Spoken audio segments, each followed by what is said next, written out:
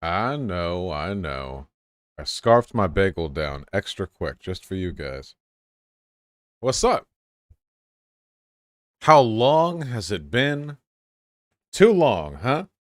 Howdy. Hello, Holic Master. Hey, Vosh, how was your break? It was good. Had a little, excuse me. Had a little vacation. Touched grass. Touched a lot of grass, actually. It was a lot of fun. I even got a little bit of a sunburn. If you can believe it.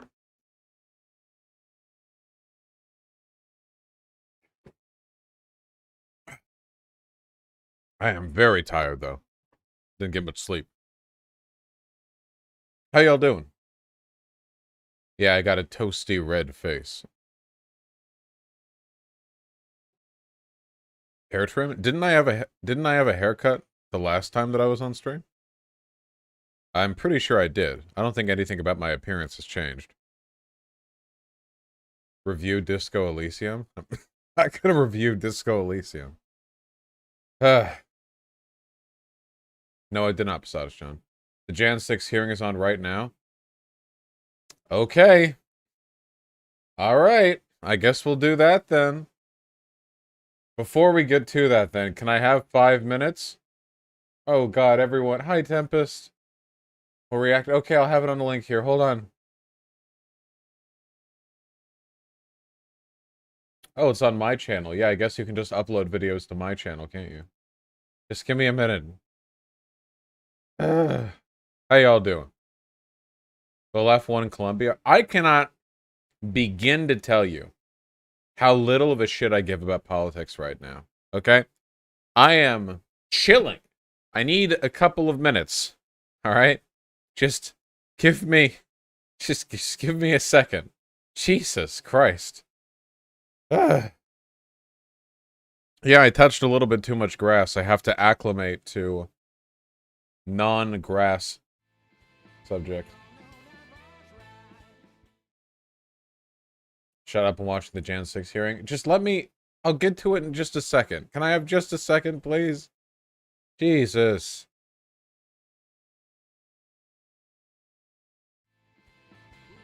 I know. Stop. Please stop. Stop. I'm not looking at your cover this things yet. Stop. What is wrong with you people?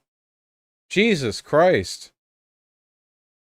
Yeah, I know you're all excited because I haven't been here for a week, but give me a fucking minute to breathe before I get right into the political commentary. Holy shit.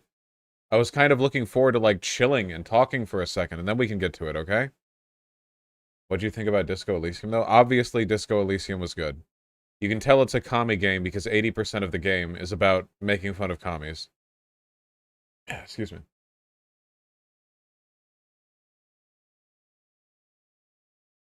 It's a good game. It's a good game. I liked it a lot. It's a good game, you know.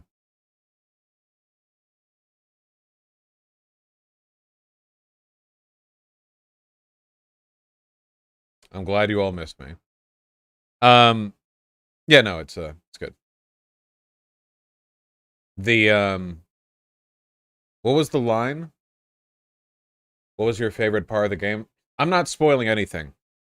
I'm not spoiling Disco Elysium for anyone, you know. I liked it though.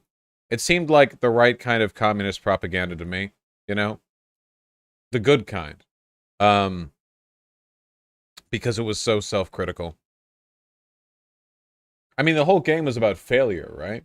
That's not a spoiler. That's evident from the get-go. The whole point, I mean, what links communism, disco, and the protagonist of the game? They're all failures and they're all dead. I mean that allegorically with the main character. That's not like a twist at the end where it turns out you've been a ghost. I'm speaking kind of... That's not a spoiler. You know the main character is dead in the way that I'm referring to in the first 30 seconds of the game. That's kind of the whole theme though, right? Um, Communism is failure, but it's better than not trying at all.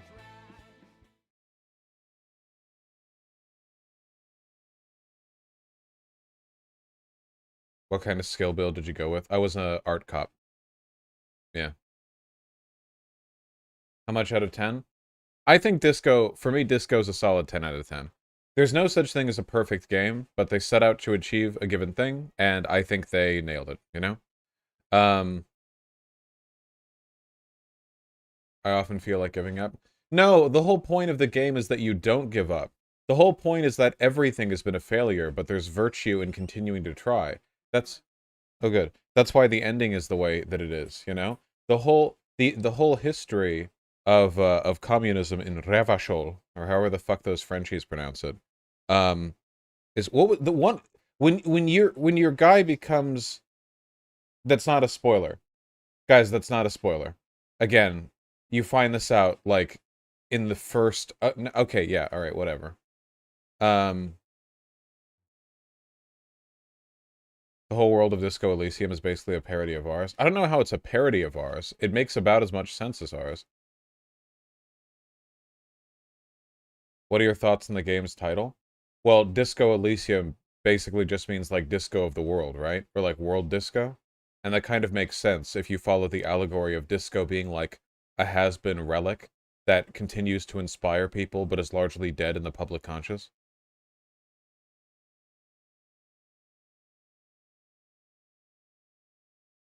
Does it mean disco heaven or something? Oh, does it mean heaven? Oh. Do you see what former GOP were? No, I didn't see anything because I don't care because I'm not a politics streamer anymore. Did you use my Twitter? Use my Twitter? Shut up! I see everything. I am in a panopticon. I am constantly bombarded with information by my community. I can't escape knowledge. It's like a snowball tumbling down a hill, you know. At this point, there is nothing that can keep me from continuing to accumulate information on what's going on. Did you open the crate in the harbor? Yes. Just give me 5 minutes and we'll do the Jan 6 thing, okay? The end of the game was explicitly a warning against doomerism? Yeah, of course. Obviously. Have you played Hotline Miami? Yes. It was my mom's birthday yesterday. Say happy birthday to mom. Happy birthday, your mom. Any update in the Dennis Prager debate? What? Do you think that's info I might, like, cue you in on? If I had any? Obviously, they're not going to reach out to me. I will leverage their cowardice for my own ends. I will complain and bitch about it. Deservedly so.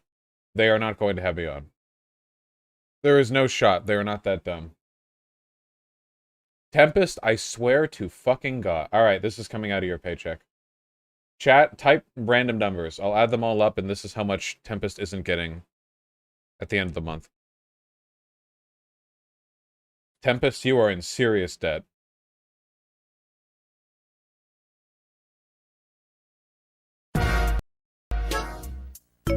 Oh, wait, shit, it's really cute.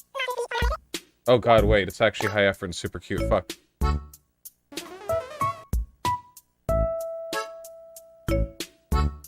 Sushi restaurant above Sasha Studio, this is canon. Oh wait, here, I'm not gonna block.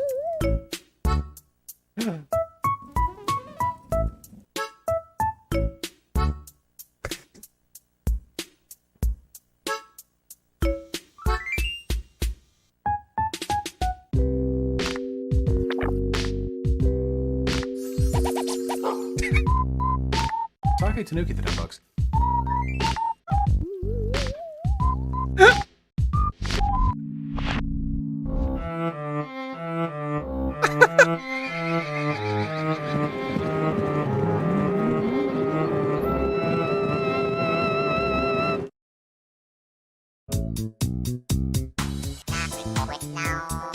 Hey, dude, this is so cute.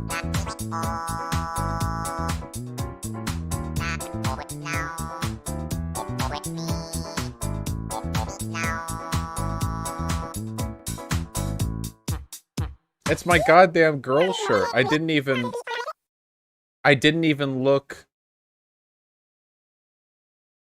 I didn't even look, but it's literally my the girl shirt that I wear. Isn't that so cute? Ah, it's so fucking cute. Tempest, this bops. Thank you. I'm sorry for being grumpy.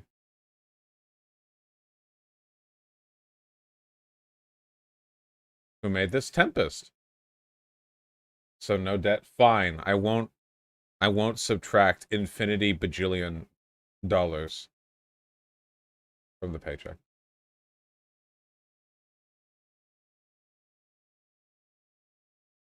Add it instead. I'll consider it. Yeah, this is a live debt cancellation stream. Thank you, Tempest. It's lovely. I assume since this is unlisted on the Vosh Pit right now, that means it'll go live sometime soon. No, I put negative numbers? Oh, shit. Well, wait, hold on, Tempest. Some people try to game the system, and it's going to hurt you. Whew.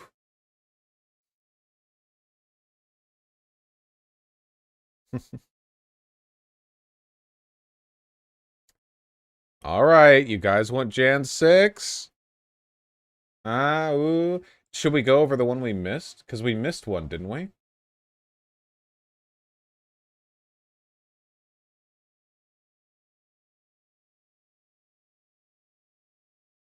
I feel like we can go back and get the other one. Right?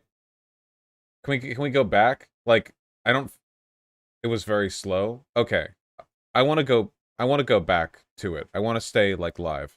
So this is the fourth one. Yeah, there's one right now. Okay, yeah. C-SPAN. This is good. I can catch up on the emails that I was ignoring over my vacation while we do Jan 6. Very good. Okay. Oh, wait. Before we get started. I love you guys. Hope you guys are doing good. I had a great time. Really, I did, you know? I'm just, you know, I'm doing my stretch, you know, it's Monday. I hate Mondays. It's my Monday, you know. How does grass feel like? It feels nice. I will get HRT in 3 to 4 months. Base, some folk. That's awesome. I'm really happy to hear that. Went to Pride for the first time ever, and it was one of the best days of my life. Aww. These goddamn homosexuals. Heard of the new RTS from XBlizz devs called Stormgate? Devs wanted to produce the macro skill for add creeps and lower unit damage, so good for you. Wait, is that true? The devs wanted to reduce macro skill floor, add creeps, and lower unit damage? Wait, are they just making my game? Wait, are they just, like, beaming this from my brain? Wait, I need to see. I'm sorry, guys. 1 second. I just need to see this. Is there any gameplay footage, or is this just, like, a bunch of stoners who left Blizzard? Cinematic trailer? Is it just a cinematic trailer? It's just the cinematic trailer. These don't mean shit to me. Wait. This is Frost Giant. Why would you call them the Blizzard X staffers? I know who Frost Giant is.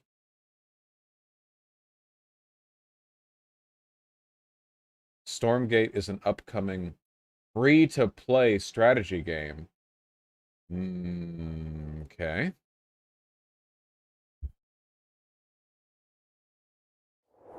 New real-time strategy, exclusive sneak peek into the universe and game that we've been creating for Fantasy Collide. Our story begins hundreds of years in Earth's future, following the near extinction of humanity. This great calamity was caused by the Infernal Host, a playable alien race of demonic invaders that are hell-bent on claiming this planet as their own. With our story, we are creating an ever-expanding game universe, told through an ongoing series of campaign missions that you can play solo or co-op. Into campaign mission, their mode, you'll long. Oh wait, yes, show me units fighting. With grassroots and professional tournaments accessible from directly within the game. There will be different leagues suitable for all levels of experience. Yeah, this music kind of sucks. This music makes me feel like I'm listening to, like, a software dev pitching the newest, like, Excel update. New 3-player co-op versus AI mode. You'll level up your heroes, collect rewards, and customize your forces to open up new styles of gameplay and long-term variety.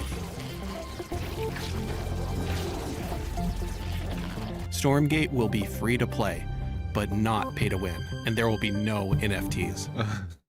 Okay. Okay. I mean, I'm glad that it's just funny that they have to say that. Sorry. Yeah. I guess we'll see if we see, you know. Did you see the French election stuff? Stop! Stop! Literally, I can't look at chat without, like, 1/3 of the messages there being somebody asking me if I've seen some political thing. Please! Please, please, please, please, please, please, please. The French? Oh yeah, I will say, by the way, that Disco Elysium may have been ruthlessly critical of communism, but holy shit, did they make French accents sing, you know? Every time I hear a French accent in real life, it's like somebody's, like, forcing bile down my ears. And then I listen to the voice acting in Disco Elysium, and it's like, holy shit. I wish French people were real, you know?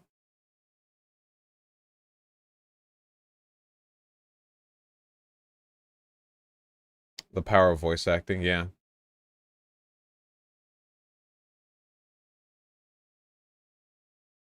Thank you, Mishka. I'm happy to hear that. Crystal Ball on Bill Maher. Yes. That's a very British opinion. The voice acting work in the game was great.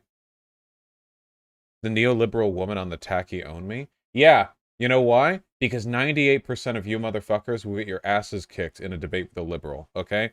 That was so fucking true to life. You guys have no goddamn idea. It is so much easier to debate when you sit from the position of the status quo, because any hypothetical solutions you might have to problems can be countered with some approximate real-life example of failure.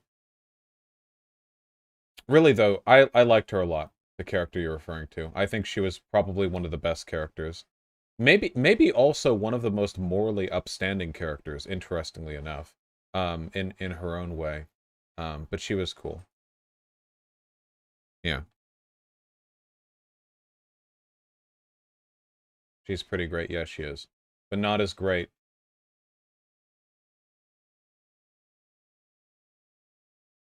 as my new boyfriend. Unarguable.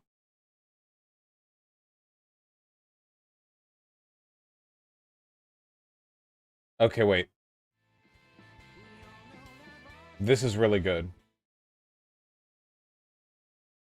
Kim Champ. That's really funny. That's fantastic. I love that. I don't think that would work as an emote, because it would be too blurry from a distance, but that's very good. I like that a lot. When the protagonist manages to get through a line of questioning without vomiting on his shoes. When you see a pinball machine or a car. All right.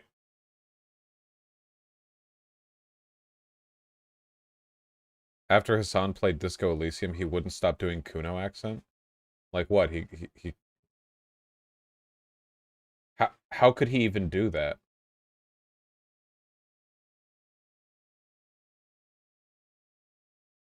I'm his son. Fuck does Hassan care? Like that? Like that? Like he... Okay. Let's just... Okay.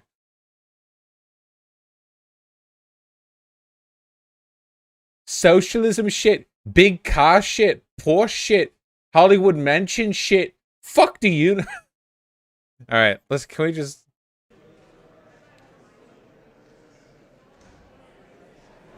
Can I just live? I thought we were on the 3rd day of hearings. We're skipping! We're going to the 4th, we'll go back to the 3rd. This is what's called, in medias res, by smart people. It's called non-linear storytelling. If you're smart, you'll be able to keep up, okay? Let me get this to the point where the hearing actually starts. In meaty ass res, yes.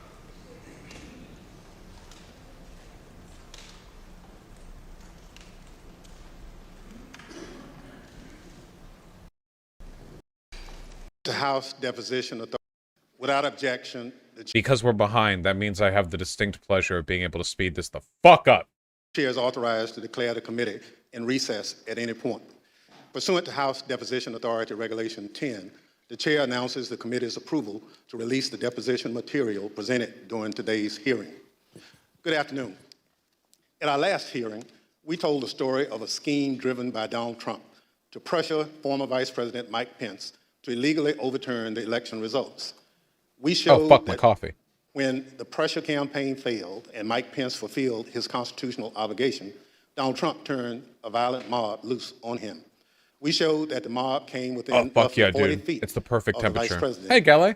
Today, we'll show that what happened to Mike Pence wasn't an isolated part of Donald Trump's scheme to overturn the election. In fact, pressuring public servants into betraying their oaths was a fundamental part of the playbook.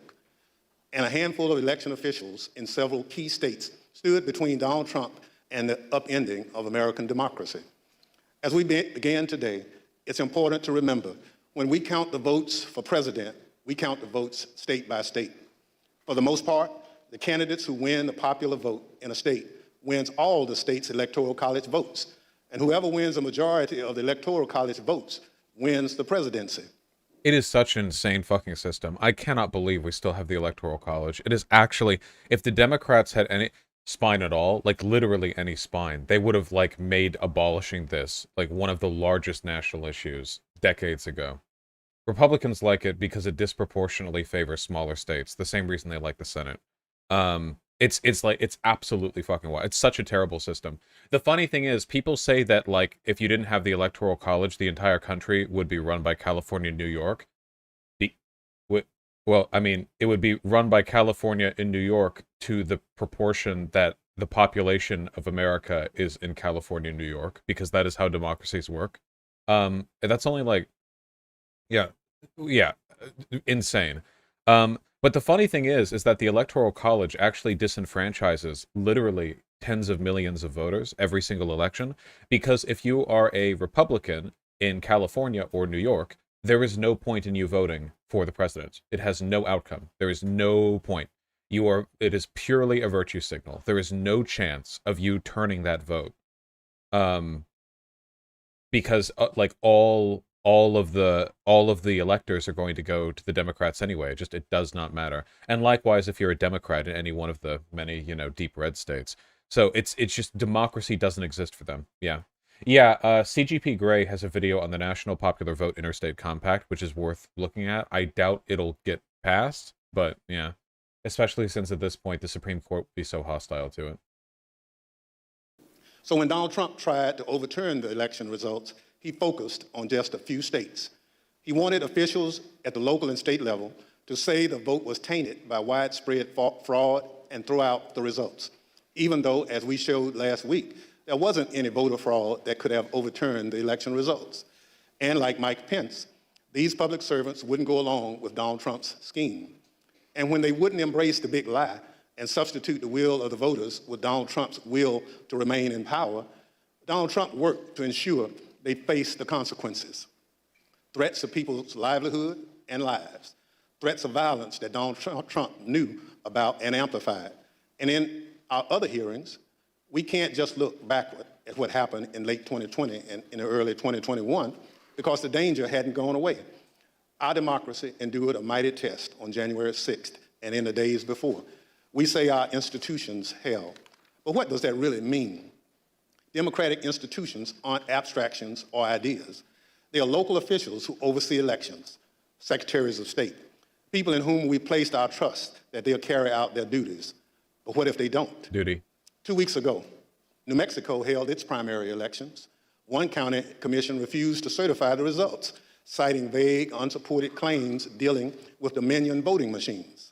The court stepped in, saying New Mexico law required the commission to certify the results. 2 of the 3 members of the commission finally relented. One still refused, saying his vote, quote, isn't based on any evidence, it's not based on any facts, it's only based on my gut feeling and my own intuition, and that's all I need. By the way, a few months ago, this county commissioner was found guilty of illegally entering the Capitol grounds on January 6th. Cool. This story reminds us of a few things. Love that. Love how our country is. I love how you can like be put in prison as a black guy with like an eighth in your pocket, but you can storm the Capitol and still be like a political figure for years afterwards. That's so good. I love that about this country. I love that for us. First, as we've shown in our previous hearings, claims that widespread voter fraud tainted the 2020 presidential election have always been a lie. Donald Trump knew they were a lie, and he kept amplifying them anyway. Everything we described today, the relentless, destructive pressure campaign on state and local officials, was all based on a lie. Donald Trump knew it, he did it anyway. Second, the lie hasn't gone away. It's corrupting our democratic institutions. People who believe that lie are now seeking positions of public trust. And as seen in New Mexico, their oath to be to the people they serve will take a backseat to their commitment to the big lie. If that happens, who will make sure our institutions don't break under the pressure? We won't have close calls. We'll have a catastrophe. My distinguished colleague from California, Mr. Schiff, will present much of the Select Committee's finding on this matter. First, I'm pleased to recognize our Vice Chair, Ms. Cheney of Wyoming, for any opening statement she'd care to offer. Thank you very much, Mr. Chairman. Today, we will begin examining President Trump's effort to overturn the election by exerting pressure on state officials and state legislatures. Donald Trump had a direct and personal role in this effort, as did Rudy Giuliani, as did John Eastman. In other words, I know that seeing her being given any kind of legitimacy by liberal institutions is infuriating, but at the same time, in retrospect, we have to understand that this being like a nominally bipartisan Jan 6 committee is pretty important for, you know, the history books. When the Republicans take over and they're throwing history books into the fire, okay, I will take great pride in knowing that they'll be burning up pages which describe the Jan 6 inquiry as bipartisan. the same people who were attempting to pressure Vice President Mike Pence to reject electoral votes illegally were also simultaneously working to reverse the outcome of the 2020 election at the state level. Each of these efforts to overturn the election is independently serious. For sure, sloshed, yeah. Each deserves attention both by Congress and by our Department of Justice. How do my nails But, feel as craggy? a federal Let me court just- has already yeah. indicated, these efforts were also part of a broader plan. I love sucking And all of dick. this was done in preparation for January 6th. I would note 2 points for particular focus today. First, today you will hear about calls made by President Trump to officials of Georgia and other states. As you listen to these tapes, keep in mind what Donald Trump already knew at the time he was making those calls. He had been told over and over again that his stolen election allegations were nonsense. For example, this is what former Attorney General Bill Barr said to President Trump about allegations in Georgia. We took a hard look at this ourselves, and based on our review of it, including the interviews of the key witnesses, the Fulton County allegations had no merit. The ballots under the table were legitimate ballots. They weren't in a suitcase. They had been pre-opened for eventually feeding into the machine. All the stuff about the water leak and that there was some subterfuge involved. We felt there was some confusion, but there was no evidence of a subterfuge to create an opportunity to feed things into the count. And so we didn't see any evidence of fraud in the Why? episode. And Acting Deputy Attorney General Richard Donahue told Donald Trump this. And I said something to the effect of, sir, we've done dozens of investigations, hundreds of interviews. The major allegations are not supported by the evidence developed. Mr. Trump was told by his own advisors that he had no basis for his stolen election claims, yet he continued to pressure state officials to change the election results. Second, you will hear about a number of threats and efforts to pressure state officials to reverse the election outcome. One of our witnesses today, Gabriel Sterling, explicitly warned President Trump about potential violence on December 1st, 2020, more than a month before January 6th. You will see excerpts from that video repeatedly today. It has all gone too far. All of it. Joe DeGenova today asked for Chris Krebs, a patriot who ran CISA, to be shot. A 20-something tech in Gwinnett County today has death threats and a noose put out saying he should be hung for treason because he was transferring a report on batches from an EMS to a county computer so he could read it. It has to stop. Mr. President, you have not condemned these actions or this language. Senators, you have not condemned this language or these actions. Yeah, because they like it. This has to stop. They we need want you this. to step up And if you're going to take a position of leadership, show some. My boss, Secretary Raffensperger, his address is out there. They have people doing caravans in front of their house. They've had people come onto their property. It has to stop. This is elections. This is the backbone of democracy. Are subtitles available? Dude, your subtitles are right here on the left. What do you mean? And all of you who have not said a damn word are complicit in this. The point is this: Donald Trump did not care about the threats of violence. He did not condemn them. He made no effort to stop them. He went forward with his fake allegations anyway. One more point. I would urge all of those watching today to focus on the evidence the committee will present. Don't be distracted by politics. This is serious. We cannot let America become a nation of conspiracy theories and thug violence. Finally, I want to thank our witnesses today for all of your service to our country.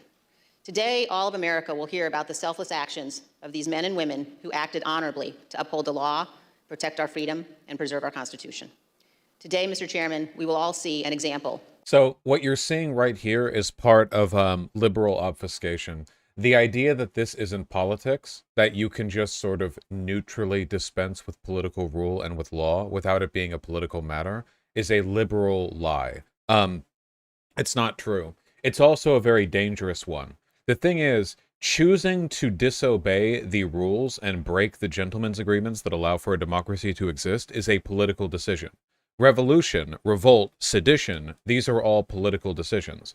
She's trying to frame it as though this is just some kind of, like, this is just some criminal thing, and criminality is just, you know, it's not political, it's just, it happens, you know. But that's very dangerous, because it implies that this is a product just of Trump's personal, you know, psychology, of his personal failing, just, you know, this aberrant thing, as opposed to a deliberate, coordinated, orchestrated effort on the part of the Republican Party to undermine the election and initiate a coup. Yeah, very, very dangerous stuff there. Of what truly makes America great. Thank you, Mr. Chairman. I yield back. Without objection, the chair recognizes the gentleman from California, Mr. Schiff, for an opening statement. Thank you, Mr. Chairman and Madam Vice Chair. On November 3rd, 2020, Donald Trump ran for re-election to the office of the presidency, and he lost. His opponent, Joe Biden, finished ahead in the key battleground states of Arizona, Michigan, Wisconsin, Pennsylvania, Georgia, and elsewhere. Nevertheless, and for the first time in history, the losing presidential candidate fought to hold on to power.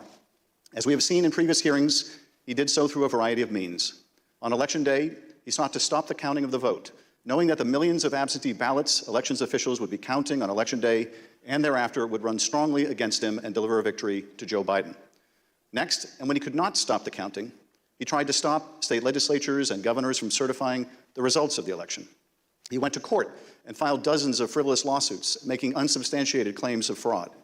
When that too failed, he mounted a pressure campaign directed at individual state legislators to try to get them to go back into session and either declare him the winner, decertify Joe Biden as the winner, or send two slates of electors to Congress, one for Biden and one for him, and pressure Vice President Pence to choose him as the winner. But the state legislatures wouldn't go along with this scheme, and neither would the vice president. None of the legislatures agreed to go back into special session and declare him the winner. No legitimate state authority in the states Donald Trump lost would agree to appoint fake Trump electors and send them to Congress. But this didn't stop the Trump campaign either.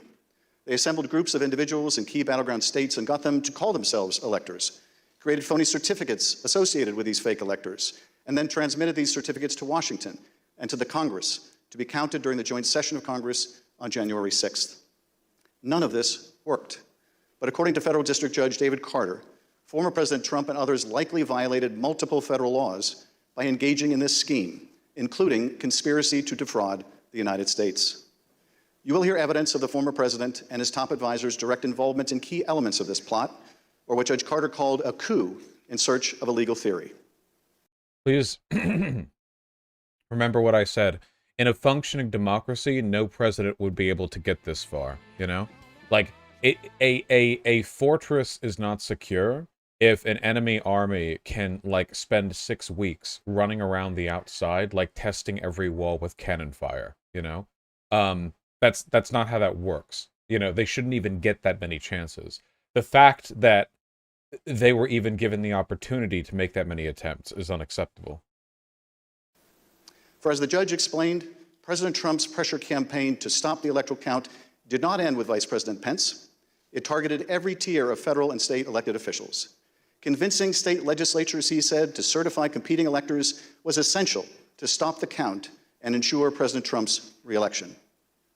As we have seen in our prior hearings, running through this scheme was a big lie that the election was plagued with massive fraud and somehow stolen. You'll remember what the president's own Attorney General, Bill Barr, said he told the president about these claims of massive fraud affecting the outcome of the election. And I told him that the stuff that his people were shoveling out to the public was bullshit. I mean, that the claims of fraud were bullshit.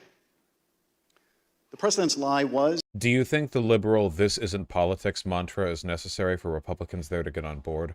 Well, this is not like... It's not like Republicans are getting on board with this anyway. Liz Cheney is here to launder her reputation and distinguish herself, or, you know, make herself distinct from the Republican majority.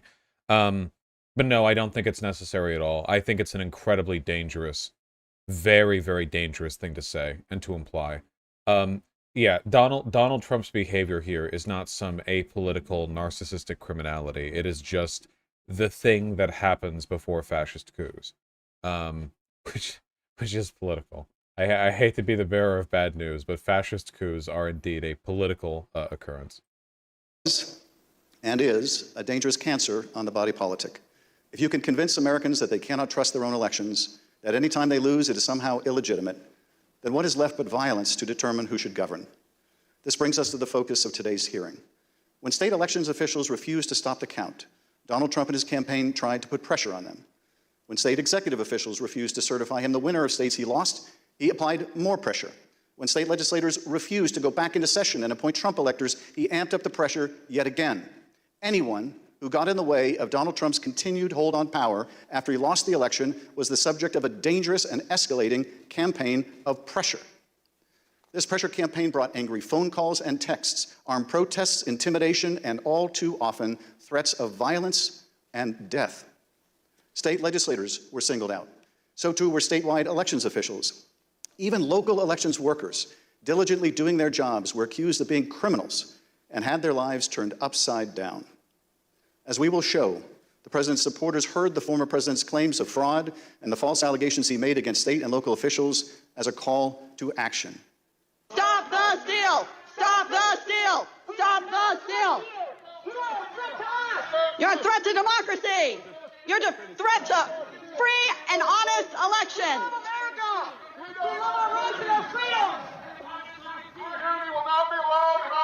Who the fuck is feeding these people lines? This is not what a group of protesters sounds like. What? What is that lack of energy? I swear to God, this is just a group of, like, local, like some local Republican affiliated group that were all like, okay, guys, we need to get out there at, like, 8 p.m. What is this?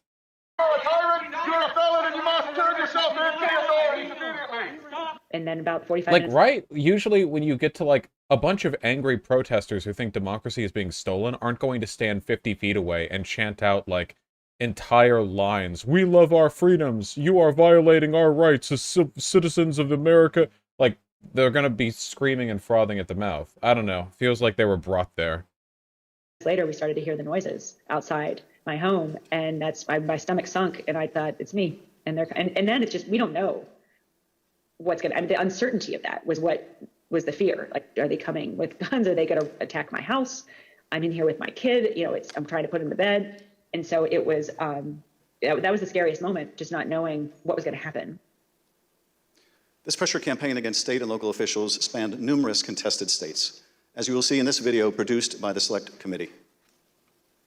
My name is Josh Russellman. I'm an investigative counsel for the House Select Committee to investigate the January 6th attack on the United States Capitol. Beginning in November 2020, the president and his lawyers started appearing before state legislators, urging them to give their electoral votes to Trump, even though he lost the popular vote. I represent President Trump along with Jenna Ellis, and this is our fourth or fifth hearing. This election has to be turned around because we won Pennsylvania by a lot, and we won all of these swing states by a lot. This was a strategy with both practical and legal elements. The Select Committee has obtained an email from just 2 days after the election in which a Trump campaign lawyer named Cleta Mitchell asked another Trump lawyer, John Eastman, to write a memo justifying the idea. When do you remember this coming up as an option in the post-election period for the first time? right after the election. It might have been before the election. Eastman prepared a memo attempting to justify this strategy, which was circulated to the Trump White House, Rudy Giuliani's legal team, and state legislators around the country. And he appeared before the Georgia state legislature to advocate for it publicly. You could also do what the Florida legislature was prepared to do, which is to adopt a slate of electors yourselves. And when you add in the mix of the significant statistical anomalies and sworn affidavits and video evidence of outright election fraud, I don't think it's just your authority to do that, but quite frankly, I think you have a duty to do that, to protect the integrity of the election here in Georgia. But Republican officials in several states released public statements recognizing that President Trump's proposal was unlawful. For instance, Georgia Governor Brian Kemp called the proposal unconstitutional, while Arizona House Speaker Rusty Bowers wrote that the idea would undermine the rule of law. The pressure campaign to get state legislators to go along with the scheme intensified when President Trump invited delegations from Michigan and Pennsylvania to the White House. Either you or Speaker Chatfield, did you make the point to the president that you were not going to do anything that violated Michigan law? I believe we did. Whether or not it was those exact words or not, but I think that the words that I would have more likely used is we were going to follow. Holy shit. Guys, sorry, I'm just going over old emails right now while listening because my brain is huge and I can do whatever I want. And this person has provided such a phenomenal streamlining of the linguistic argument that I've been making with trans people.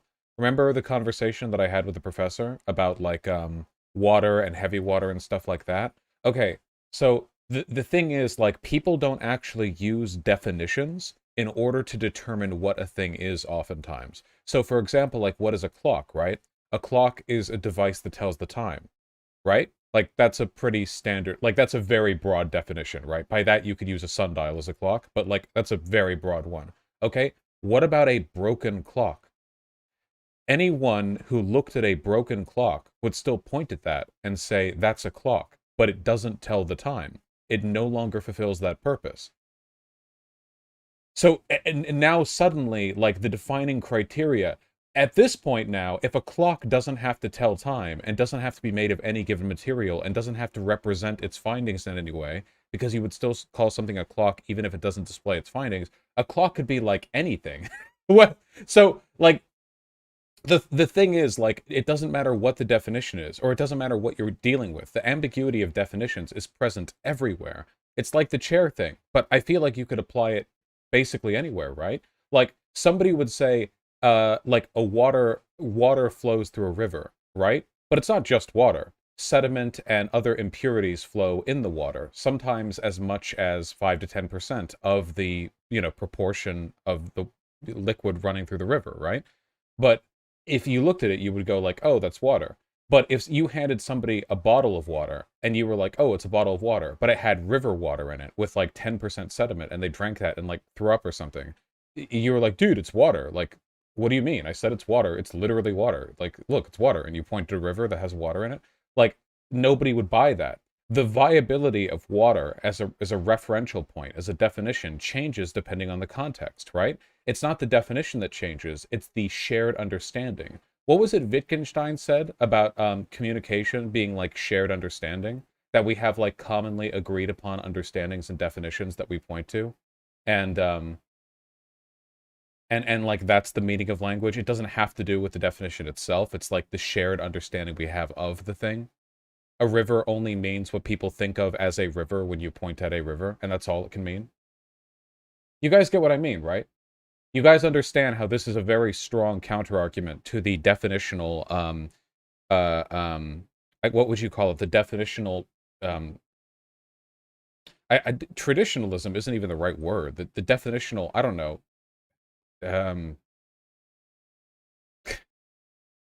illiteracy of the right? Yeah, I don't know. It feels like a strong argument. Yeah. Anyway, yeah. Look, it's a bottle of water, points at a water tower. Yeah, like, you can do anything with anything. It's really just... Yeah. Wittgenstein should be required readings in schools. Would make the world so much better. Dude, most of the time when I look into, like, some fancy pants researcher, or, like, an academic, they have, like, some cool shit, and then the rest of their shit's boring. But every time I learn something about Wittgenstein, it's so good. That dude was so smart. Like, every time I learn something about, it's like, oh, what does this come from? Oh, Wittgenstein. It's like, oh, damn. This dude was bopping. This dude was bopping and dropping. What the hell? All right, sorry. Totally unrelated. Yeah, sorry. Yeah, definitions are basically just there to give people like kind of a gist understanding. Yeah, like just kind of like a basic, like who gets the understanding of things from definitions, unless they're like technical definitions, which don't have as much social validity, you know? If you're getting your definitions from like a medical book or like an engineering textbook, then you might want to go definitionally, because those definitions are very rigid and set in order to distinguish between technical features of the different things. But if you're like talking about social definitions, like you can do anything with anything, man. There's a lot of variety out there. All right, okay, sorry. What's the point of this argument? You're basically saying words don't matter, so you're not arguing for anything? No, the only point that I'm trying to make here is that there's no such thing as like a rigid definition that is existentially grounded and concrete and can't be changed. Conservatives are illiterate. Like it's not even that they're wrong. They're incapable of even having the conversation.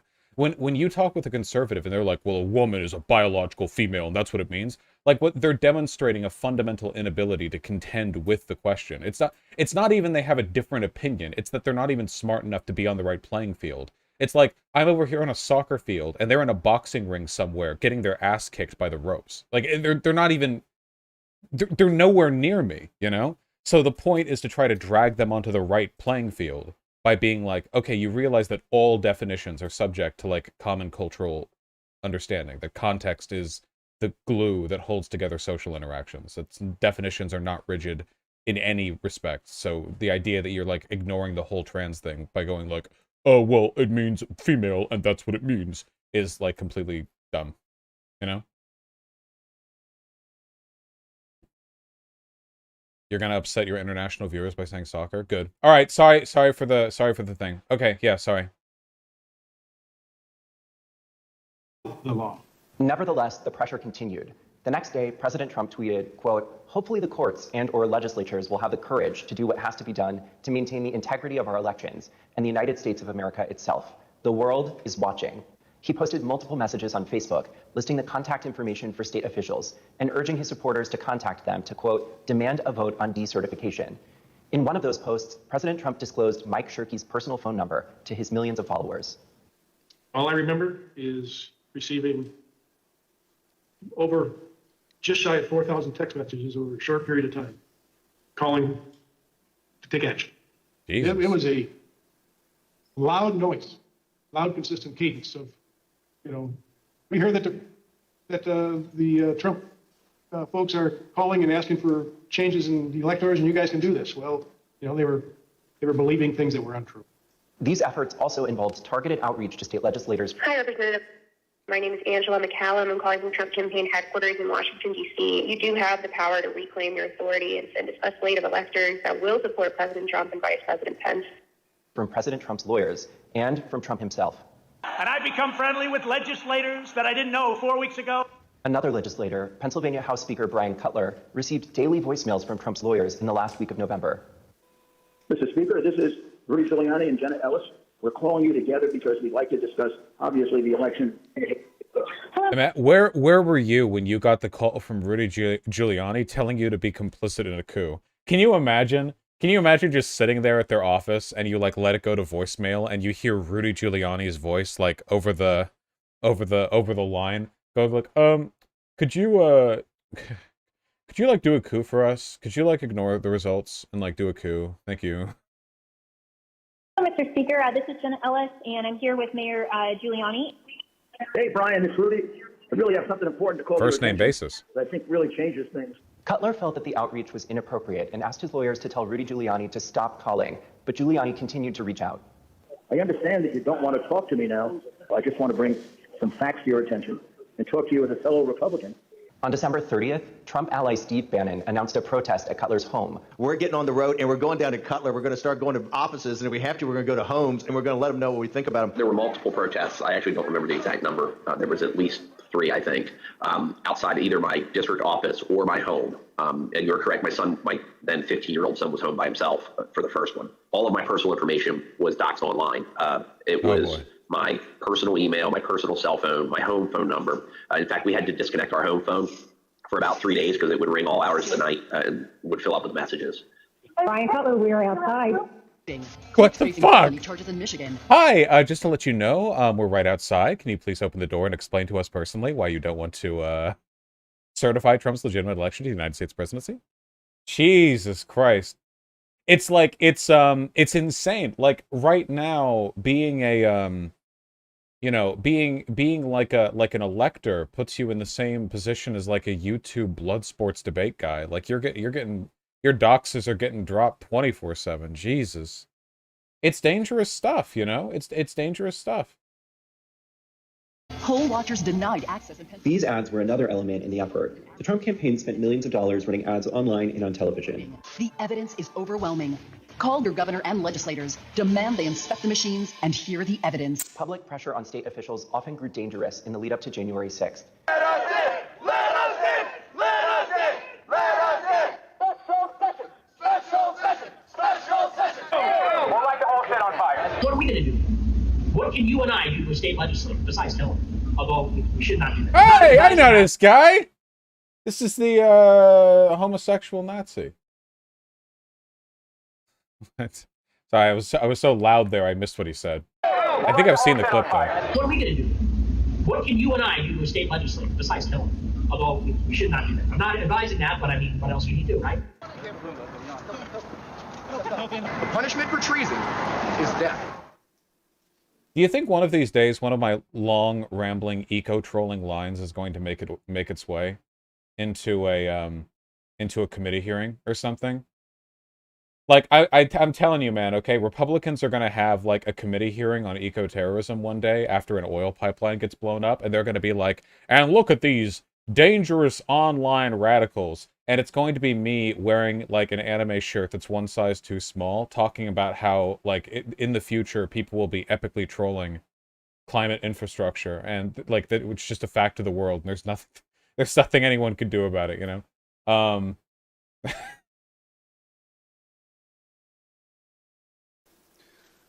The state pressure campaign and the danger it posed to state officials and to state capitals around the nation this clip right here was a dangerous precursor to the violence we saw on January 6th at the U.S. Capitol. Today you will hear from Rusty Bowers, the Republican Speaker of the Arizona House of Representatives.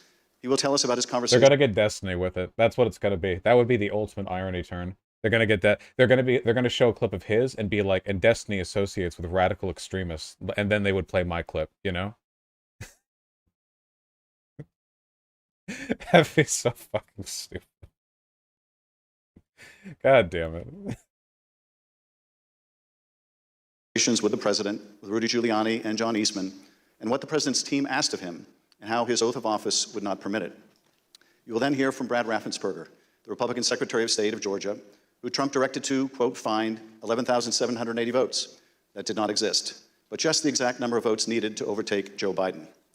You will also hear from Gabriel Sterling, the chief operating officer, his chief operating officer, about the spurious claims of fraud in the elections in Georgia, and who, responding to a cascading set of threats to his elections team, warned the president to stop, that someone was going to get killed. And you will hear from Wandrea Shea Moss, a former local elections worker in Fulton County, Georgia, about how all of the lies about the election impacted the lives of real people who administer our elections, and still do. You will hear what they experienced when the most powerful man in the world, the President of the United States, sought to cling to power after being voted out of office by the American people. The system held, but barely. And the system held because people of courage, Republicans and Democrats, like the witnesses you will hear today, put their oath to the country and Constitution above any other consideration. They did their jobs, as we must do ours. Thank you, Mr. Chairman, and I yield back. I now welcome our first panel of witnesses. We're joined today by distinguished legislative... I know the both sides stuff sounds super cringe, but in this case, it's actually true.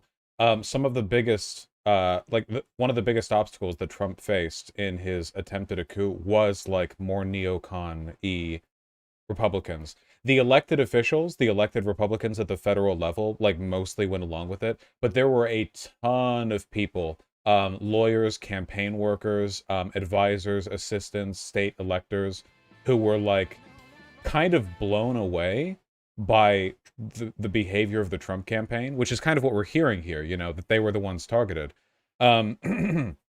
Which was the state Which was the state where the local Republican Party like got rid of all their old electors that certified the election for Biden and got like a bunch of like crazy MAGA Trump diehard ones? Like they're getting ready for the next coup attempt. Which was that Michigan? Yeah.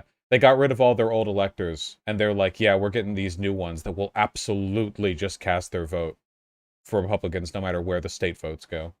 Yeah.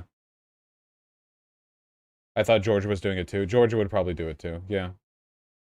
Guys, remember, faithless electors are legal. That is a legal thing. Laws about denying the right for faithless electors to elect faithlessly is a state issue, not a federal one. Legally, there are states where the whole state could vote blue, and then the state electors could just like vote red. Now that's obviously an extremely edge case and very unlikely to happen, but if you have states like Michigan, which very frequently come down to like thin margins, yeah. Love the Electoral College. Love me college. Love me democracy. Eight proportional representation. From Arizona, Rusty Bowers, who's a Republican Speaker of the Arizona House of Representatives. Mr. Bowers was first elected to the state legislature in 1993 and has served as Speaker since 2019. Bush doesn't care. Welcome, Speaker Bowers. Brad Raffensperger is the 29th We're Secretary fucking it up of State coup of Georgia, style, serving fascism in this style. role since 2019. Fuck him up right As good. an elected official and a Two Republican, people vote red. Secretary Republicans in Raffensperger office. is See what you're responsible gonna for do about that. supervising elections in Georgia and maintaining the state's Sorry, public I'm records. sorry. Welcome, Mr. Secretary. Gabriel Sterling is the Chief Operating Officer in the Georgia Fuck this Secretary of Bush State's guy. office. Mr. Sterling was the statewide voting systems implementation manager for the 2020 election in Georgia, responsible for leading the Secretary of State's response to the COVID pandemic and rolling out modernized voting equipment. I will swear in our witnesses. The witnesses will please stand and raise their right hand. These swear are affirmed on the penalty of perjury that the testimony you're about to give is the truth, the whole truth, and nothing but the truth, so help you God. Thank you. Please be seated. Let the record reflect that the witnesses answered in the affirmative. Speaker Bowers, thank you for being with us today. You're the Speaker of the Arizona House and a self-described conservative Republican. You campaigned for President Trump and with him during the 2020 election. Is it fair to say that you wanted Donald Trump to win a second term in office? Please. Yes, sir. Thank you. And is it your understanding that President Biden was the winner of the popular vote in Arizona in 2020? Yes, sir. Thank you. Pursuant to Section 5C8 of House Resolution 503, the chair recognizes the gentleman from California, Mr. Schiff, for questions. Speaker Bowers, thank you for being with us today. Before we begin with the questions that I had prepared for you, I wanted to ask you about a statement that former President Trump issued, which I received just prior to the hearing. Have you had a chance to review that statement? My counsel called from Arizona and read it to me. Yes, sir. In that statement, I won't read it in its entirety. Former President Trump begins by calling you a rhino, Republican in name only. He then references a conversation in November 2020 in which he claims that you told him that the election was rigged and that he had won Arizona. To quote the former president, during the conversation, he told me the election was rigged and that I won Arizona, unquote. Did you have such a conversation with the president? I did have a conversation with the president. That certainly isn't it, but there were parts of it that are true, but there are parts that are not, sir. And the part that I read you, is that false? Anywhere, anyone, anytime has said that I said the election was rigged, that would not be true. And when the former president in his statement today claimed that you told him that he won Arizona, is that also false? That is also false. Mr. Bowers, I understand that after the election... Oh shit, is this our first non-cooperative testimony? All the testimonies we've been given prior were super rehearsed and 100% in compliance with the will of the committee. Is this our I think this might be our first Well, we'll see. We'll see. And I don't know whether this is the conversation the former president is referring to, but after the election, you received a phone call from President Trump and Rudy Giuliani in which they discussed the result of the presidential election in Arizona. If you would, tell us about that call and whether the former president or Mr. Giuliani raised allegations of election fraud. Thank you. My wife and I had returned from attending our church meetings. It was on a Sunday. And oh, he's saying Trump is like, oh, okay. Then I might have misheard the syntax there. Is that the right term? The syntax? Like no. Is syntax when you mistake which pronouns are referring to which? Like you forget the connections of the words? Syntax is grammar? Okay, not syntax then. Oh no, syntax is order of words. Wait, what does syntax mean? Syntax. Stop using random words. You know, using random words is how you learn what those words mean. A set of rules or for an analysis of the syntax of a language. Well, that's a self-referential definition. Those come up a lot, I guess. The arrangement of words and phrases to create well-formed sentences. No, wait, then I was right. If I mistook the syntax, then that would mean that I could have like swapped around like what pronoun or what like adjective or what adverb was referring to what. Yeah, I think I had that right. Okay, well, whatever. Anyway, thank you for clarifying, chat. We were still in the driveway, and I had received a call from a colleague telling me that the White House was trying to get in touch with her. Ambiguous antecedent to a pronoun, yeah. And that she said, please, if you get a call, let's try to take this together. Immediately, I saw that the White House on my Bluetooth was calling, and I took the call and was asked by I would presume the operator at the White House, if I would hold for the president, which I did, and Mr. Giuliani came on first, and niceties, then Mr. Trump, President Trump came on, and we initiated a conversation. And during that conversation, did you ask Mr. Giuliani for proof of these allegations of fraud that he was making? On multiple occasions, yes. And when you asked him for evidence of this fraud, what did he say? He said that they did have proof, and I asked him, do you have names? For example, we have 200,000 illegal immigrants, some large number, 5,000 or 6,000 dead people, etc. And I said, do you have their names? Yes. Will you give them to me? Yes. The president interrupted and said, give the man what he needs, Rudy. He said, I will. And that happened on at least 2 occasions, that interchange in the conversation. So Mr. Giuliani was claiming in the call that there were hundreds of thousands of undocumented people and thousands of dead people who had purportedly voted in the election? Yes. And you asked him for evidence of that? I did. And did you ever receive from him that evidence either during the call, after the call, or to this day? Never. What was the ask during this call? He was making these allegations of fraud, but he had something or a couple things that they wanted you to do. What were those? The ones I remember were first that we would hold, that I would allow an official committee at the Capitol so that they could hear this evidence and that we could take action thereafter. Evidence? And I refused. I said, up to that time, the circus, I called it a circus, had been brewing with lots of demonstrations, both at the counting center, at the Capitol, and other places. And I didn't want to have that in the House. I did not feel that the evidence, granted in its absence, merited a hearing, and I didn't want to be used as a pawn if there was some other need that the committee hearing would fulfill. So that was the first ask, that we hold an official committee hearing. And what was his second ask? I said, to what end? To what end the hearing? He said, well, we have heard by an official high up in the Republican legislature that there is a legal theory or a legal ability in Arizona that you can remove the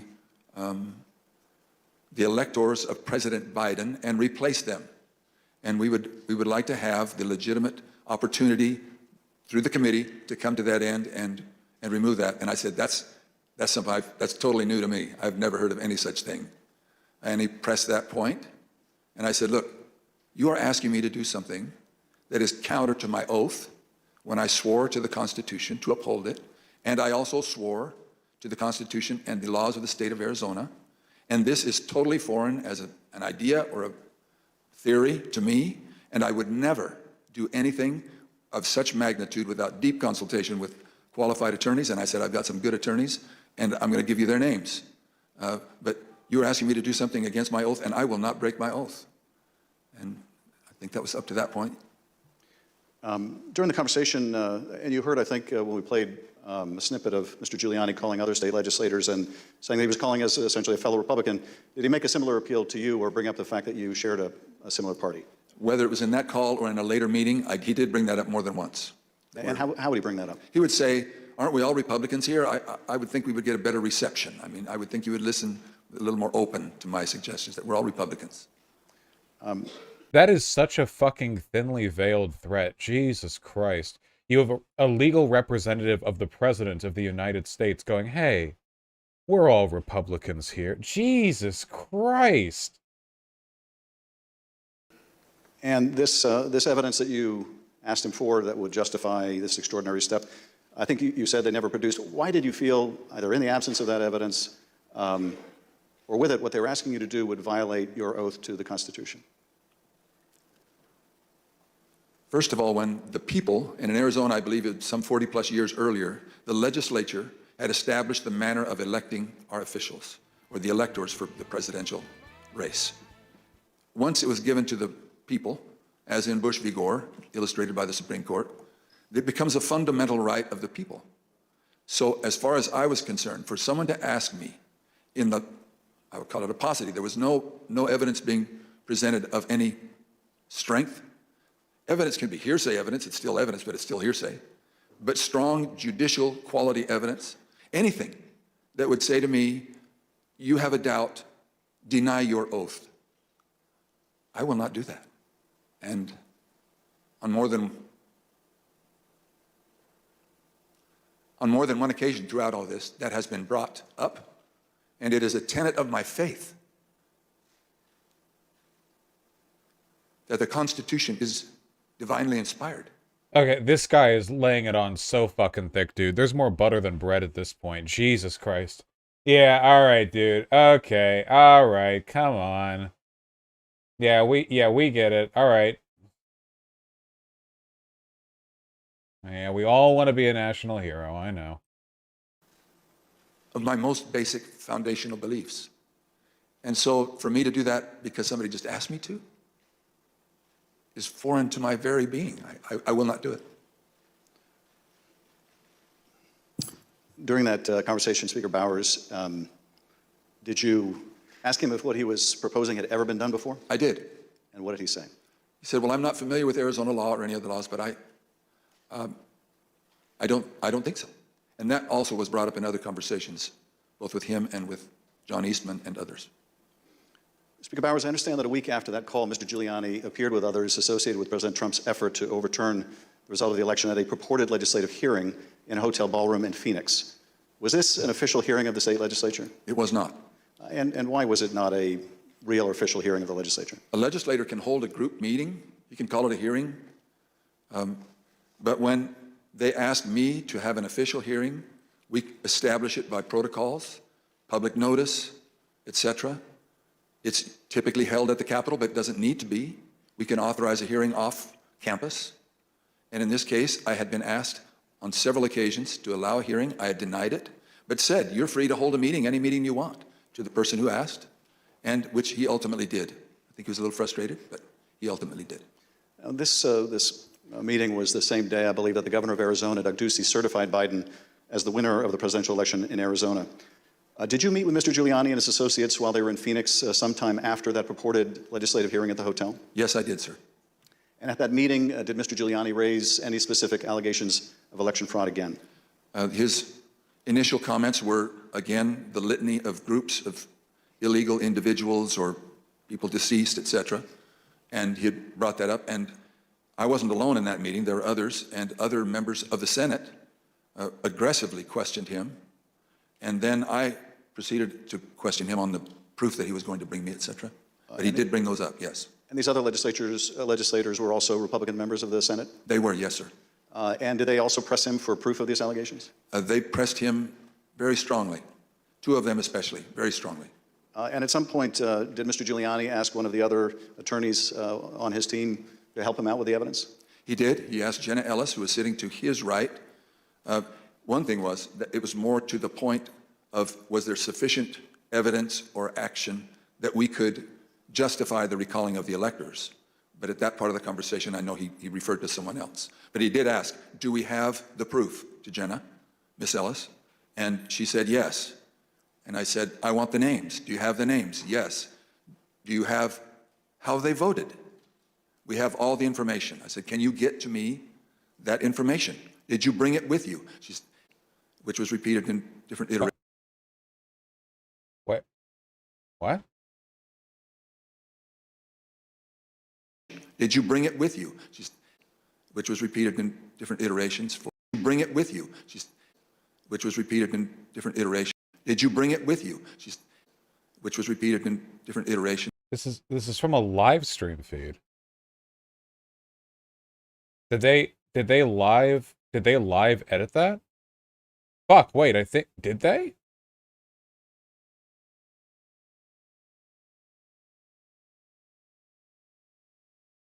They can't edit the shit audio, but they can cut. So, the most likely explanation is that this was a technical difficulty, albeit a very oddly timed one. However, I'm pretty sure they can make live edits. This YouTube stream is streaming from the C-SPAN channel, and the C-SPAN channel uses regular TV broadcasting equipment. And regular TV broadcasting equipment, when they say they're live, are actually operating, I think, on about a 20-second delay that allows them to make live edits in case anything bad happens, like public streaker or somebody swears. You know, they can do those live edits. So, yeah. So C-SPAN could do a live edit. I just don't know why they would do that. There are other streams that play it properly there from C-SPAN. Okay, then it might have just been an error. Yeah. Still weird though. For some period of time. At some point, did one of them make a comment? Sorry, guys. If the state is going to redact anything, it's not going to be like this. All of this is public, okay? The effort that would be necessary to redact something like that from the public record when it's tens of millions of people are watching it and it's being like, no. Yeah, yeah. Release the director's cut. True. Meant that they didn't have evidence, but they had a lot of theories? That was Mr. Giuliani. And what exactly did he say and how did that come up? My recollection, he said, we've got lots of theories, we just don't have the evidence. And I don't know if that was a gaffe or maybe he didn't think through what he said, but both myself and others in my group, the three in my group and my council, both remembered that specifically, and afterwards we kind of laughed about it. And getting back to the ask in that phone call that preceded this meeting, he wanted you to have the legislature dismiss the Biden electors and replace them with Trump electors on the basis of these theories of fraud? He did not say it in those exact words, but he did say that Arizona law, according to what he understood, that would be allowed and that we needed to come into session to take care of that, which initiated a discussion about, again, what I can legally and not legally do, and I can't go into session in Arizona unilaterally or on my sole prerogative. In this meeting or at any other later time, did anyone provide you with evidence of election fraud sufficient to affect the outcome of the presidential election in Arizona? No one provided me ever such evidence. The Select Committee has uncovered evidence in the course of our investigation that had stopped the steal protests at state capitals across the country. There were individuals with ties to the groups or parties involved in the January 6th attack on the U.S. Capitol. One of those incursions took place in the Arizona House of Representatives building, as you can see in this footage. This is previously undisclosed video of protesters illegally entering and refusing to leave the building. One of the individuals prominently shown in this video is Jacob Chansley. Perhaps better known as the QAnon shaman, this rider entered the Capitol on January 6th, was photographed leaving a threatening note on the dais in the U.S. Senate chamber, and was ultimately sentenced to 41 months in prison after pleading guilty to obstruction of an official proceeding. Other protesters... I don't get these sentencing charges, man. I don't understand. You would get more time in prison breaking into a person's house, wouldn't you? Like, even if it was a burglary and the house was empty, and you broke it, like, you would get more time just breaking into a burglary. You would get more time for that, I think. Just absolutely wild. Like, disruption of a public proceeding makes it sound like he jumped in on a city hall meeting and like threw, spaghetti around or something. Not that he was part of a mob breaking into the Capitol building to do a coup. Yeah, I don't know.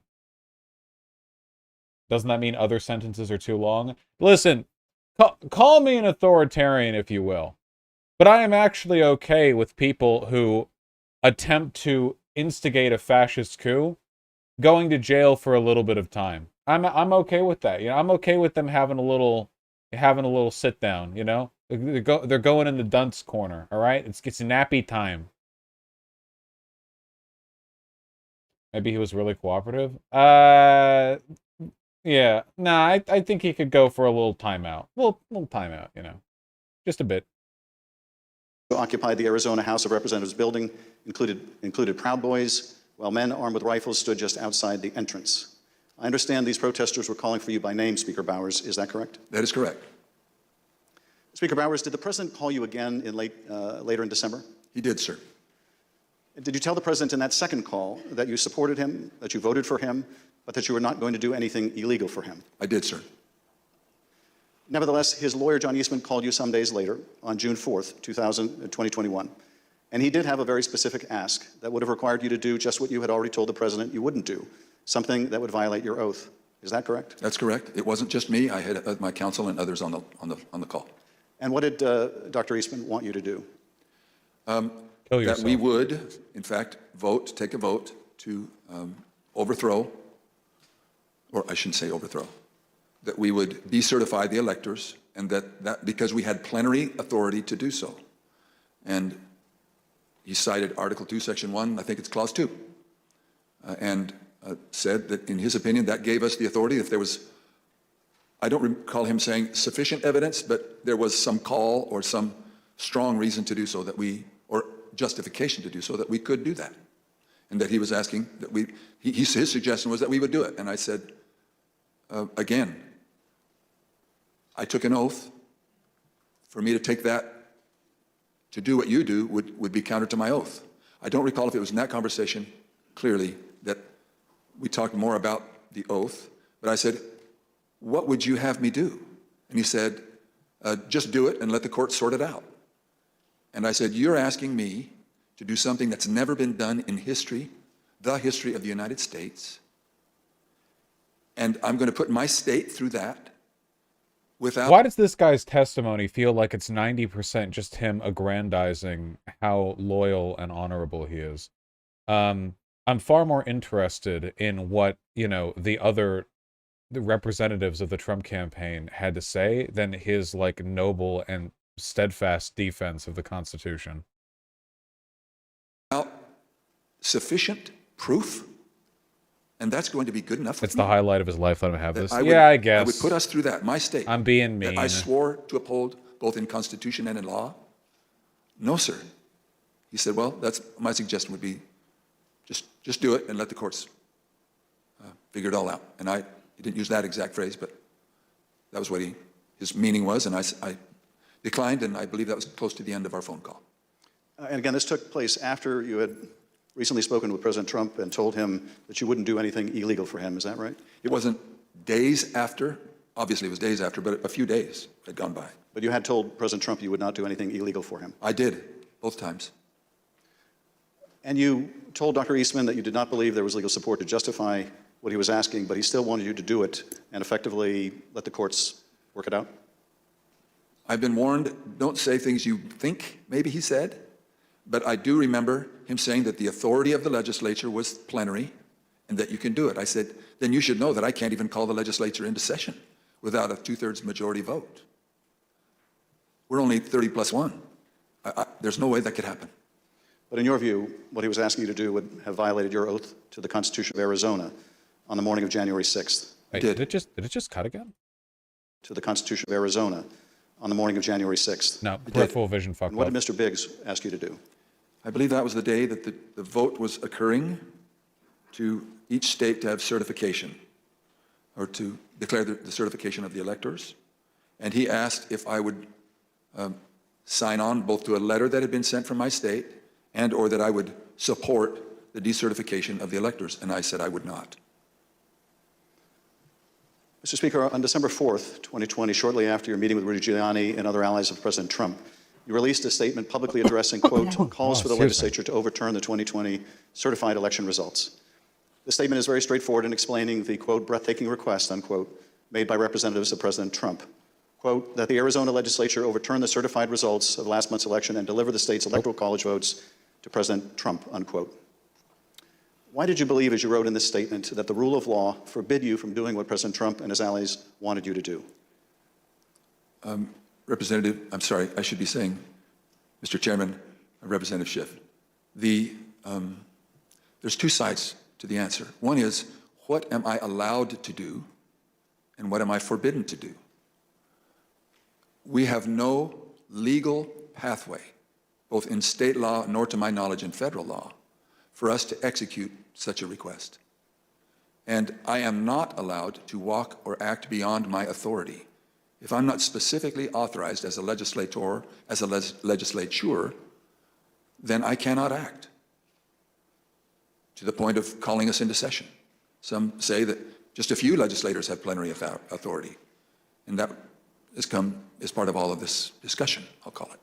But so to not have authority and be forbidden to act beyond my authority on both counts, I am not authorized to take such action, and that would deny my oath. In your statement, you included excerpts from President Ronald Reagan's inaugural address in 1981. The newly inaugurated president told the country, quote, "The orderly transfer of authority as called for in the Constitution routinely takes place as it has for almost 2 centuries, and few of us stop to think how unique we really are. In the eyes of many in the world, this every 4-year ceremony we accept as normal is nothing less than a miracle." Tell us, if you would, Mr. Speaker, why did you include President Reagan's words in your public statement? Mr. Chairman, Representative Schiff, because I have a lot of admiration for Ronald Reagan. Really? I've had the opportunity of going through his home with one other person and walking through and getting blown by his wife. I have a lot of admiration for him. When he pointed out, which is, I have lived in other country for a period of time and have visited a few countries, and during election times, the fact that we allow an election, support an election, and stand behind the election, even in the past when there have been serious questions about the election, and then move on without disturbance and with acceptance. So rhetorically, you all see what's happening here, right? Obviously, the point of this trip down memory lane is to make a bid for the sympathies of older and more neocon Republicans by trying to link opposition to Trump's behavior to, like, the Reagan era, you know, neoconservative American exceptionalism, as opposed to Donald Trump's proto-fascist American exceptionalism, you know. That we choose to follow the outcome of the will of the people. That will, it means a lot to me, and I know it meant a lot to him, and so we included that.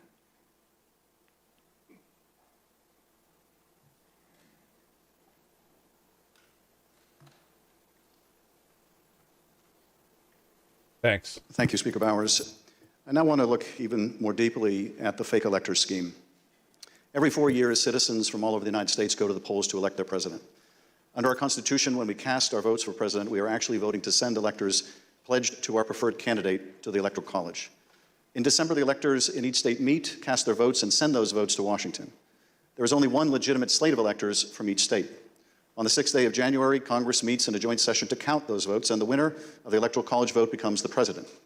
In this next segment, you'll hear how President Trump and his campaign were directly involved in advancing and coordinating the plot to replace legitimate Biden electors with fake electors not chosen by the voters. You'll hear how this campaign convinced these fake electors to cast and submit their votes through fake certificates. Wait, hold on. The campaign convinced these not chosen by the voters. Legitimate Biden electors with fake electors not chosen by the voters. You'll hear how this campaign convinced these fake electors. Voters don't choose the electors. Voters choose the party that chooses the electors, right? The electors in a state are usually local party officials that are pre-selected by the Republican and Democrat parties, and then they're appointed, not elected, but you choose through your popular votes which party gets to send their group of electors. To cast and submit their votes through fake certificates, telling them that their votes would only be used in the event that President Trump won his legal challenges. Yet when the president lost those legal challenges, when courts rejected them as frivolous and without merit, the fake elector scheme continued. At this point, President Trump's own lawyers, so-called Team Normal, walked away rather than participate in the plan. and his own White House counsel's office said that the plan was not legally sound. Let's play the following video produced by the Select Committee. My name is Casey Lucier. I'm an investigative counsel for the House Select Committee to investigate the January 6th attack on the United States Capitol. On November 18th, a lawyer working with the Trump campaign named Kenneth Chesebro wrote a memo arguing that the Trump campaign should organize its own electors in the swing states that President Trump had lost. The Select Committee received testimony that those close to President Trump began planning to organize fake electors for Trump in states that Biden won in the weeks after the election. Who do you remember being involved in those early discussions around the Thanksgiving time regarding having alternate electors meet? Mr. Giuliani, several of Mr. Giuliani's associates, Mr. Meadows,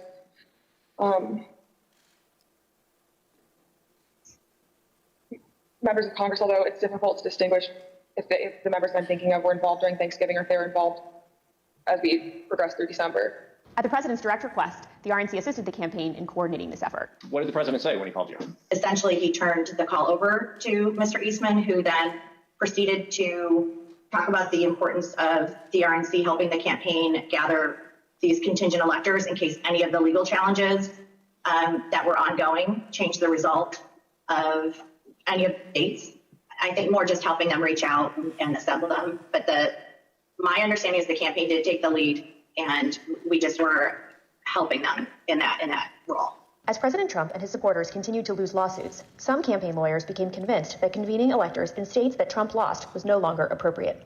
I just remember I either replied or called somebody saying, unless we have litigation pending this, like in these states, like, I don't think this is appropriate, or, this isn't the right thing to do. I don't remember how I phrased it, but I got into a little bit of a back and forth, and I think it was with Ken Chesebro, where I said, all right, you just get after it. Like, I'm out. At that point, I had Josh Finley email Mr. Chesebro politely to say, this is your task. You are responsible for. Dude, why does my why's my throat hurt? What the fuck? Uh-oh. Hope we didn't touch too much grass, lads. Hope there wasn't any sussy COVID grass up in there. For the Electoral College issues moving forward. And this was my way of taking that responsibility to zero. The committee learned the White House counsel's office also felt the plan was potentially illegal. And so to be clear, did you hear the White House counsel's office say that this plan to have alternate electors meet and cast votes for Donald Trump in states that he had lost was not legally sound? Yes, sir. And who was present for that meeting that you remember? It was in our office. It was Mr. Meadows, Mr. Giuliani, and a few of Mr. Giuliani's associates. The Select Committee interviewed several of the individual fake electors, as well as Trump campaign staff who helped organize the effort. We were just, kind of useful idiots or rubes at that point. A strong part of me really feels that it's just kind of as the road continued and as that was failure, that got formulated as what do we have on the table? Let's just do it. And now, after what we've told you today about the Select Committee's investigation about the conclusion of the professional lawyers on the campaign staff, Justice Clark, Matt Morgan, and Josh Finley, about their unwillingness to participate in the convening of these electors, how does that contribute to your understanding of these issues? I'm angry.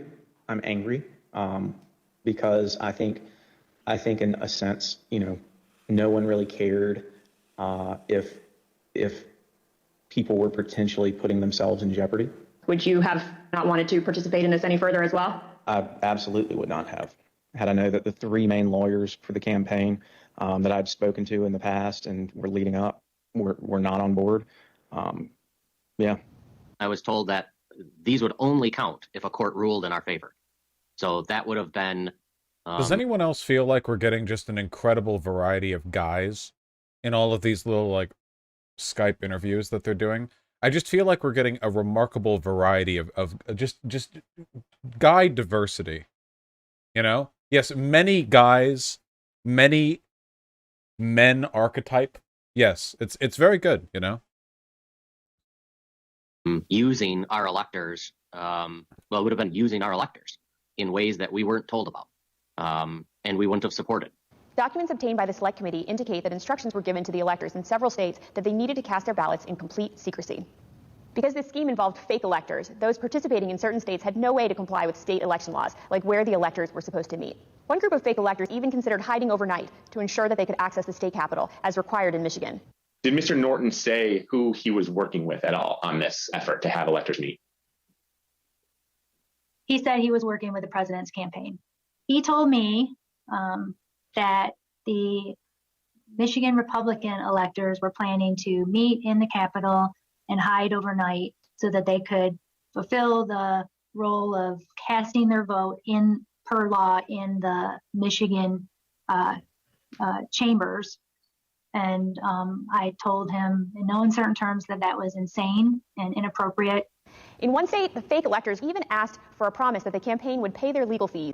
Michigan, Pennsylvania, New Mexico, Nevada, and Wisconsin. At the request of the Trump campaign, the electors from these battleground states signed documents falsely asserting that they were the, quote, duly elected electors from their state and submitted them to the National Archives and to Vice President Pence. Good enough woman found. Wait, I wasn't complaining about the guys. I was just saying there were a lot of dudes.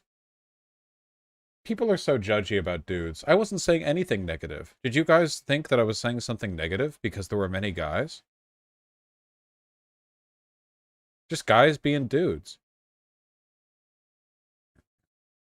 In his capacity as president of the Senate. Here is what some of the fake elector certificates look like as compared to the real ones. But these ballots had no legal effect. In an email produced to the Select Committee, Dr. Eastman told a Trump campaign representative that it did not matter that the electors had not been approved by a state authority. Quote, the fact that we have multiple slates of electors demonstrates the uncertainty of either. That should be enough.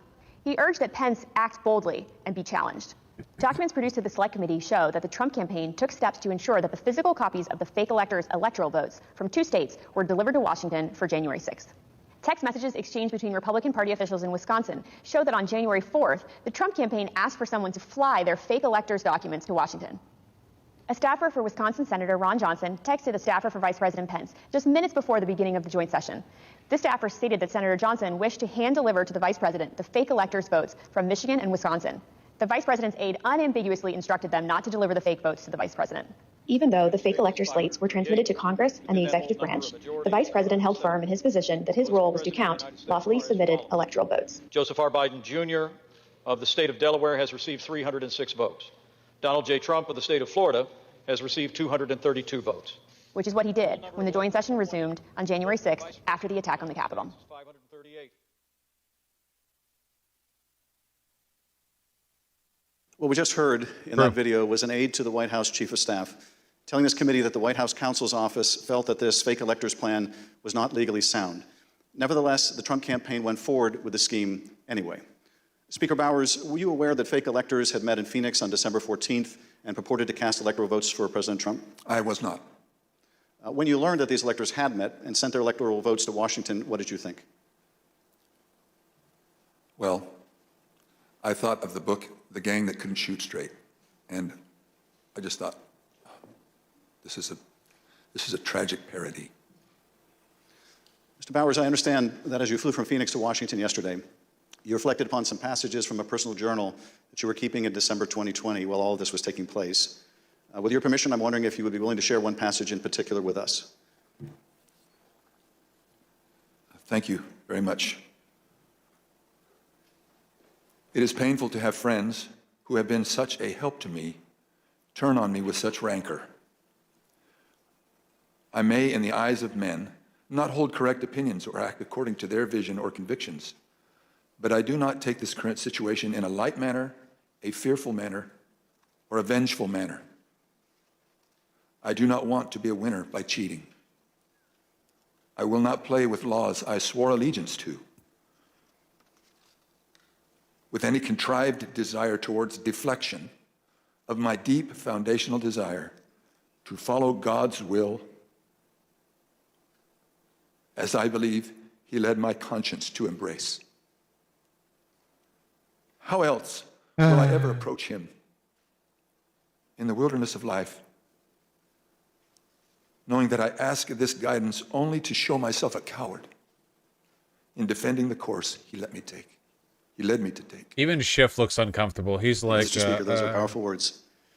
I understand that taking the courageous positions that you did following the 2020 election in defense of the rule of law and protecting the voters of Arizona resulted in you and your family being subjected to protests and terrible threats. Can you tell us how this impacted you and your family?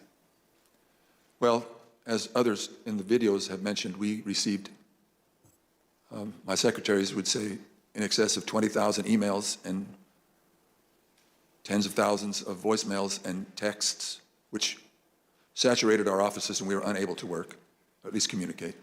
But at home, up till even recently, it is the new pattern or a pattern in our lives to worry what will happen on Saturdays, because we have various groups come by and they have had video panel trucks with videos of me proclaiming me to be a pedophile and a pervert and a corrupt and politician, and blaring loudspeakers in my neighborhood and leaving literature both on my property, but arguing and threatening with neighbors and with myself.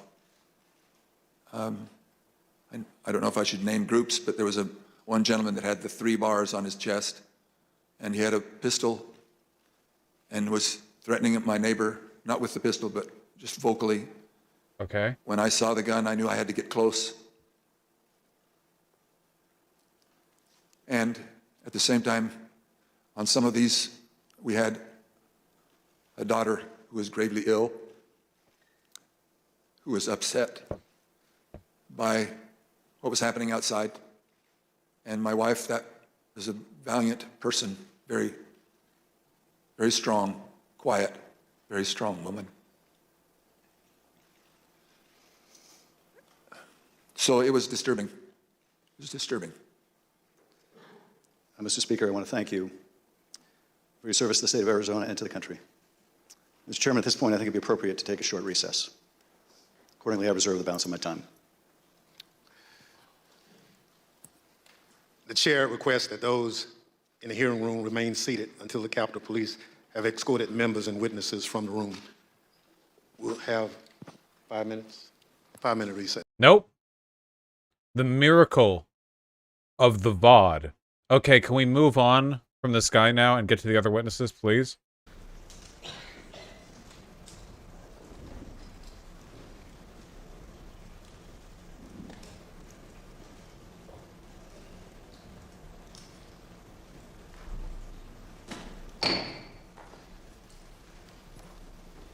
The committee will be in order. President Trump's pressure campaign against state officials existed in all the key battleground states that he lost, but the former president had a particular obsession with Georgia. Here is the president on the afternoon of January 6th, after his own attorney general warned him that the claims you are about to hear are patently false. They should find those votes. They should absolutely find that. Just over 11,000 votes, that's all we need. They defrauded us out of a win in Georgia, and we're not going to forget it. So the state of Georgia is where we will turn our attention to next. I want to emphasize that our investigation into these issues is still ongoing. As I stated in our last hearing, Still easily the greatest meme to come out of 2020, dude. God, this was so funny. It was such a fucking ego blow.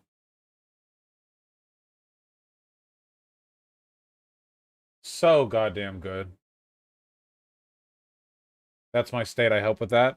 Goddamn right.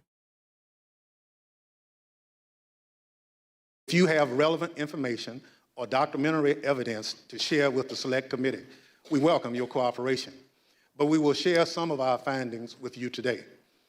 Secretary Raffensperger, thank you for being here today. You've been a public servant in Georgia since 2015, serving first as a member of the Georgia House of Representatives, and then, since January 2019, as Georgia's Secretary of State. As a self-described conservative Jan 6 Republican, committee is most is fuckable. it fair to say that you wanted President Trump to win the 2020 election? Refresh my memory. Yes, it is. Mr. Secretary, many witnesses have told the Select Committee that Election Day, November 3rd, 2020, was a largely uneventful day in their home states. In spite of the challenges of conducting an election during a pandemic, you wrote in the Washington Post that the election was, quote, successful. Tell us, what was your impression of how Election Day had proceeded in Georgia? On Election Day in November, our election went remarkably smooth.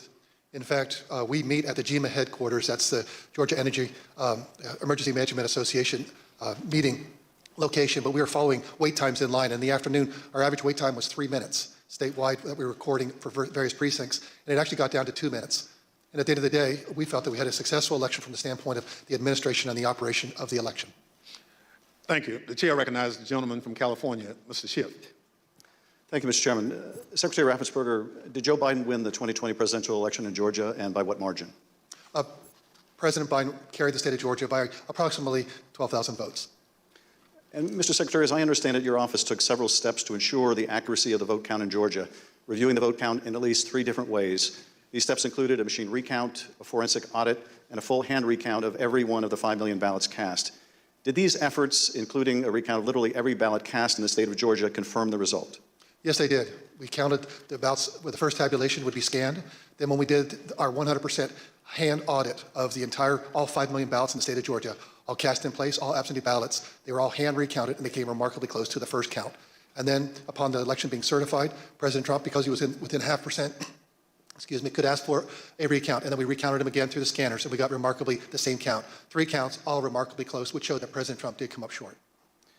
Nevertheless, as you will see, the president and his allies began making numerous false allegations of voter fraud, false allegations that you and Mr. Sterling, among others, had to address. Mr. Sterling, thank you also for being here today. Following the 2020 election, in addition to your normal duties, I understand that you became a spokesperson to try to combat disinformation about the election and the danger it was creating for elections officials, among others. In a December 1 press conference, you addressed some of your remarks directly to President Trump. Let's take a look at what you said that day. Mr. President. Mr. President, I wish I had been your mother. I wish I could have been there to raise you and to tell you you matter. It looks like you likely lost the state of Georgia. We're investigating. There's always a possibility. I get it. And you have the rights to go through the courts. What you don't have the ability to do, and you need to step up and say this, is stop inspiring people to commit potential acts of violence. Someone's going to get hurt. Someone's going to get shot. Someone's going to get killed. And it's not right. It's not right. Mr. Sterling, what prompted you to make these remarks? Mr. Schiff, we had a previously scheduled press conference that day, as we were in the habit of doing, trying to be as transparent as we could about the election and the counts going on. A little after lunch that day, lunchtime, I received a call from the project manager from Dominion Voting Systems, who was oddly, audibly shaken. She's not the kind of person I would assume would be that way. She has a master's from MIT, a graduate of the Naval Academy, and is very much on the ball and pretty unstoppable. And she informed me about a young contractor they had who had been receiving threats from a video that had been posted by some QAnon supporters. And at that point, we had been been steeping in this kind of stuff. So it was around us all the time, so I didn't take note of it more than adding to the pile of other stuff we were having to deal with. And I did pull up Twitter, and I scrolled through it, and I saw the young man's name. There was a particular tweet that, for lack of a better word, was a straw that broke the camel's back. Had the young man's name. It was a very unique name. I believe it was a first-generation American. And it said, had his name, "You committed treason. May God have mercy on your soul," with a slowly twisting gif of a noose. And for lack of a better word, I lost it. I just got irate. My boss was with me at the time, the Deputy Secretary, Jordan Fuchs, and she could tell that I was angry. I tend to turn red from here up when that happens, and that happened at that time. And she called Secretary Raffensperger because to your say, lapel is strangling your neck back. Gabe thinks we need to say something about it. And the Secretary said yes, and that's what prompted me to do what I did. I lost my temper, but it seemed necessary at the time because it was just getting worse. And I could not tell you why that particular one was the one that put me over the edge, but it did. Now, after you made this plea to the president, did Donald Trump urge his supporters to avoid the use of violence? Not to my knowledge. Now, as we know, the president was aware of your speech because he tweeted about it later that day. Let's take a look at what the president said. In the tweet, Donald Trump claims that there was, quote, massive voter fraud in Georgia. Mr. Sterling, that was just plain false, wasn't it? Yes, sir. Nevertheless, the very next day, on December 2nd, President Trump released a lengthy video again making false claims of election fraud in Georgia. Let's take a look at what he said this time. They found thousands and thousands of votes that were out of whack, all against me. In fact, the day after Donald Trump released that video, so now we're talking just 2 days after the emotional warning that you gave that someone's going to get killed, representatives of President Trump appeared in Georgia, including Rudy Giuliani, and launched a new conspiracy theory that would take on a life of its own and threaten the lives of several innocent election workers. This story falsely alleges that sometime during election night, election workers at the State Farm Arena in Atlanta, Georgia, kicked out poll observers. After the observers left, the story goes, these workers pulled so-called suitcases of ballots from under a table and ran those ballots through counting machines multiple times. Completely without evidence, President Trump and his allies claimed that these suitcases contained as many as 18,000 ballots, all for Joe Biden. None of this was true. But Rudy Giuliani appeared before the Georgia State Senate and played a surveillance video from State Farm Arena, falsely claiming that it showed this conspiracy taking place. Here's a sample of what Mr. Giuliani had to say during that hearing. And when you look at what you saw on the video, which to me was a smoking gun, powerful smoking gun, well, I don't have to be a genius to figure out what happened. And I don't have to be a genius to figure out that those votes are not legitimate votes. You don't put legitimate votes under a table. No. Wait until you throw the opposition out, and in the middle of the night, count them. We would have to be fools to think that. Yes, unorthodox. I did debate somebody on that. It was a common talking point. And again, literally, like, this is an actual honest-to-God clip chimp. The entire security camera footage shows those ballots were put under the table during regular working day hours. That was just another place they were putting them. The whole office was filled up with ballots. I mean, they were counting the ballots. They just, where do we put them? Here, here, here under the table, here over the table. And they just selectively clipped out the part of the security footage that led people to infer that during daytime hours they had snuck in an extra box from a different source that wasn't logged, but there was security camera footage of it. Like the office where they were counting the votes, they snuck in the extra box of the Biden fraud ballots that they counted after the Republican people were gone, but the camera was still on. Yep. President Trump's campaign amplified Giuliani's false testimony in a tweet, pushing out the video footage. Giuliani likewise pushed out his testimony on social media. As you can see in this tweet, Mr. Giuliani wrote that it was, quote, now beyond doubt, unquote, that Fulton County Democrats had stolen the election. Later in this hearing, we'll hear directly from one of the election workers in this video about the effect these lies had on her and on her family. Mr. Sterling, did the investigators in your office review the entire surveillance tape from the State Farm Arena on election night? They actually reviewed approximately 48 hours going over the time period where action was taking place at the counting center at State Farm Arena. And what did the tape actually show? Depending on which time you want to start, because as was mentioned, this conspiracy theory took on a life of its own, where they conflated a water main break that wasn't a water main break and throwing observers out and a series of other things. What it actually showed was Fulton County election workers engaging in normal ballot processing. One of the specific things, one of the things that was very frustrating was the so-called suitcases of ballots from under the table. If you watch the entirety of the video, you saw that these were election workers who were under the impression they were going to get to go home around 10:30. People are putting on their coats. They're putting ballots that are prepared to be scanned into ballot carriers that are then sealed with tamper-proof seals so that they can, they're not messed with. It's an interesting thing because you watch there's 4 screens of the video, and as you're watching it, you can see the election monitors in the corner with the press as they're taking these ballot carriers and putting them under the table. You see it there. One of the other hidden ones, if you looked at the actual tape, was on the outside of the table, just from the camera angle. You couldn't see it originally. And this goes under the no good deed goes unpunished. We were told that we were at GEMA, as the secretary pointed out, and we were told that it looked like they were shutting down the Fulton County counting. The secretary expressed some displeasure at that because we wanted to everybody keep counting so we could get to the results and know what was happening. So our elections director called their elections director, who was at another location because this was election day. There was 2 different places where ballot things were being done by the Fulton County office. Do you guys remember that? There were a couple of states where they really lagged in counting everyone, and we were like furious at them. Arizona was one of the big ones. Where like we'd wake up and it's like, oh, are they done counting? Nope, not done counting. We're fucking losing our shit on stream, yeah? Because we was like, oh god, that was so frustrating. Holy shit. Again, another America thing. There are plenty of European democracies that have tens of millions of people in them that get all of their shit counted like pretty much immediately. We just have an incredibly antiquated, archaic system that's broken and sucks. So he called the elections director of Fulton, then called Ralph Jones, who was at the State Farm Arena, and said, what the heck are you doing? Go ahead and stay.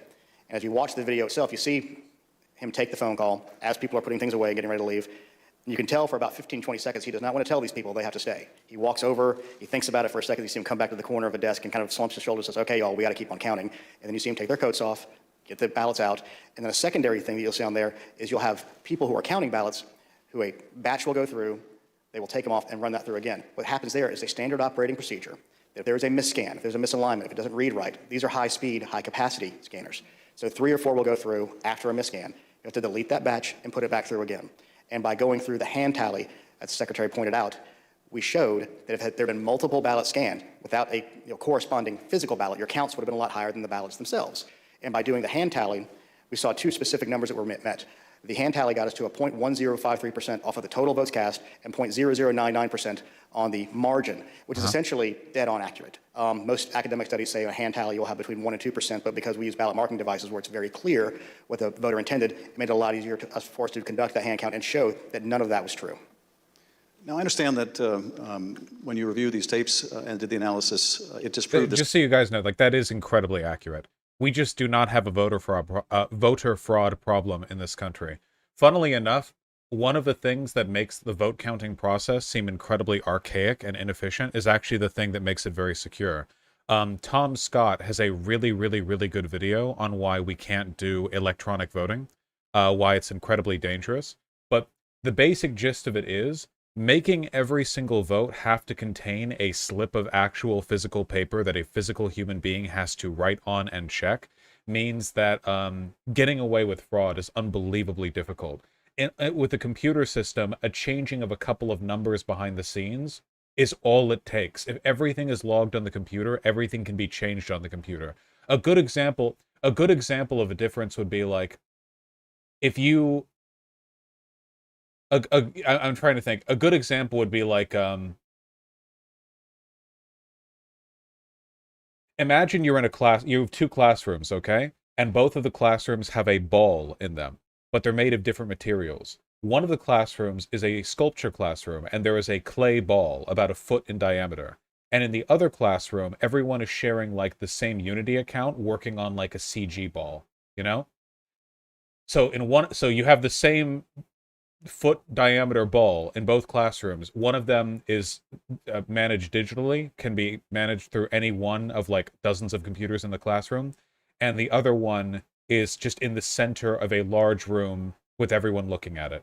It would be impossible to make any alterations at all to the clay ball without other people noticing. It's not possible. Even if you distracted everyone, got them to turn away from the big clay ball, like your handprint on it would be noticeable. There's no way with the tactility of the medium that you could disguise your alterations without other people noticing.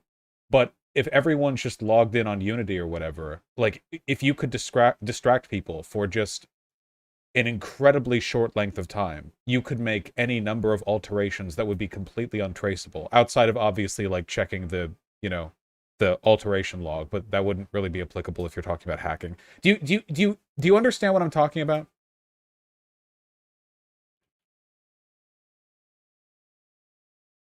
Somebody just said tactility isn't a word. Suck my dick. Tactility, the capability of being felt or touched, responsiveness to stimulation of the sense of touch. You guys have me so self-conscious about the way I use language, but 90% of the time I feel like when I use these words, they exist and I use them correctly. People just don't like it. That was probably the worst analogy I've ever heard, not gonna lie. Well, a lot of it has to do with like scaling. It's about scaling and like where does the information go, you know? Like imagine what it would take to get rid of 1,000 Biden votes if you're talking about like a digital log. Well, all you would really need to do is gain access to the server or whatever like subsystems or backups or security measures there are, and after that you can make whatever alterations you want. If there's like a USB drive that's just sitting around somewhere in an election office where people are uploading the info, if it goes over the internet, and God forbid it goes over the internet, holy shit, that makes it vulnerable. There are like a lot of ways to make really big alterations. But the thing is, like 1,000 ballots in a traditional ballot system, those are literal physical ballots that have to be physically handled, physically carried from one place to another. If they are to be disposed of, they have to be physically gotten rid of. And that means they have to be dumped or burned somewhere. Stuff like that is pretty easy. I mean, at the very least, there is quite literally a paper trail. You know? How does the ballot counting actually work? Like, where's the vote count stored after all the papers are scanned in or entered or whatever? The information is logged. I think it depends on state by state, but generally speaking, I think, you have these vote counting offices that are given responsibility for the output of some areas. And I don't know if it's done by like county or if it's done by like voting ballot place. I don't know how they're separated exactly, but once they have the designations done, they do their counting there, and then the counting has to be done and certified with members of both parties present. So like everything has to be observed and then signed off on with Democrat and Republican voting officials present, I think. And with them both present, they have a tamper-proof box with like the accredited results that are then like securely delivered to a central location where everything is added together, I think. I think, yeah. Should we keep paper vote then? Yeah, we should. Yeah. What about hybrid system where the vote is stored in a card or something? I think right now, like, I know that our current vote counting system is a mess, but we have basically no voter fraud. So I think I'm okay with this system. Like, it feels really messy, but in a way, like, the mess... Okay, messy means evidence, right? Like, things that are clean because they're very simple to clean up. Messiness means you leave evidence. There are checks and balances and people and physical things involved everywhere. You know? And yeah, I think yeah. Is there evidence for voter fraud in computerized systems? Yeah. I don't know, it's not done in the US for like federal elections or whatever, but there are tons of examples of online like polls that have been duped in a billion ways. And I think the problem is like the methods by which you would dupe any kind of online system don't really change if you're talking about it being done for a federal election. There would just be that much more security to get through. But like the basic underlying methods would remain fundamentally the same. It's just a matter of attacking whatever points of weakness there are and making alterations that are credible enough that they won't like prompt a recount, but still lead to a big systemic change.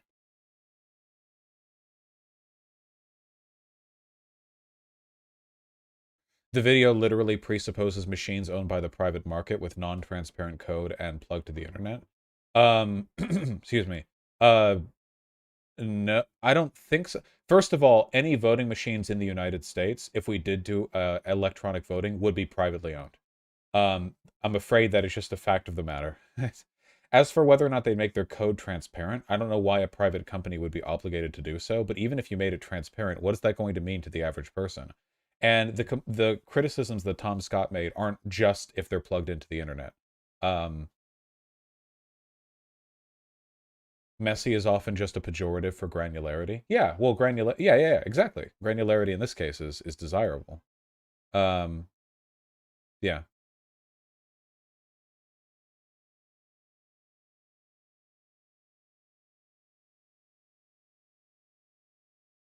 What about a co-op? Just hypothetically, would that fix the problem here? No, I do not think this is a problem that can be fixed by a cooperative.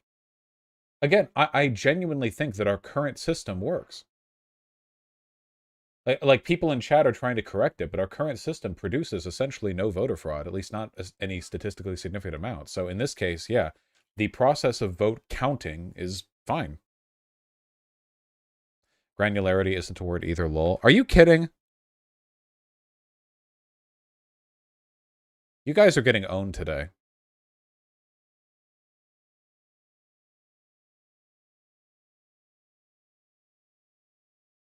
Conspiracy theory.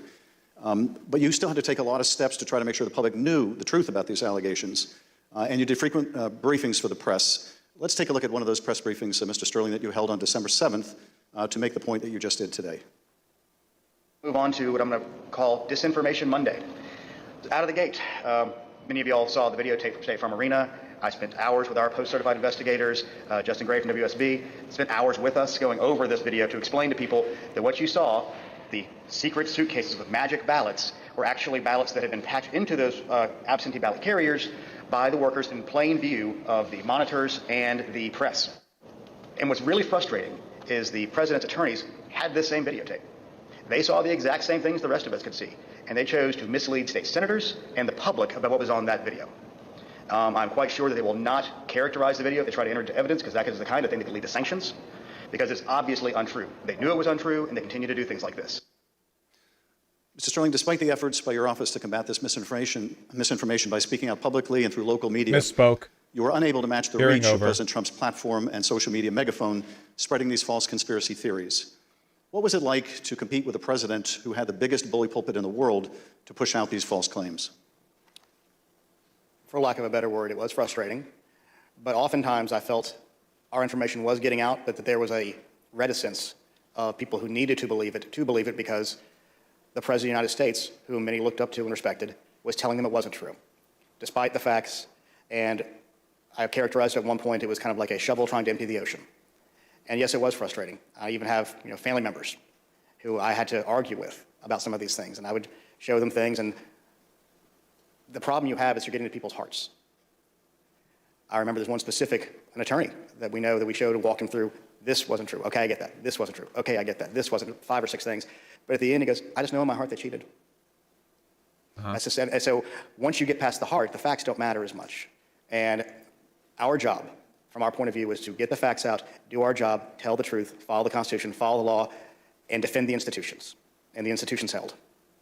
Let's take a look at what you were competing with. This is the former Glad president to know speaking in that Georgia on my December 5th. YouTube debates are exactly what overwhelming. And again, national I'm gonna ask you to politics look up is. at that very, very powerful, No difference. very expensive screen. Hidden cases of possible ballots are rolled out from under a table. 4 people under a cloud of suspicion. So What is this? Under a cloud of suspicion? What news program is this? Is this like Newsmax or something? screen. Hidden cases of I think that's Newsmax's guy. I think I recognize. Yeah. Under a cloud of suspicion. Yeah. possible ballots are rolled out from under a table. 4 people under a cloud of suspicion.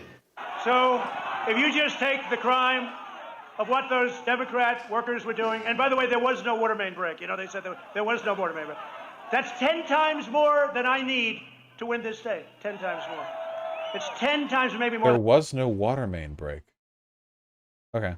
than that, but it's 10 times more because we lost by a very close number. In this committee's hearing last Monday, we heard from senior federal law enforcement officials, from the senior-most federal law enforcement official in Atlanta at the time, U.S. Attorney for the Northern District, B.J. Pack, as well as former Attorney General Bill Barr. They both testified that the allegations were thoroughly investigated and found to have no merit. Here is U.S. Attorney Pack. Particular to Attorney General Barr, I told him that we looked into it. We've done several things, including interviewing the witnesses. I listened to the tapes and reviewed the videotape myself. Fuck, who does he look like? There's nothing there. Giuliani was wrong. I feel like I recognize him. Suitcase full of ballots. And here's what Attorney General Bill Barr had to say about the same allegations. Took a hard look at this ourselves, and based on our review of it, including the interviews of the key witnesses, the Fulton County allegations were... Are you guys racist? Can you be... I'm sorry. Can we be real for a second? Who said pro ZD? Are we being for real right now?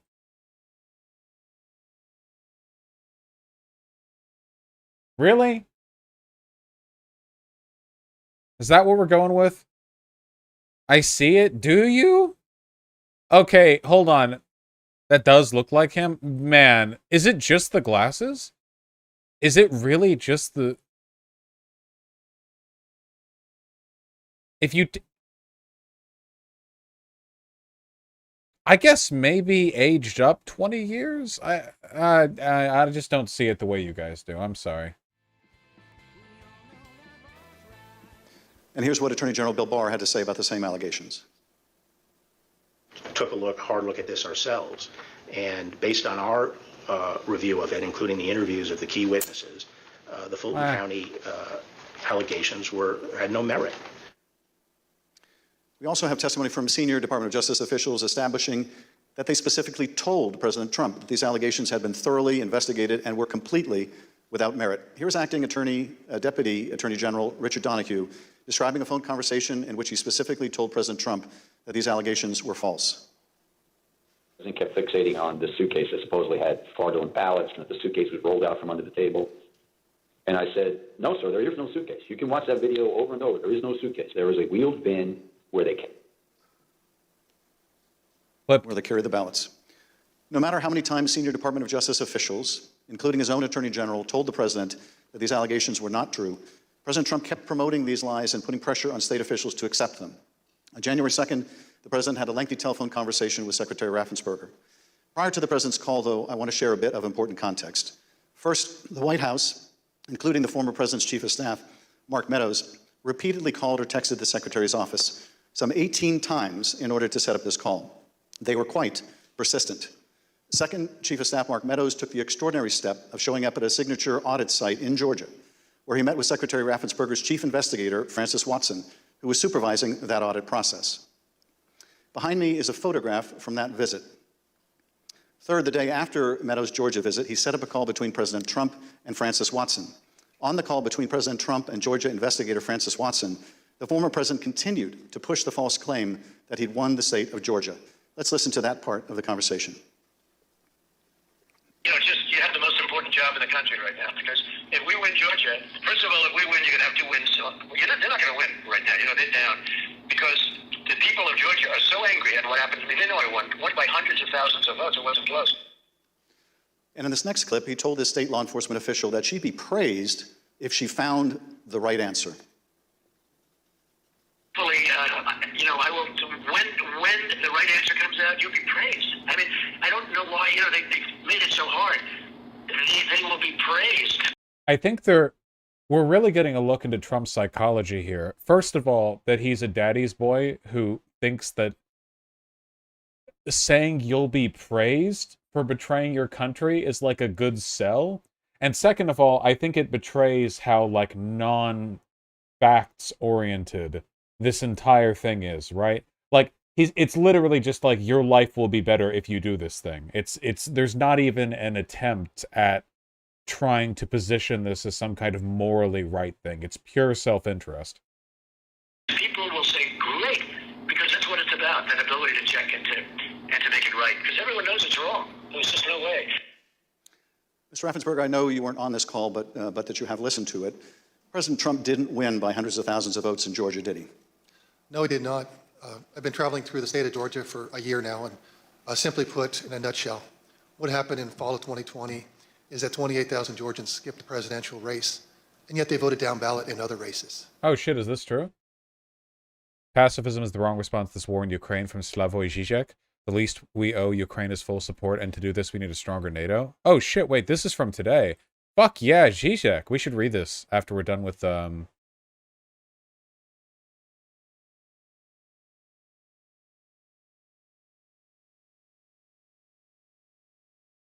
Knew I like that guy.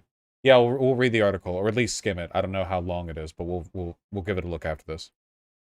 And the Republican congressman ended up getting 33,000 more votes than President Trump, and that's why President Trump came up short. Thank you, Mr. Secretary. The president on this call doesn't stop here. Let's listen to another part of the conversation between President Trump and Ms. Watson. Anyway, but whatever you can do, Francis, it would be, it's a great thing. It's an important thing for the country. So important. You have no idea so important. Well, and I very much appreciate it. Whatever you can do, Francis. This is the President of the United States calling an investigator looking into the election in which he is a candidate and asking her to do whatever you can do. Mr. Secretary, you placed this call to your chief investigator on September 23rd, 2020. The Select Committee has received text messages indicating that Mark Meadows wanted to send some of the investigators in her office, in the words of one White House aide, a shitload of POTUS stuff, including coins, actual autographed MAGA hats, etc. White House staff intervened to make sure that didn't happen. It was clear at the time of this call that the former president had his sights set on January 6th. Listen to this portion when he told Francis Watson about a very important date. Do you think they'll be working after Christmas and keep it going fast? Because, you know, we have that date of the 6th, which is a very important date. That important date, of course, was the joint session of Congress, where Georgia's electoral votes would be counted for Joe Biden. A little over a week after this call to Francis Watson, the president was finally able to speak with you, Secretary Raffensperger. Bear in mind, as we discuss this call today, that by this point in time, early January, the election in Georgia had already been certified. But perhaps more important, the President of the United States had already been told repeatedly by his own top Justice Department officials that the claims he was about to make to you about massive fraud in Georgia were completely false. Mr. Secretary, the call between you and the President lasted 67 minutes, over an hour. We obviously can't listen to the entire recording here today, although it is available on the Select Committee's website. But we'll listen to selected excerpts of it now so that we can get your insights. Let's begin with the President raising the thoroughly debunked allegations. Can somebody link that, by the way? I kind of want to skim that just for funsies. I assume that's listed on the C-SPAN, site. Oh no, January 6th. Yeah, the committee, yeah. Sorry, not C-SPAN. Okay, but I meant the specific link, not just the website. Okay, okay, thank you guys. I know about the website. I want the specific link in the website. Of suitcases of ballots. In an official voter box. They were in what looked to be suitcases or trunks, suitcases, but they weren't in voter boxes. The minimum number it could be, because we watched it and they watched it certified in slow motion, instant replay, if you can believe it, but had slow motion and it was magnified many times over. And the minimum it was 18,000 ballots. All. Oh, here we go. Oh, yeah, here we go. Yeah, NBC published this a while ago. Or not published, leaked, whatever, I don't know. Mr. President, everybody is on the line, and just so, this is Mark Meadows, the Chief of Staff, just so we all are aware. Nyako, thank you. On the line is Secretary of State and two other individuals, Jordan and Mr. Germany. With him, you also have... You even see it by rally size, frankly. Would be getting 25,000, 30,000 people a rally, and the competition would get less than 100 people, and it never made sense. But not every vote or fair vote and legal vote was counted, and that's at odds with the representation from the Secretary of State's office. Yep, boring. Just checking. For Biden. These are the allegations that the Department of Justice, the Attorney General, the Georgia Bureau of Investigation, and your office had all said were false. Is that right? Correct. And even more importantly, when B.J. Pack resigned as U.S. Attorney of the Northern District, President Trump appointed as acting U.S. Attorney of the Northern District Bobby Christine. And Bobby Christine looked at that, and he was quoting the AJC that he found nothing. And he dismissed that case early on. Thank you, Mr. Secretary. It's possible the reason Trump only promised praise is so he couldn't be accused of bribing people, which is an extremely actionable crime. Honest to God, dude, that's probably it, but at the same time, I feel like he could have just flat out offered people money, and the fucking cuck Dems still wouldn't have done anything about it. Secretary, the President references suitcases or trunks.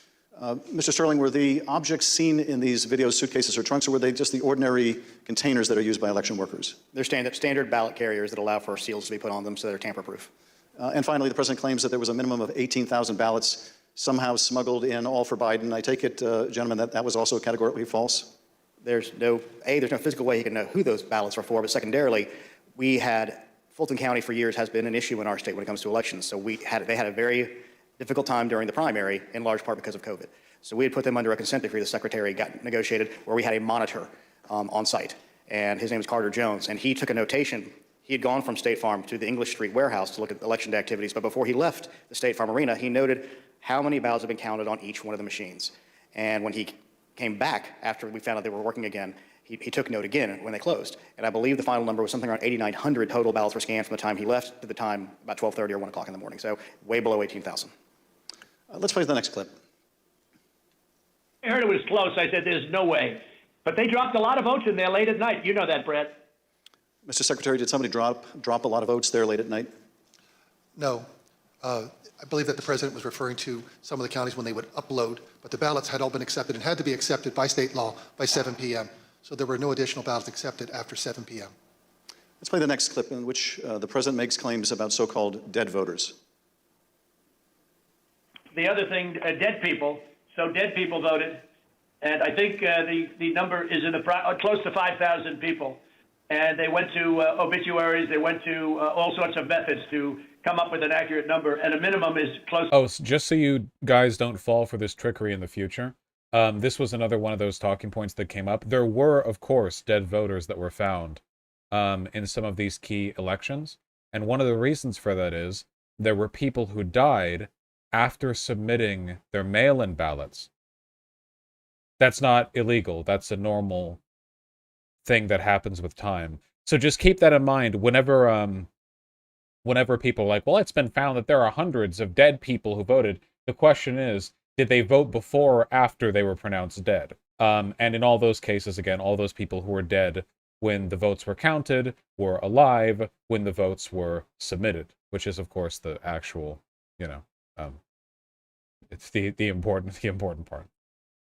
Yeah, statistically, those people would have been far more likely to have voted for Trump, too, between old age and COVID. So, to about 5,000 voters. Mr. Secretary, did your office investigate whether those allegations were accurate? Did 5,000 dead people in Georgia vote? No, it's not accurate. Actually, in their lawsuits, they allege 10,315 dead people. We found 2 dead people when I wrote my letter to Congress. That's dated January 6th. And subsequent to that, we found 2 more. That's 1, 2, 3, 4 people, not 4,000, but just a total of 4, not 10,000, not 5,000.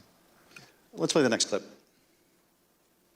And there's nothing wrong with saying that, that you've recalculated, because the 2,236 and absentee ballots, I mean, they're all exact numbers that were done by accounting firms, law firms, et cetera. And even if you cut them in half, cut them in half, and cut them in half again, it's more votes than we need. Mr. Secretary, is there any way that you could have lawfully changed the result in the state of Georgia and somehow explained it away as a recalculation? No, the numbers are the numbers. The numbers don't lie. We had many allegations, and we investigated every single one of them. In fact, I challenged my team, did we miss anything? They said that there was over 66,000 underage voters. We found that there was actually 0. You can register to vote in Georgia. When you're 17 and a half, you have to be 18 by Election Day. We checked that out, every single voter. They said that there was 2,423 non-registered voters. There was 0.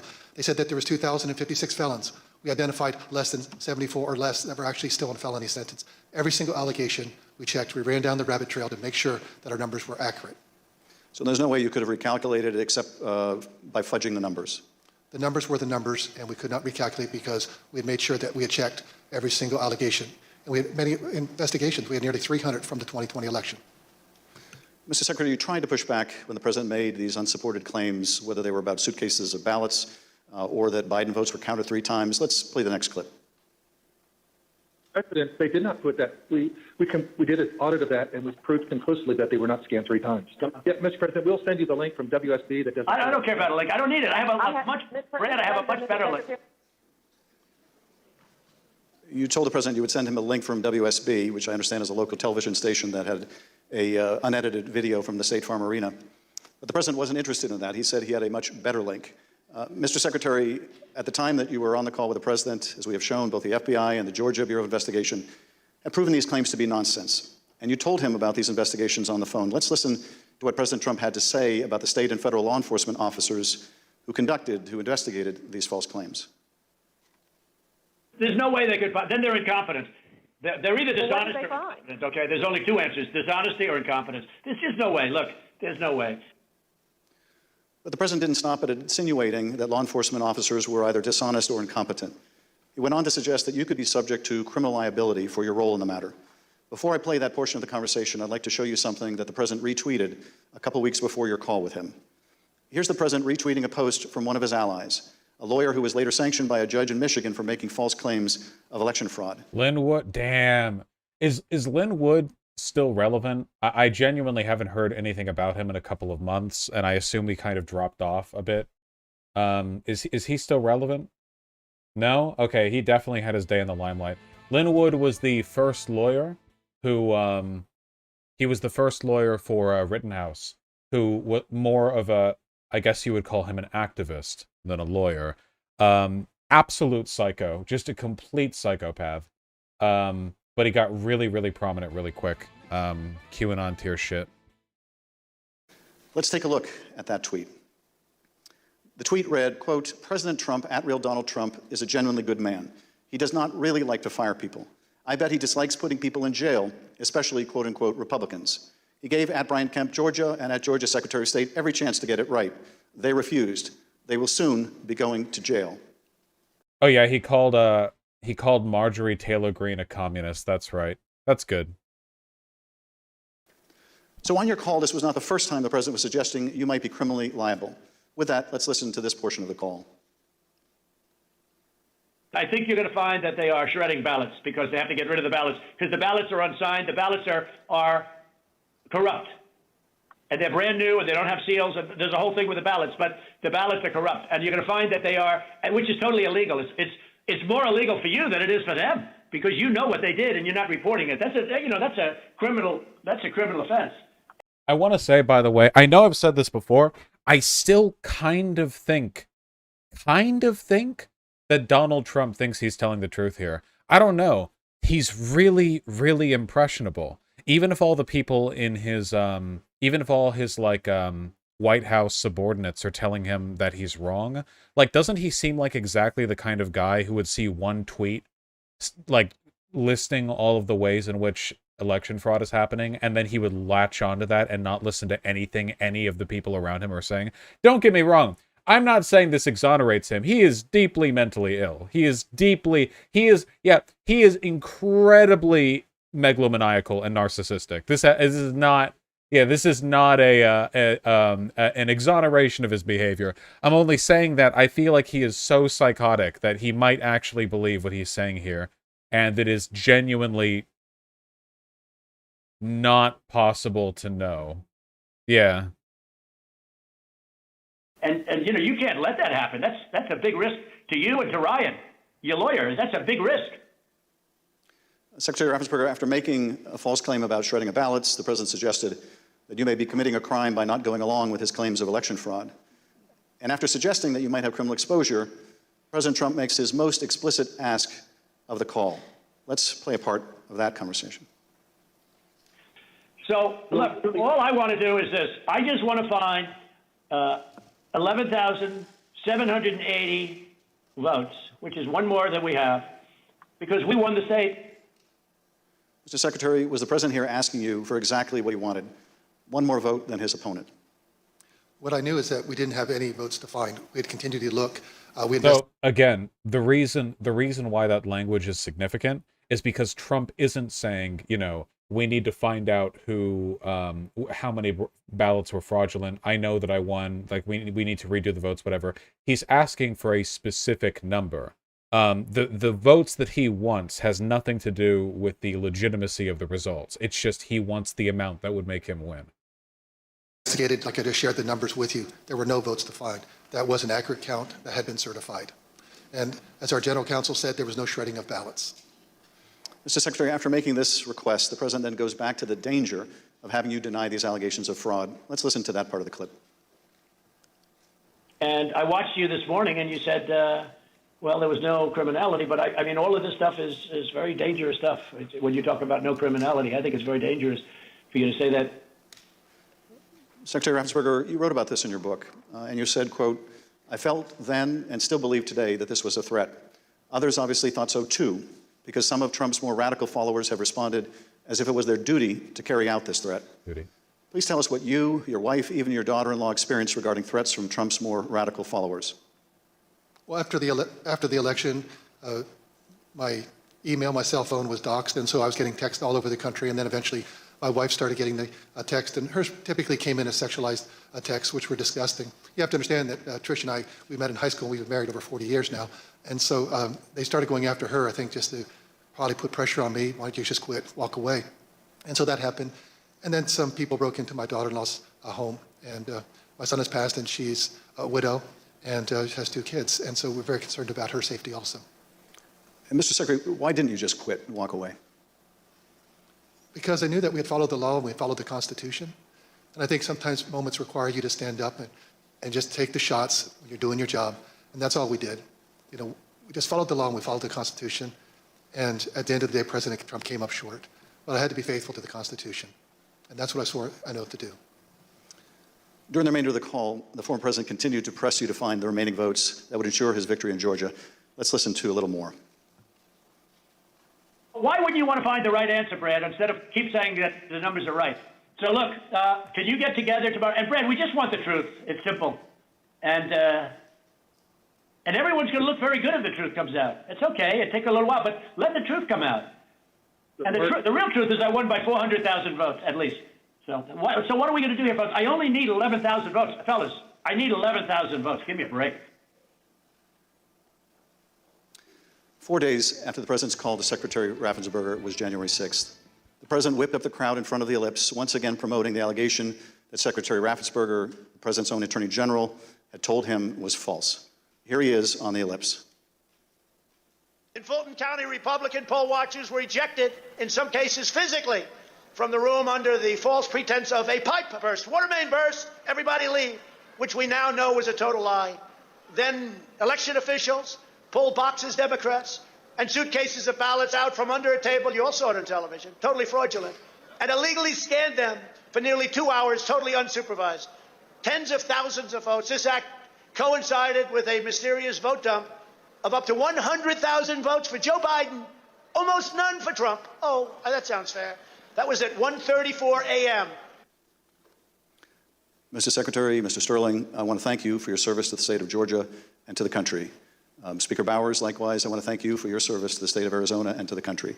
You have served not only your home states, but our nation and our democracy. Mr. Chairman, I yield back. Thank you, Mr. Schiff. I thank the witnesses for joining us today.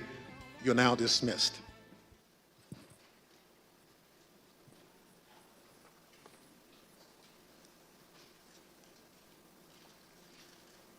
The entire goddamn election fraud cycle. Where's that clip?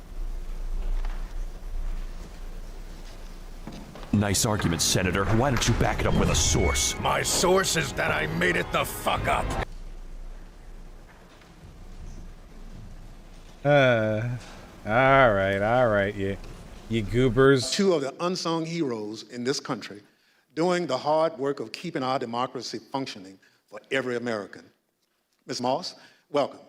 Thank you for your service, and I thank you for being here today. I will now swear you in.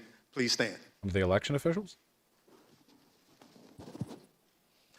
Do you swear or affirm on the penalty of perjury that the testimony you're about to give is the truth, the whole truth, and nothing but the truth, so help you God? Thank you. Please be seated. Let the record reflect that the witness answered in the affirmative. Ms. Moss, thank you very much for being... Stand her nails. Okay, listen up, guys. I think they're aesthetically cool. I just don't get how you wipe. I'm sorry. I don't... Listen, I know it's possible. It's just holy shit. The inconvenience. You know, I know it's possible. Just... No. You can act indignant if you want. It's obviously more of a pain in the ass. That wasn't meant to be a pun. Okay, just... being here today. I understand that you are here along with your mother today. Would you like to introduce your mama? Hi, Mom.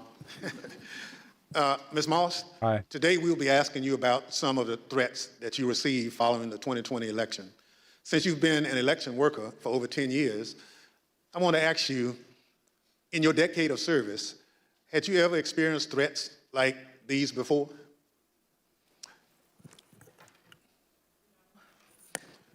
Don't be nervous.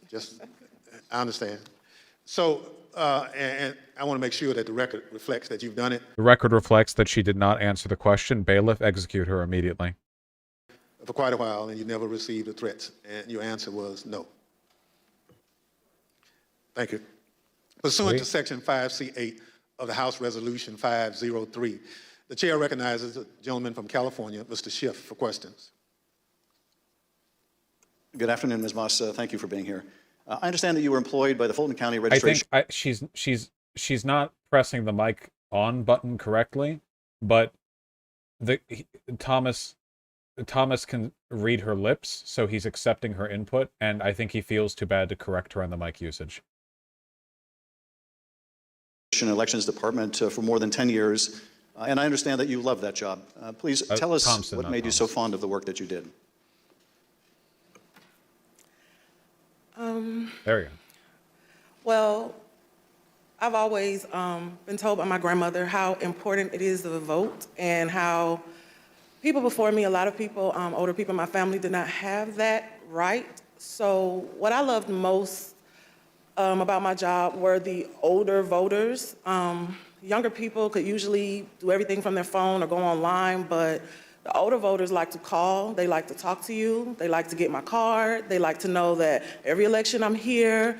And like even college students, a lot of parents trust in me to make sure their child does not have to drive home.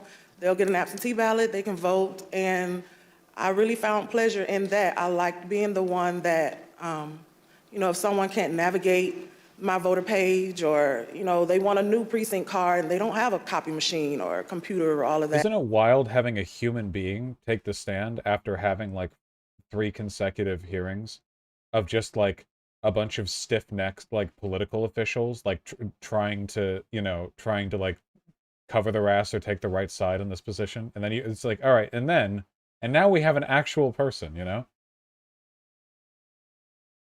I could put it in the mail for them. I was excited always about sending out all the absentee ballots for the elderly and disabled people. I even remember driving to an hospital to give someone her absentee application. That's what I love the most. So you really enjoyed helping people vote and participate, and that was something, the right to vote that your grandmother taught you was precious. Yes. Well, I know the events that we're here to talk about today are incredibly difficult to relive. Your proud service as an election worker took a dramatic turn on the day that Rudy Giuliani publicized a video of you and your mother counting ballots on election night. President Trump, Rudy Giuliani, and others claimed on the basis of this video that you and your mother were somehow involved in a plot to kick out observers, bring suitcases of false ballots for Biden into the arena, and then run them through the machines multiple times. None of that was true, was it? None of it. I'd like to show you some of the statements that Rudy Giuliani made in a second hearing before the Georgia state legislators, a week after that video clip from State Farm Arena was first circulated by Mr. Giuliani and President Trump. I want to advise viewers that these statements are completely false and also deeply disturbing. Tape earlier in the day of Ruby Freeman and Shay Freeman Moss and one other gentleman, quite obviously, surreptitiously passing around USB ports as if they're vials of heroin or cocaine. I mean, it's obvious to anyone who's a criminal investigator or prosecutor, they are engaged in surreptitious illegal activity, again, that day. And that's a week ago, and they're still walking around Georgia lying. They should have been questioned already. Their places of work, their homes should have been searched for evidence of ballots, for evidence of USB ports, for evidence of voter fraud. That video. Cool.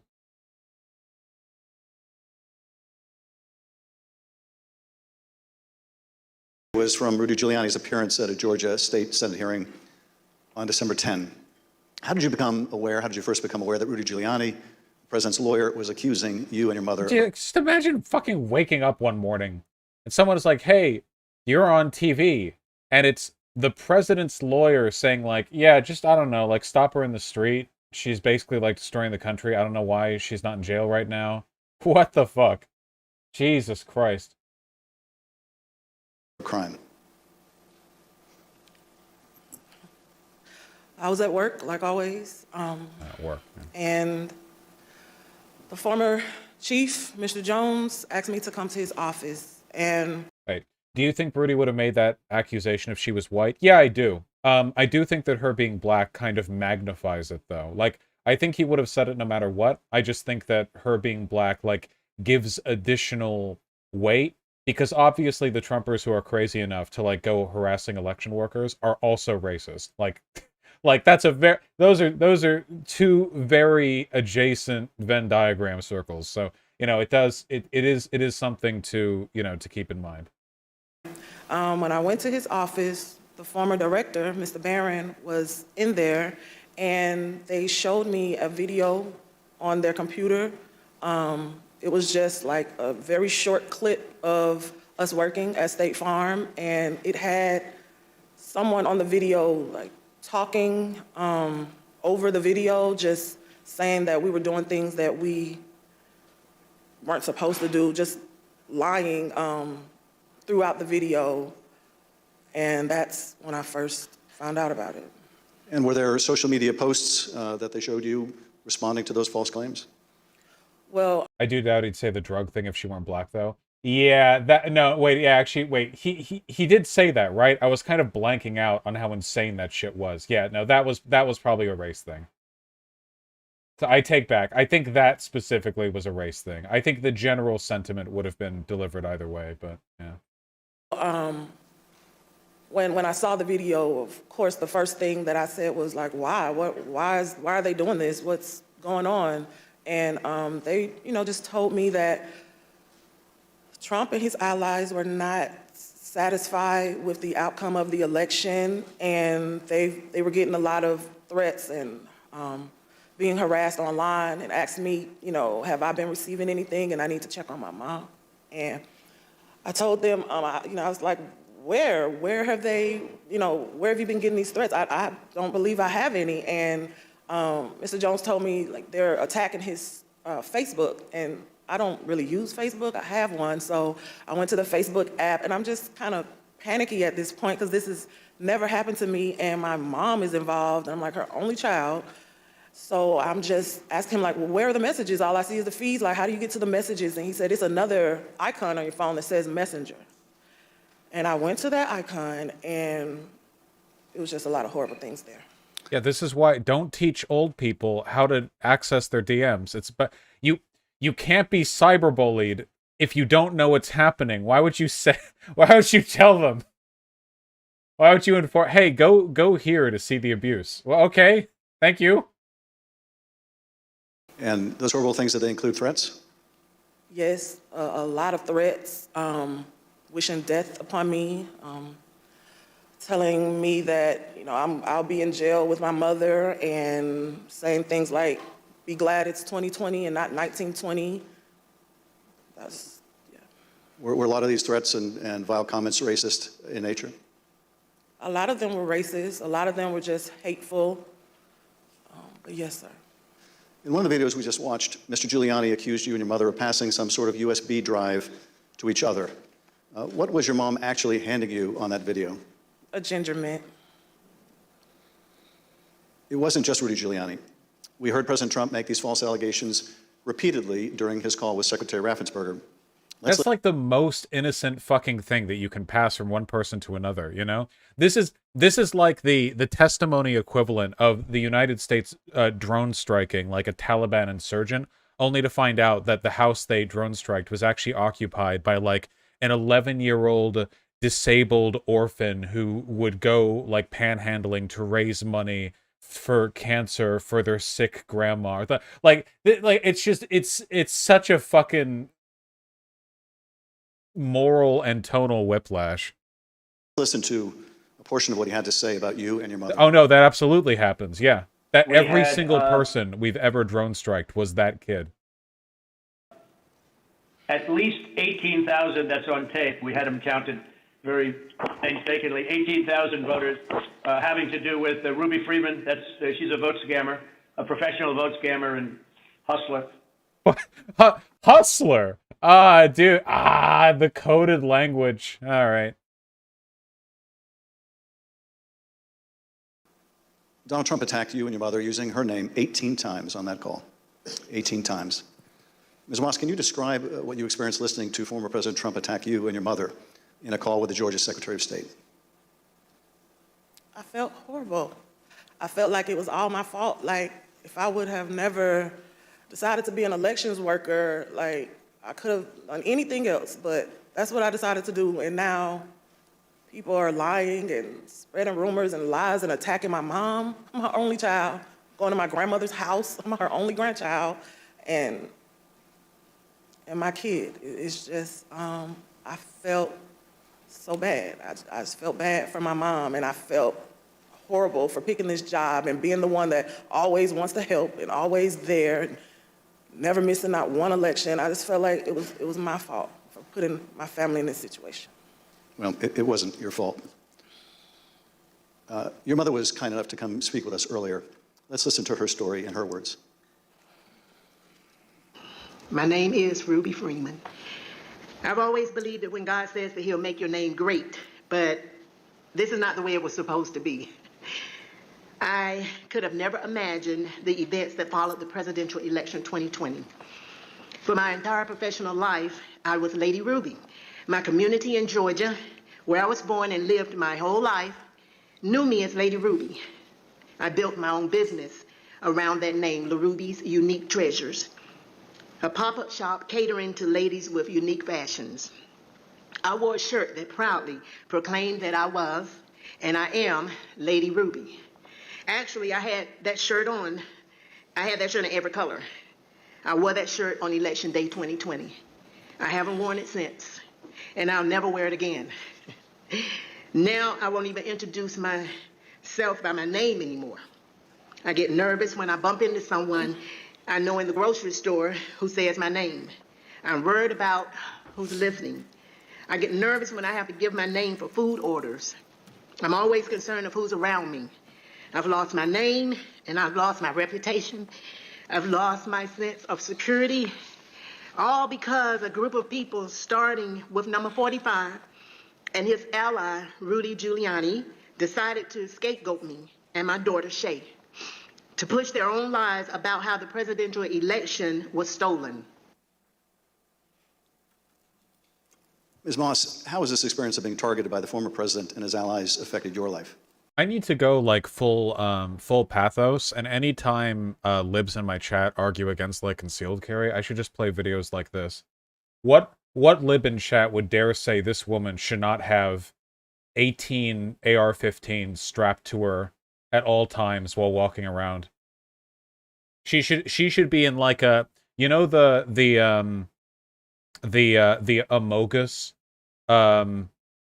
big anti-COVID dome, that except made out of Kevlar and bulletproof glass, and she just has little turrets all on the inside of the bubble that she can just aim out, you know, and she should just, yeah, like a dreadnought, you know.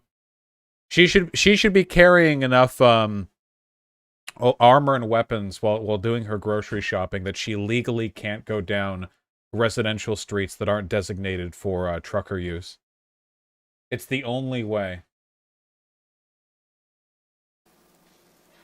It's turned my life upside down. I no longer give out my business card. I don't transfer calls. I don't want anyone knowing my name. I don't want to go anywhere with my mom because she might yell my name out over the grocery aisle or something. I don't go to the grocery store at all. I haven't been anywhere at all. I've gained about 60 pounds. I just don't do nothing anymore. I don't want to go anywhere. I second guess everything that I do. It's affecting my life in a major way, in every way. All because of lies. For me doing my job, same thing I've been doing forever.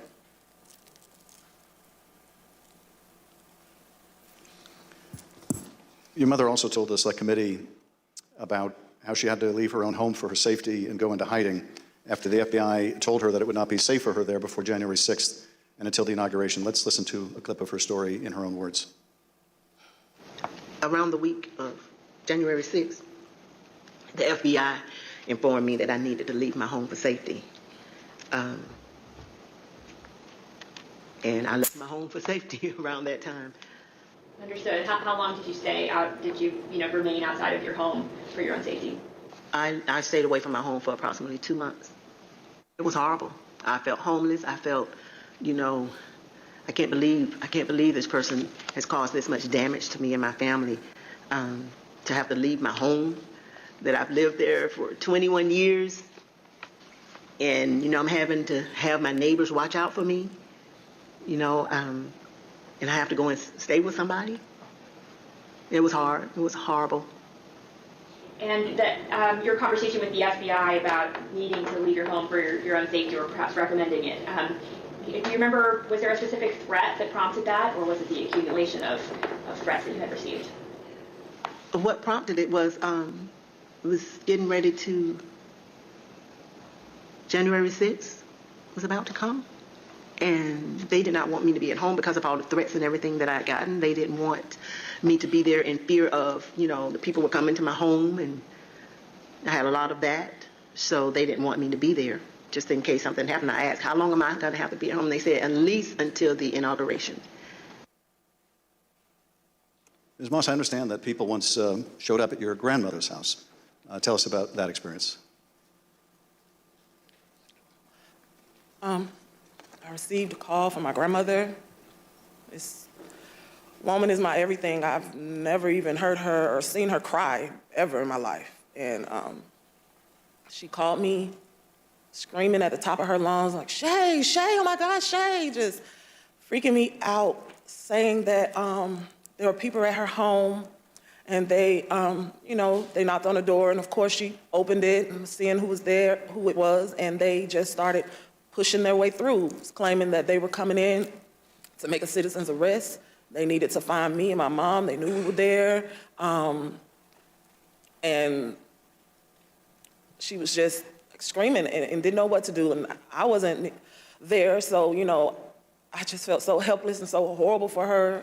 You know, it doesn't escape my notice that of all the election officials we've seen so far who have said they've been harassed or have had threats made against them or have had people show up at their house, this is the first time with this black woman that we've heard about them storming in and demanding to make a citizen's arrest. This is, yeah. And she was just screaming. I told her to close the door. Don't open the door for anyone. And, you know, she's a 70-something, I won't say a-year-old woman, and she doesn't like having restrictions. She wants to answer the door. She likes to get her steps in, walking around the neighborhood. And I had to tell her, like, you can't do that. You have to be safe. You know, she would tell me that at night, people would just continuously send pizzas over and over to her home, you know, and they were expecting her to pay for these large amounts of pizzas. And she went through a lot that she didn't have to. And once again, it made me just feel so horrible. In addition to the personal impact this experience has had on you and your family, one of the things that I find most disturbing is how these lies discourage longtime election workers from continuing to do this important work. Tell us, if you would, of the other election workers shown in that State Farm Arena video and their supervisors. How many are still election workers in Fulton County? There is no permanent election worker or supervisor in that video that's still there. And did you end up leaving your position as well? Yes, I left. Ms. Moss, I want to thank you for coming to speak with us and to thank you for your service to our democracy. What we have just played is a truly horrible and appalling sample, but just a sample of the things that were said about you and your mother following the election. I want to say how very sorry I think we all are for what you've gone through, and tragically, you're not alone. Other election workers around the country have also been the subject of lies and threats. No election worker should be subject to such heinous treatment just for doing their job. With your permission, I would like to give your mother the last word. Yes. No. We're just going to play the tape. There is nowhere I feel safe. Nowhere. Do you know how it feels to have the President of the United States to target you? The President of the United States is supposed to represent every American, not to target one. But he targeted me, Lady Ruby, a small business owner, a mother, a proud American citizen who stand up to help Fulton County run an election in the middle of the pandemic. Thank you, Ms. Moss. Thank you, Ms. Freeman, or as America now knows her, Lady Ruby, for your service to Fulton County, Georgia, our country, and our democracy. Mr. Chairman, I yield back. Thank you, Mr. Schiff. Ms. Moss? Yes, sir. I want to thank you for sharing with us the very troubling story of what you and your mother experienced. The harassment of election workers like you simply for doing your duty as public servants poses a threat to our democratic process. Your testimony is an important contribution to the work of our committee and serves as a reminder to all of us that the safety of local election officials is vital to ensuring that our elections are always free and fair. I want to thank our witness for joining us today. The members of the Select Committee may have additional questions for today's witness, and we ask that you respond expeditiously in writing to those questions. Without objection, members will be permitted 10 business days to submit statements for the record, including opening remarks and additional questions for the witness. Without objection, the chair recognizes the gentleman from California, Mr. Schiff, for a closing statement. For more than 200 years, our democracy has been distinguished by the peaceful transfer of power. When an American raises their right hand and takes the presidential oath of office, they are transformed from an ordinary citizen into the most powerful person in the world, the president. This is an awesome power to acquire. It is even more awesome when it is handed on peacefully. When George Washington relinquished the office of the presidency, it set a precedent that served as a beacon for other nations struggling against tyranny. When Ronald Reagan described it as a kind of miracle in the eyes of the world, he was exactly right. Other countries use violence to seize and hold power, but not in the United States, not in America.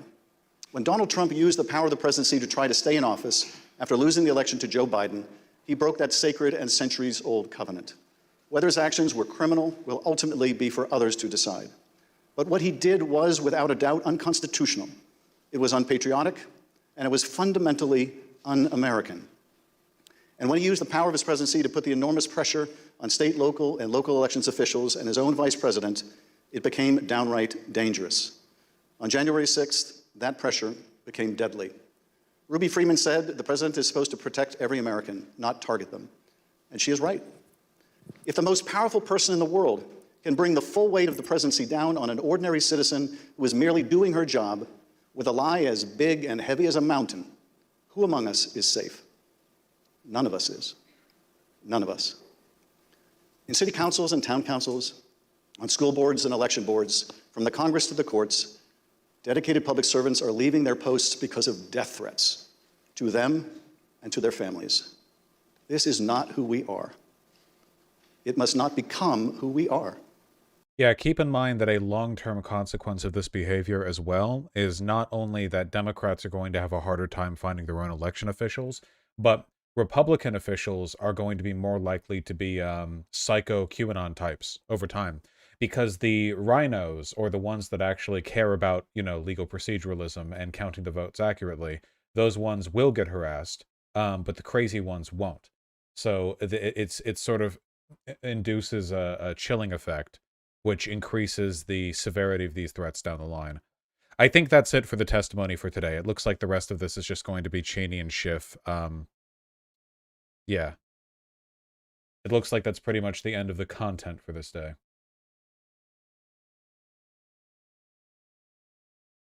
Phenomenal. Oh, meanwhile, thanks to the SCOTUS, we have lost another bit of our rights have been chipped away. This is just from today. Carson versus Mackin. In a 6-3 opinion by Roberts, the court holds that Maine violated the free exercise clause by refusing to provide public funding to private religious schools. Carson versus Mackin is a major decision with huge consequences for state funding of religion. The conservative majority holds the First Amendment requires Maine's taxpayers to fund explicitly religious education. This is a breathtakingly radical holding. So this is essentially a breaking of the separation of church and state right here, like a deliberately theocratic ruling, where the secular state of Maine, and all states because of Supreme Court precedent, no longer have the right to withhold funding from private religious schooling.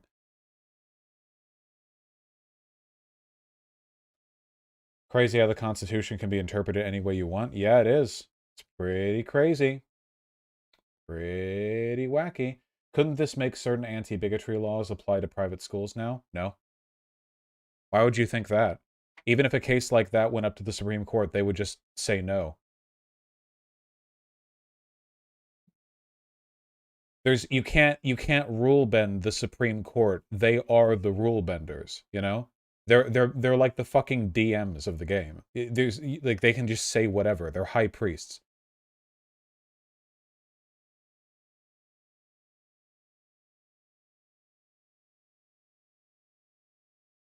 So they can do whatever the fuck they want for life? Yep.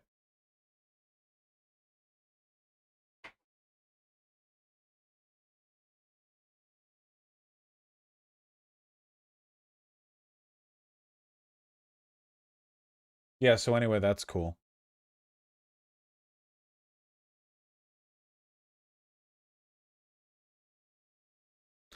Yeah, I saw this. Trans women banned from elite swimming competitions, FINA rules. It's like if they transition past 12 or something, I don't know.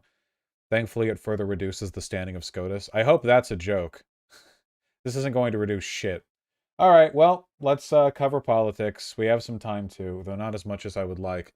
If you are watching right now, all 9,000 of you, and you have not subscribed to the channel, it's because you're a bad person. Thankfully, there is a way to quickly rectify this problem, a quick ticket into heaven. All you have to do is hit the sub button, and then also hit the bell. That part's good as well. And like the stream, the more likes the stream has, the more it is promoted in the recommended feeds of both my subscribers and people who are politics adjacent in their subscriptions. Means a lot when you like the stream, It means more people might jump in, go, oh, who's this wacky boy? Who's this quirked up white boy with the sauce, they might ask. And the answer is Vosh. Anyway, yeah. I saw the Miles Morales Thor thing. God, that was funny. Hold on, let me just find. Oh, quick little. We'll take a look at this really quick, just because it's dumb and silly. Let me pee, and then we'll do the Texas. We'll do the Texas going full fascist. Da da da da da da da. Woo. Artemy, new plan.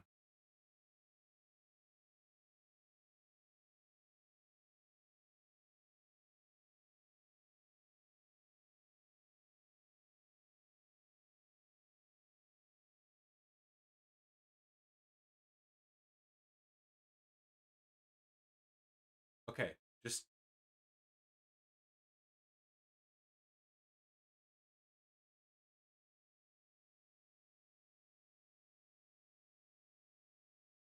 no.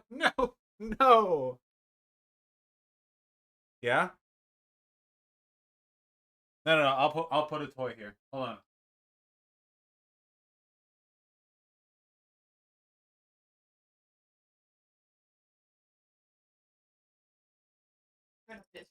Yes.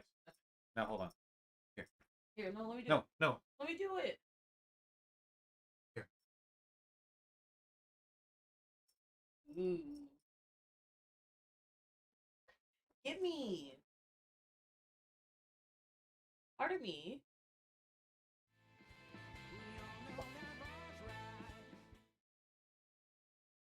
Look at him. Artemy, give it back.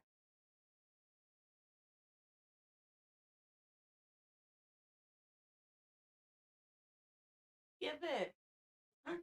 Ooh.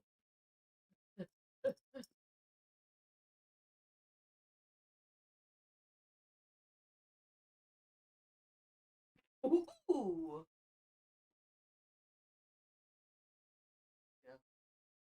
Wow. He loves doing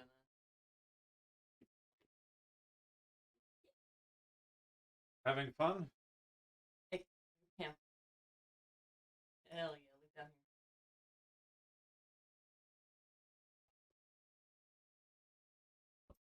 here. I love him. Who's gonna fall? His butt. What?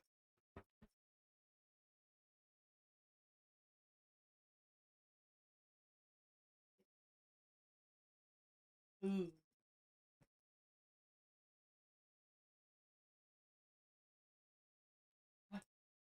Trying to get him to go down. All right, you. No, he doesn't want him.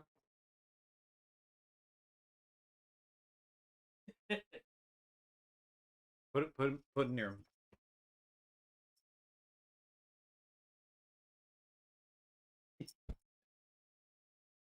Alex, say hi. Hey, bitch, look over here. Look at the mic. Look at not the mic. Look at the cam. Yeah, good boy. All right. Fat boy. Oh. All right, you got your entertainment. Yes, that was your politics. Uh-huh. Okay, I might go late today then. Yeah, that might be better. Cause stream's late tomorrow. Yeah.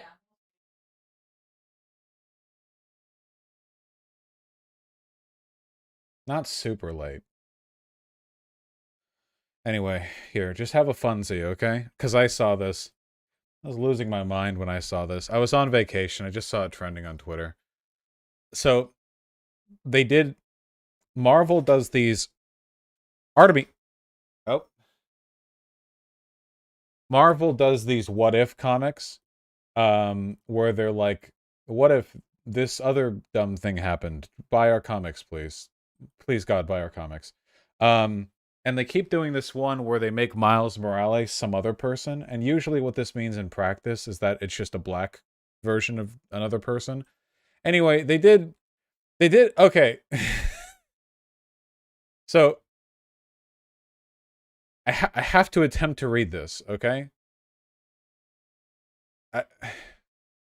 Of all the 5 realms, Asgard is his hood. For miles you can see, he's just that good. The Rainbow Bridge takes him to his quest.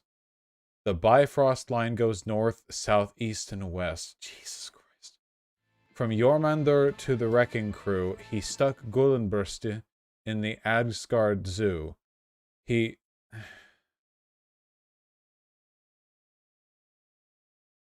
Yeah, it's not good writing. Anyway, anyway, so it's like, I think it's basically like, what if the thing that makes things Asgard appeared here? Where does Miles Morales live? In New York? Look, whatever. Let's just look at the shit, okay? So New York, Brooklyn? Okay. Brooklyn is Asgard here. Which means that this is a city of the gods. And I guess the way they decided to depict that was to make it look like Brooklyn, except with, like, statues everywhere. And there's graffiti everywhere, too. And his armor has a hoodie. This is a hoodie. His Thor armor. Look, those are the drawstrings. He's wearing kicks. There are shoes on the power line, which I have to assume the artist and writer didn't know what that was, or what it means. And his, like, skirt thing is like a sweatshirt tied around his waist. It's basically like, what if we made Asgard hood as envisioned by a very racist man? I don't get... He's got sneakers! So, this isn't like Miles Morales became Thor when he's 20 or whatever. This is him as an immortal god living in the place that has always been Asgard. And he has sneakers on, which means that apparently when Asgard forms around black people, when they're the race of gods, they're like, okay, that's cool and all, but what if we had shitty graffiti and sneakers?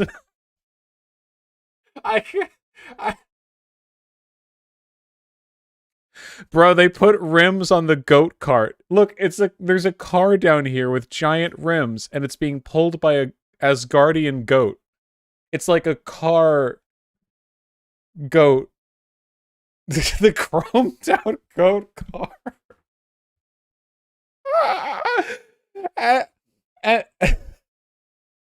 I don't want to take this too seriously and talk about how graffiti as an art form and a cultural artifact usually emerges in poorer areas as a large part of, like, dispossession, a lack of things to occupy the free time of young people, and a feeling that there's no way to affect the changing urban landscape without, like, marking it in ways that the establishment doesn't approve of.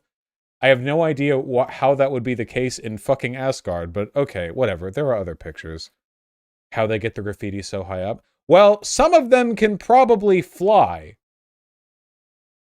The shoes and the power lines are supposed to represent people having died recently. Okay, I know that. But, like, if they just had, like, a bunch of people in the background eating fried chicken, would you be like, oh, well, you know, there's nothing weird about that. Like, fried chicken is a food people love to eat. Like, this is Asgard. The reason this right here is a thing in, like, the hood is because of the Forgotten Dead. You know? Like, you're in a shit neighborhood and, like, young people die in, like, gang conflict or they get killed by the cops or fucking whatever else.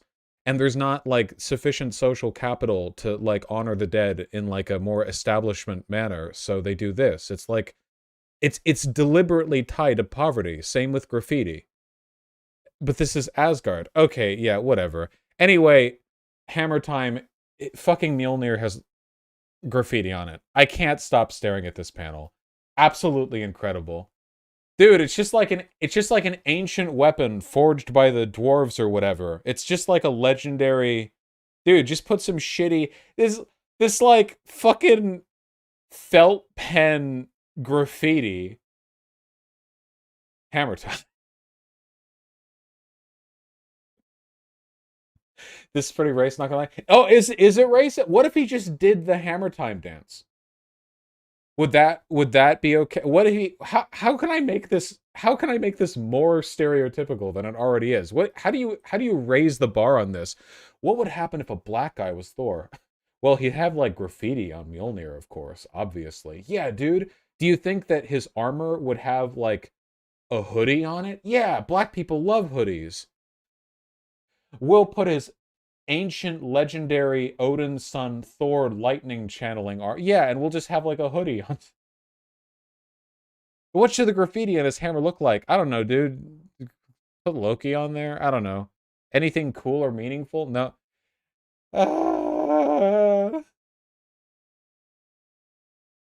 And there's graffiti on the Bifrost.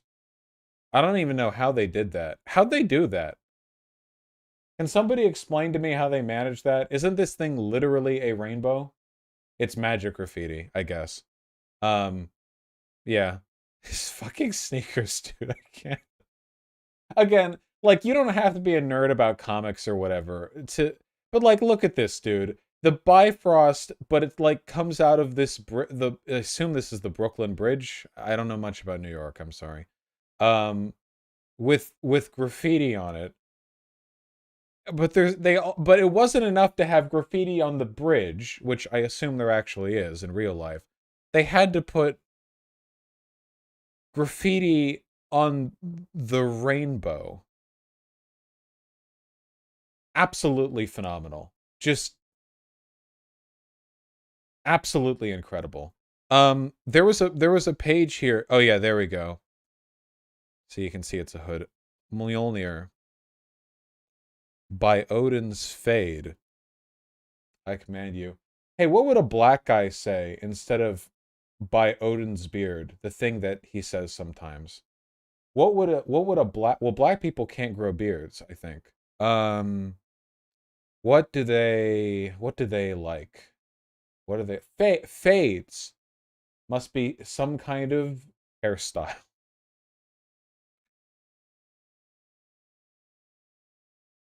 By Odin's cornrows.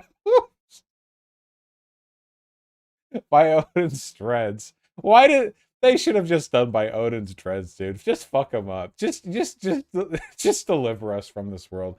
They're actually I saw what Odin looks like.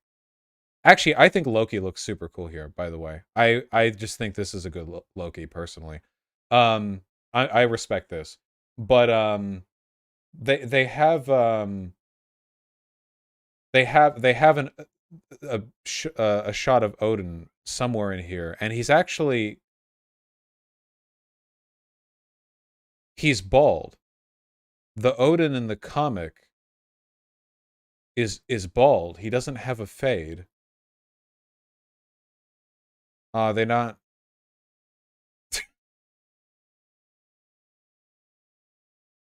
Sorry. I shouldn't be just scrolling through Twitter. I'm really risking it here. Does he have a beard though? Yeah, he has a beard. Does it really count as a fade when you're bald and you have a beard and the fade is literally just a little diagonal cut right here? Because literally everyone does that. You know? Because yeah, I think like a fade is a specific, you know, like like around here. I mean, it doesn't have to be here, but you know, it's because if all a fade is like you only have a beard and no hair, just don't have the top of your sideburns sticking out 3 inches from your sides of your head, then literally everyone has had a fade. So I feel like that's not like, you know, it's not selective enough. I'm trying to find the Odin, but whatever. He just, yeah, he has a squash here. Oh, thanks, Poblado. Oh yeah, there we go. Yeah, he just has a shaved head. Why does he have a shaved head? Can't he have like locks or something? He's not bald when he's white. Whatever, I don't know. Yeah, he has a beard. Well, all the Odins have a beard.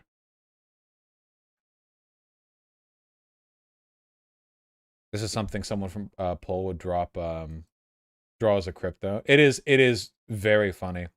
He looks cool, so why is it bad that he's bald? It's not bad that he's bald. I will note, however, that and you can say I'm unfair for saying this, that this stinks of caucasoid behavior. Yes, it does. Apparently the writer is Latino or like half Latino, something like that. Anyway, the writer is in like full lockdown on Twitter, basically. Like he tweeted something like to some of the early critics, he said something like maybe you would have liked it more if I'd drawn more upskirt shots. Which, yeah, I mean, I guess. I don't know. Just give it a shot. Maybe try that. Yeah, that is very funny. It's a very funny deflection. Does anyone have the screenshot of that? Anyway, what was I saying? Oh yeah, white people are terrified of black people having long hair. I don't know. I don't know why. Like sometimes you'll get afros drawn or whatever, but like drawing box braids or dreads, or stuff like that. I think there's just like because this goes back a long time, right? Like black people were told to civilize themselves by cutting their hair short, because white people were like, actually, the civilized hair is when it's blonde, straight, ear length, and full of lice. And anything longer from the top of or whatever else, you know. Yeah. Chemical straightening is still popular. Yeah, no, it is still popular. Yeah. I mean, you can do whatever you want. I'm just saying, yeah. I'm just saying Odin should have dreads down to his asshole. Because that's cool, you know. Anyway, yeah, I don't have much to say here. It's pretty self-evidently bad. It's very funny, you know. What if Thor was black? That's good, right? I mean, yeah, okay.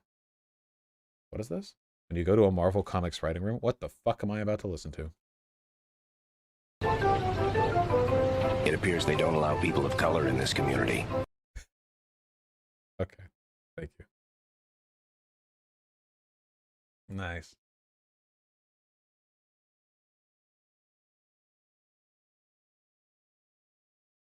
The fuck am I looking at here? What do people link while I'm talking? I have no idea. Oh. Looks like we're on the absolute knife edge of World War III over the Kaliningrad blockade. What now?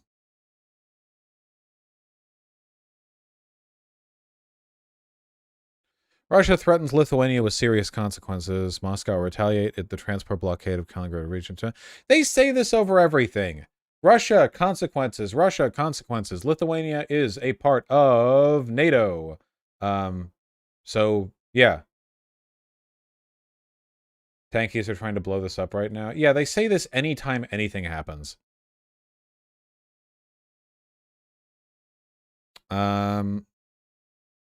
Where is the blockade anyway, like region-wise? Wait, did this person link to their own tweet while hashtagging? Who linked this? You scoundrel. Are you trying to manufacture discontent? Are you goofy little goober, you Edic3. I see you. I heard Lithuania is stopping train travel to Kaliningrad. That's crazy. A NATO country is keeping its rail lines clear from Russian it seems like a pretty straightforward thing. It's just for sanctioned materials. Oh, okay. Yeah, no, whatever. This happens. Russia tells Lithuania, your citizens will feel the pain over Kaliningrad. Oh, they're so mad. Can we really need God, we really do need that, the Putin monkey emote. That's what we need.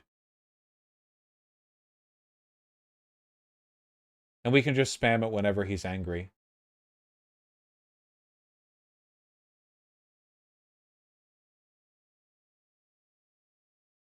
I'll add these.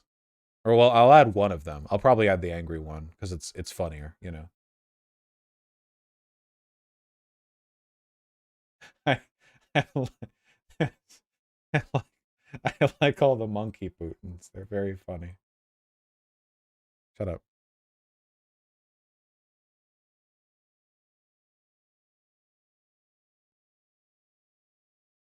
Sorry. Okay. That one's horrifying, yeah. Posada Sean, that video is an hour. I'll probably watch it soon on stream. We got an executive order from Biden. Don't know how significant this is. Oh, yeah, I saw this. Biden signs executive order to curb anti-trans laws and conversion therapy. This was good.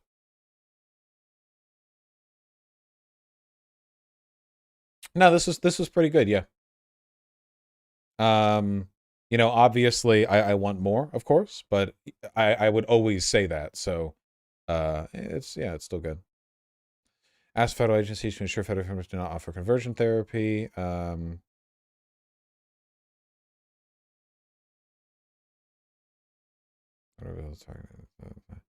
Encourages the placement of LGBTQ children in foster homes to support the sexual orientation. Yeah, you know, whatever. No discrimination here, Jack. True. Breaking. Former 21 Convention speaker and self-proclaimed Christian pastor JLP has been credibly exposed as a homosexual super predator by a Catholic organization in Michigan. 21 Studios is officially severing all ties with JLP effective here immediately. I knew he liked it when I called him handsome. What is the evidence for this claim?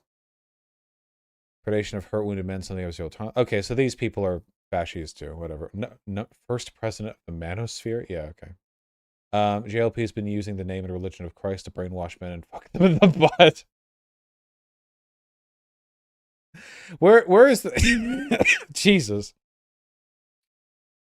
Where's the evidence of this? What is it? This? Okay, so we're watching fash on fash violence right now. So you know, there are no good guys here.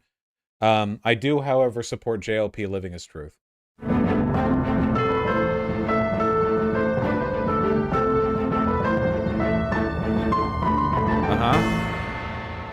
Hello, I'm Christine Niles. Today's June 20th, 2022. Here are your latest church militant headlines. A conservative icon is being exposed as a gay predator. This, according to multiple accusers who spoke with Church Militant in our latest special assignment, revealing conservative talk show host Jesse Lee Peterson is actually a homosexual groomer. A lot of the people that Jesse brings around him are troubled young men, right? Have drug problems, right? Some of them been in jail. Okay, listen. I will say that nothing they say here should be taken without a colossal grain of salt. Not a grain of salt, okay, like a salt lamp, you know, like one of those big Himalayan salt chunks, you know. Wouldn't take it, you know, wouldn't roll with it. However, I will say, you know, as much of a meme as he is, JLP is a very dishonest and manipulative person who does have a online and radio presence based around, you know, trying to cultivate slavish dedication from a group of troubled people. So, you know, he specifically men. I don't know if there are any women involved anywhere there. So it is, you know, it is an environment where there absolutely could be abuse. So it's pretty easy to discredit a guy who's been on drugs, maybe in jail or something like that. It's pretty rotten thing to do. In Germany, a religious community has elected an openly homosexual superior. Wait, is that it? Wait, that's it. Wait, that's not even anything. Wait, just wait. One guy he didn't even talk about his claims. Wait, what?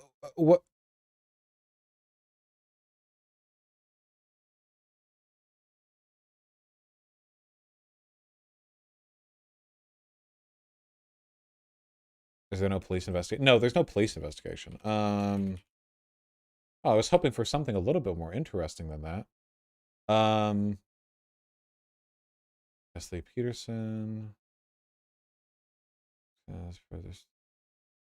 Here's the full thing. Oh, thank you. 26 minutes. Okay, I'll skip through it.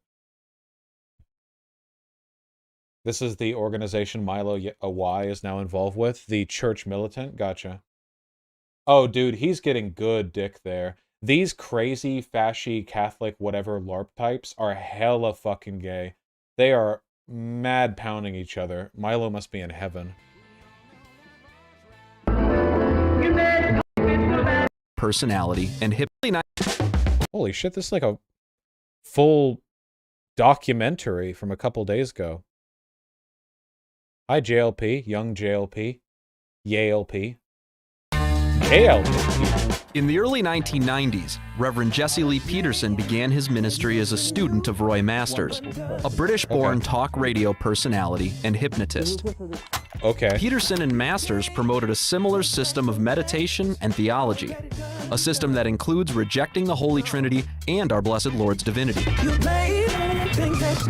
Okay. But thanks to the feckless and spiritually absent bishops, Jesse's theological errors didn't keep him from gaining tens of thousands of Catholic. Thanks to the feckless and spiritually absent bishop? What? Okay, this is it. Wait, I have to watch this. This is insane. Wait, hold on. By watching this live right now, we're essentially doubling its view count, okay? I want 50% of all the people who have ever seen this documentary to be watching it with me, okay? Catholic and patriotic followers. Jesse's draw for conservatives was his comment. I think this is hyper-conservative Catholics. It is, yeah. These are probably people who reject the Vatican II, yeah.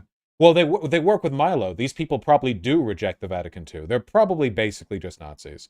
Vatican II was when the Catholics decided that the Jews weren't to blame for Jesus' crucifixion in the 1950s.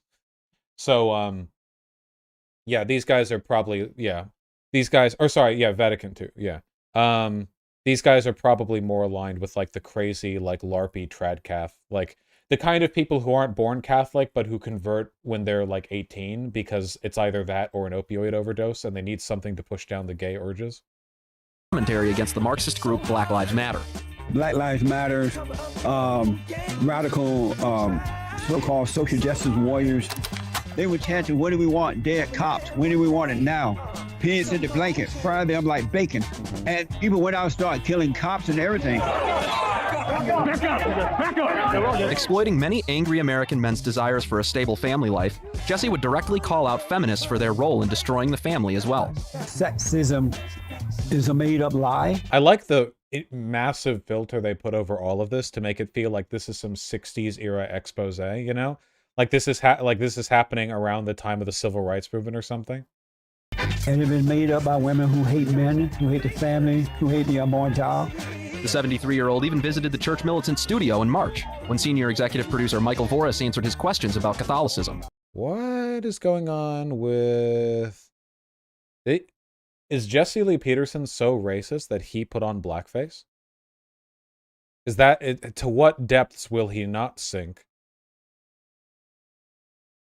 Real, though, he looks pretty unhealthy. I mean, he is super old, so, yeah, I don't know. Did Jesus just rise from the dead in spirit, or did his body come out also? He was, maybe his body came out, I don't know. But I know well, that's a big deal. He rose in the spirit. That's what. No, he rose in the body. Why I want to make that. But he rose in the body. You can't say he didn't walk out of the tomb on Sunday. And from what we knew at the time, Jesse was an ardent opponent of homosexuality in and outside the church, presented himself as such. The spirit of homosexuality is of their father, the devil. It's not. JLP looks like he dyes his beard. Well, yeah, he's like 75, right? There's no way his hair's all this dark at that age. Them, the person, it's a spirit that made a home in them.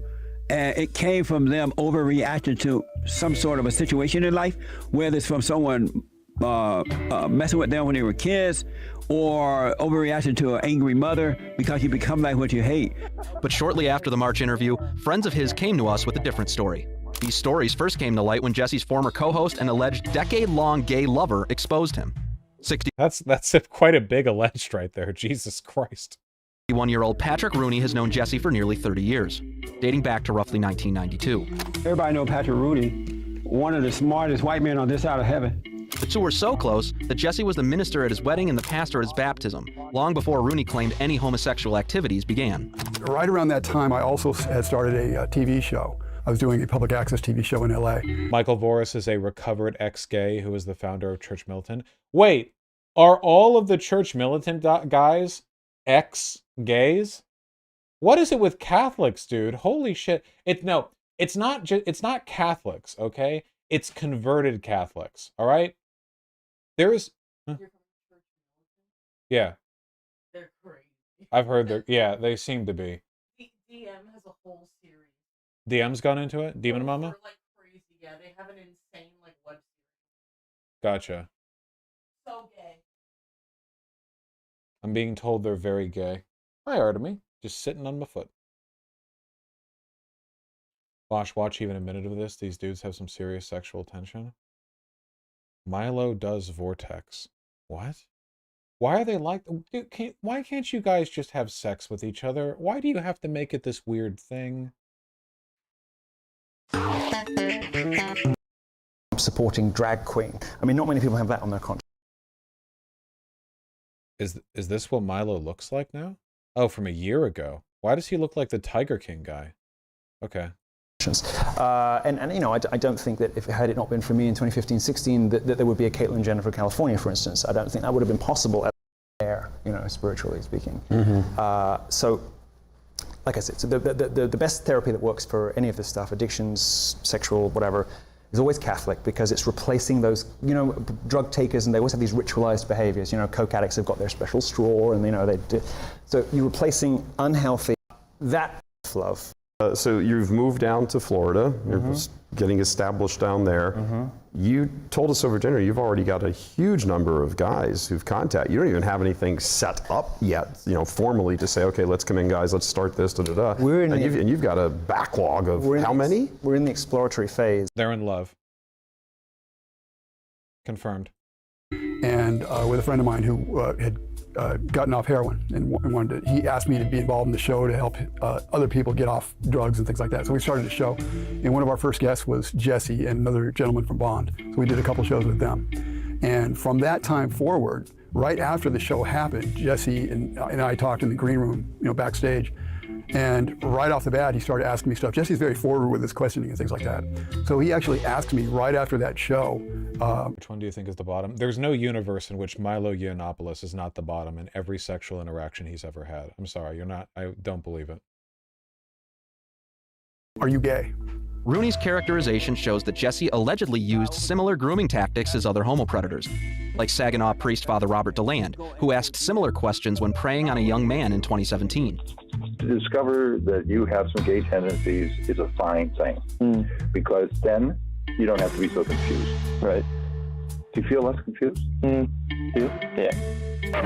After Jesse discovered Rooney's same-sex attraction, the main issue is that there actually are like Catholic gay groomers or whatever, and I don't, because it's coming from these Church Militant people, I don't actually know whether or not by groomer they mean just gay people having sex or they mean actual grooming. Like, the word has no meaning here. There's no, like, in terms of like how much value you should assign to it, the term grooming and the term predator have about as much meaning here as like ellipses do, okay?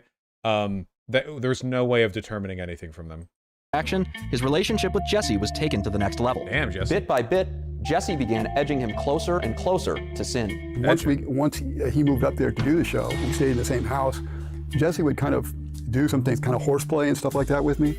And at times he would do stuff where he would like grab me and then we'd kind of wrestle around a little bit.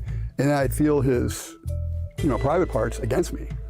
And he did that more than once. So it wasn't like an accidental thing. He would kind of do it. And then I even mentioned it like, you know, what's that or whatever. And he would kind of play around and joke about it. Fast forward to 2005, and Jesse was ready to make his final move. We did a conference with them called Moral Reconstruction, which is kind of ironic now that we're sitting here talking about something else. It's called Moral Reconstruction. We did that. That first conference was, I believe, in 2005. And we did a follow-up conference in 2006 with them as well. And I went with Jesse to Washington, D.C. for this conference. The music really doesn't lend credibility to the music. What, you mean like generic interview / documentary music.wave.mp3? Fundraiser at the time. And so we did fundraising. I was part of the conference. While we were at the conference, we stayed in Virginia, near DC. So we were sitting on the bed together, and oh no! All of a sudden he turned to me, just looked at me, and he said, "What do you want to do? What do you want to do?" And he said it in a tone that was really insistent, and I'd never seen this tone from him before. It was like kind of scary. It kind of scared me. Like what? What do you want to do? I knew what he meant, and then I told him, okay.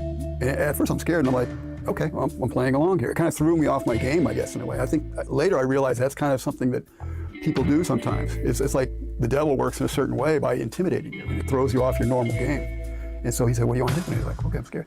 And then I told him what I want to do. I mentioned sex acts, that he knew about, that I'd already talked to him about, that I was interested in. And next thing you know, he's ripping his clothes off and coming at me, basically. And I did the same, took my clothes off. And the next thing you know, we're fully at it, having, not getting detail here, but basically full-on sexual acts. Rooney's recollection. Good for them, I guess. So the problem here is, like, he's not even alleging to being coerced here. When he says the devil made me do it, I don't know if what he's saying is the devil made me freeze up, or the devil made me want to have sex. So again, like, the language used here draws this incredible ambiguity between, like, just being gay and, like, predatory stuff. I have no idea from that retelling whether or not what he's saying even describes, even alleges bad behavior from JLP. But yeah. There is some kind of coercion because JLP has a position of power over the guy, right? He said, like, he talked about what they wanted to do, like they'd mentioned before. So I don't really trust the honesty of anyone involved in this. I don't want to make, like, any strong statements. There were obviously possible concerns. There were also ways that those concerns could be alleviated that, like, I might not be aware of, like previously talking about it, or a bunch of context clues that, either he won't tell, can't tell, doesn't remember, or, like, yeah, like, there's just, I can't make any real statements here. Like, let's just watch this bullshit. Show that Jesse mirrored DeLand's sexual advances almost identically. I love you. I like you. I know. What are we going to do? I don't know. No, what are we going to do, really? Rooney's description shows that... Wasn't the issue with that the person was a kid? I think he was an adult at the time. Like very an adult, right? Like... After their sexual encounter, Jesse began intertwining his private homosexualism with blasphemy. After we had just done the first sexual act, and then ever since then, he told me that once we did this, I was born again. This sounds crazy, but this is the absolute truth. He said that I was born again. He would remind me of that through the years. Following being born again, Rooney contends that his sodomitic relationship with Peterson went on for roughly 10 years, until Rooney decided to come clean to it. They come up with the craziest names for shit, dude. Sodomitic relationship. Holy shit. JLP like gay porn. Oh no, I remember JLP liking gay porn in his Twitter. Bosch, for Catholic freaks, there's no difference between gay sex with a consenting adult and sex with a child. Yeah, I wonder why they have so many problems with child abuse in their clergy. Makes you wonder. His wife and son. My son was really angry. My son was mostly angry with me, because he had Jesse on such a pedestal. My son had Jesse on such a pedestal, he literally thought Jesse could walk on water.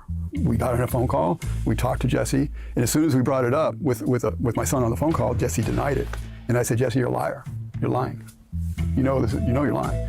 And he finally came out and admitted to my son that he did that. Rooney later moved to Florida to get away from Jesse. But according to Rooney, Jesse couldn't handle the relationship ending, offering him several bribes to get him back to LA. It's typical for homo predators to try and cover. That is so weird. Having your son around while you talk about you having an illicit affair with the pastor that you both follow, and then you call the pastor and argue with the son over whether or not you had sex with his dad? Their tracks using a cornucopia of strategies to shut people up. In the case of Father DeLand, it was now deceased Saginaw Bishop Joseph Sestone, who remained silent on DeLand's abuse for years. While serving as an auxiliary bishop in Philadelphia in 1994, Sestone allegedly watched as documents containing names of up to 64 suspected sex abusers were shredded, earning him the nickname Bishop Shredder among the U.S. bishops. According to Rooney, for Jesse and those loyal to him, the strategy was to bully and silence all victims and witnesses speaking up. Jesse did throw me under the bus, basically, and other people that did anything like that, and still does. If anybody comes up with it, they'll keep anybody off the air. You're talking about other victims? Well, yeah, other victims. And he'll make sure that if anybody talks about these things, calls up his show or does anything like that, they were not going to get through on his show. Patrick explained how easy it was for Jesse to discredit victims, given Bond's history of seeking out troubled young men. A lot of the people that Jesse brings around him are troubled young men, right? Have drug problems, right? Some of them been in jail. So it's pretty easy to discredit a guy who's been on drugs, maybe in jail or something like that. It's pretty rotten. What is this music, dude? Why are they playing a lyrical track loudly to the background of an interview? What thing to do? Beginning last November, Rooney began writing a collection of blog posts hinting at Jesse's predation, leading him to a shocking discovery. After I published these articles, passive-aggressive? I found out from a young man, very credible young man, that Jesse was fooling around with this young man. Wait, Vosh, I mean, if he sees himself as a victim, I actually start feeling bad. Well, here's the thing. It's kind of contextual, okay? If this guy feels like he was taken advantage of by a person who had a lot of power over him, I think that whether or not he's a fascist, which he is, I think that's a very valid grievance. However, if he feels that JLP tempted him with homosexuality and that all of this, like the great sin here was like pulling him into that, and the issue here isn't actually coercion, it's actually just like the dude's gay and doesn't want to accept it, and he's blaming his behavior on Jesse. The issue here is that their politics fuck everything up, you know? You know what I mean? It's kind of like, okay, you know how like by default you should take rape accusations seriously? Because like, yeah, most of the time when a person accuses another person of rape, like overwhelmingly there's like a reason for that, you know? Imagine if somebody made a rape accusation, but like yesterday you heard them like loudly say, and I love false rape accusations. I will do it to this person and this person and this person, and I just love lying about that because I am bad, you know? And then like I mean, like, you should still listen to what they have to say. It's just like you kind of shot yourself up in the leg here when it comes to you get what I mean, right? The politics here make it really difficult to determine what's an actual problem and when they're just like alleging homosexuality at one another, you know? Yeah, it doesn't help when they say stuff like homo predator, in large part because the problem there would be the predator thing. So if they have to add homo predator, like, you know, the real problem is with the homo thing, right? Like, none of the people here give a fuck about the Me Too movement. It's not like these people are like stalwart defenders of consent in their day-to-day lives. It's very obvious that this is about the gay and not the predator. Homo predator said like apex predator. Yeah, the apex homo predator. Homosexualism. Sodomatism. Young man was 30-year-old Samuel Arambula, a more recent member of Bond and Jesse's latest known purported victim. I started going to Bond around May 2020. 2020. This was during the coronavirus lockdowns, everything. As soon as they opened back, they were doing live broadcasted, no in-person church for like 2 months or 2 weeks or something like that. But as soon as it opened up, I went. That was May 2020. Jesse, what he likes to do in the church is he goes around first-timers. He goes around first-timers and says, introduce yourself, what's your name, you know, how'd you find us, where are you here? The first thing I said, my name is Samuel, and I'm here because, you know, you helped me a lot. I went and forgave my mom, I went and forgave my dad, I had a lot of anger, and I just dropped that, and I feel way better now. I'm really, you know, growing, and I want to thank you for it. Among him are 3 other alleged witnesses and victims who also chose to tell their stories. Okay, damn, I thought they just keep it to the one guy. Okay, shit, well, listen, detectives are on the case. While watching this, we're going to try to determine whether or not they're talking pejoratively about homosexuality or about actual grooming behavior. Samuel began his relationship with Jesse professionally. Ah, fuck, I just saw someone in YouTube chat. They're right. Didn't I suggest that JLP, like, hook up with men? Oh, no. Maybe that's why he acted that way during the interview. That's why he stopped up there. He thought I knew. Oh, God, I did, didn't I? I said he was handsome and he'd have no trouble if he hooked up with men. That's why he fucking stopped there. It's because he knew. I did this. I precogged. Ah! I precogged. I pre-watched 2 years before. Fuck. God damn it. Oh yeah, he's gonna come after me now. Fuck. Washing cars for him and doing other cleaning work at what they call the Bond House. The Bond House is where Jesse and several of his male staff currently live. Yeah, true. And when Samuel began opening up to Jesse about his past, things got personal. I was molested as a boy, so I was like, Jesse, what do I do? Like, this is weighing heavy on me. What should I do? He said, forgive him, it's in the past. Our relationship progressed slowly closer and closer. I didn't suspect anything weird of it. There were certain times where he began hugging me where I was like, whoa, I've never been hugged by a man. Like, what was this? But I was like, never been hugged by a man. Okay, I mean, that can happen. Yeah, this music is wild. This is, he would just tell me, like, you know, I just love you. So I'm like, okay, I guess you know, I love you too. But, much like with Patrick Rooney, Samuel states things went from casually close to mortally sinful. So a Friday afternoon, evening, I go to Jesse's house and I am sitting in his couch, relaxing. You know, I'm kind of avoiding the LA traffic at the peak hour. So it's a good deal. And I get to stay somewhere with someone that I respect, friend. So then by this point, we're already real comfortable with like hugging and all that stuff, you know, just hugging for long periods of time. I thought nothing weird of it. I guess my guard had already been let down completely. So I'm sitting in his couch, he kneels down in front of me, and then he wraps himself around, his arms around my waist. And I'm like, okay, this is kind of weird, but I'm like, Jesse, why are you doing that? He's like, I just love you so much. And I'm like, okay, I guess. I was just like this. So then he starts rubbing my thighs, and I'm like, okay, what is he doing? Like, it's kind of crazy. And then he starts rubbing my genital area, and I'm like, what's happening right now? And then he pulls down my. Okay, I trust this guy's testimony way the fuck more than the first guy. He's actually talking about what happened and not loading it with a fuck ton of like ultra-fash tradcath terminology. Also, the framework's pretty well. Him saying he'd never been hugged by a guy before is actually like a really revealing part of his life, you know? Like that, assuming he's telling the truth, which, you know, I'll assume that he is there, because I don't know why he would need to lie about that. But like the idea of like previous sexual assault victim, incredibly unfamiliar with male intimacy, you know, JLP gets weirdly close, but, you know, sort of is like, no, man, I'm just, because JLP is so disarmingly fucking stupid that it's, you know, yeah. Oh, he said hugged like that, not hugged. Okay, well, still, like, to an extent, you know.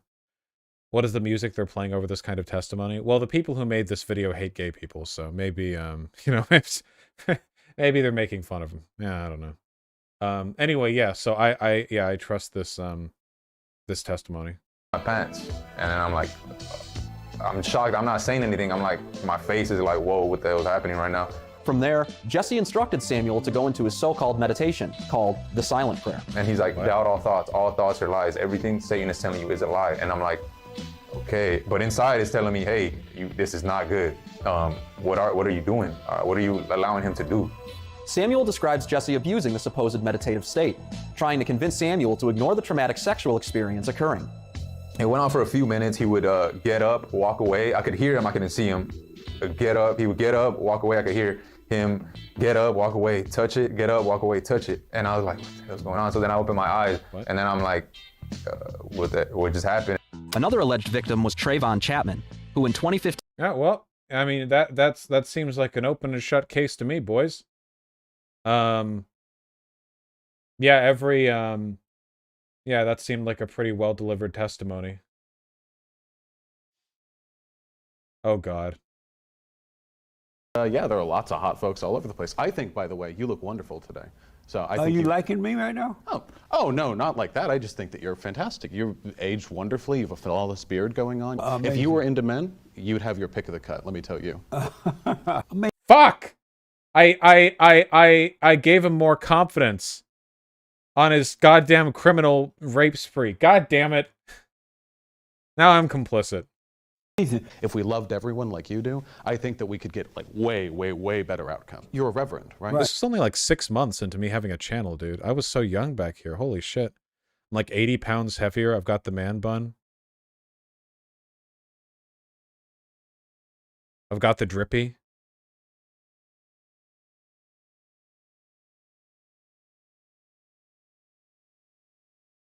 Yeah, seriously, Vermin, fuck. What even is 2019? I don't even know, dude. Holy shit. Whatever. Okay, anyway, moving on. Did you ever wear that shirt again? No, that was a JLP only shirt. I'd totally wear that to like Charlie Kirk or PragerU or whatever. It's a good shirt. Told his friend, now 43-year-old Armand Martikian, that Jesse molested him. Well, the first thing came out of his mouth that Jesse's homosexual. And I say, you know, you can't be saying this, you know, like he's all against it. He's a, you know, straight conservative man who, you know, this is like, what you're saying is bizarre, you know, it doesn't make sense. But at the same time, it kind of struck me as a truth. What this guy was saying, he was explaining the incidents, like certain acts that they would do. They had some nicknames. Jesse had nicknames for it, you know. Say, instead of telling what the act is, he say named it oral massage, according to Trayvon. Armand tried to tell Jesse what Trayvon said, and he just dismissed it. I went to Jesse. I said, Jesse, Why is this guy here testifying on behalf of his friend? And why is the only photo they could find of this guy... I don't know how old this photo is, because they keep putting a filter over everything, but, like, I don't think this is a recent photo.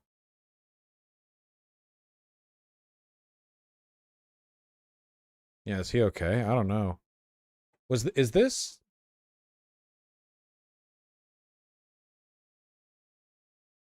I know they probably did this, like, with filters instead of authentically, but this almost looks like it was shot on tape. The play and the timer in the bottom left, or the top left and bottom right, are faked. They're added in by the documentary, as is the burn. The burn on the sides here that are meant to recreate a VHS tape. But yeah, I don't know. It just looks old. Yeah. Friend. And I say, you know, you can't be saying this, you know, like he's all against it. He's a, you know, straight conservative man who, you know, this is like, what you're saying is bizarre, you know, it doesn't make sense. But at the same time, it kind of struck me as a truth. What this guy was saying, he was explaining the incidents, like certain acts that they would do. They had some nicknames. Jesse had nicknames for it, you know. Say, instead of telling what the act is, he say named it oral massage, according to Trayvon. Armand tried to tell Jesse what Trayvon said, and he just dismissed it. I went to Jesse. I said, Jesse, I bumped into Trayvon, and he was talking bad things about you. The moment I said that, his first response was, oh, he's on drugs. When he said he's on drugs, shivers went down my spine, like, uh-oh, aren't you gonna ask what he said about me? Trayvon has since disappeared. None of the men have any idea of his current whereabouts, though they assume he's still somewhere in LA. After this encounter, Armand began questioning his own relationship with Jesse. And then I had a Oh. Well, I will say that the accounting being given here is actually a pretty realistic and reasonable way of him coming to realize that JLP was doing the things he was accused of doing. The idea of him casually bringing up the accusation and JLP jumping the gun with like a suspiciously specific denial. Yeah, that seems like a pretty logical like event. You know, it doesn't seem that contrived. Flashback. Back in the day, it was such an insignificant thing that it never stayed in my memory, but for some reason, the flashback had when I was in private counseling, he kind of gestured me, let me see down there, pointing at my, referring to my, you know, down there as in my privates. Not knowing what it was about, I'm at very late teens at that moment, you know, like kind of got tricked into it, pulled my pants forward where he kind of looked at it. Oh, I feel like I have to mention this, by the way, just so people don't get it twisted, okay? People like do a lot of, oh, you know, gay people, predators, whatever. This shit happens all the time with heterosexual predators, like in positions of power, priests, whatever. The reason the Catholic Church has so much of a, like, they're gay predators thing is that these investigations happen disproportionately when they are gay. If it was a bunch of women who came out about a priest, they wouldn't be believed nearly as much. The accusation, like, if a woman is like, you know, oh, he groped me or whatever. There are like a million things that conservatives will say to wave that off. But a guy making an accusation of homosexuality in the Catholic Church is treated much more seriously, because even the charitable interpretation of what they do, like, is still not acceptable by their like doctrine. So there's going, like, I just can't tell you how many times shit like this has probably not happened because the accusers were women. Yeah, I just want to point that out. But at the same time, I'm thinking like, maybe he's trying to see if I'm shy. He's trying to help me overcome shyness, because I was a little shy. You know, I didn't know what to make of it. I remember saying, if somebody sees us from outside, they're going to think we're gay, I said.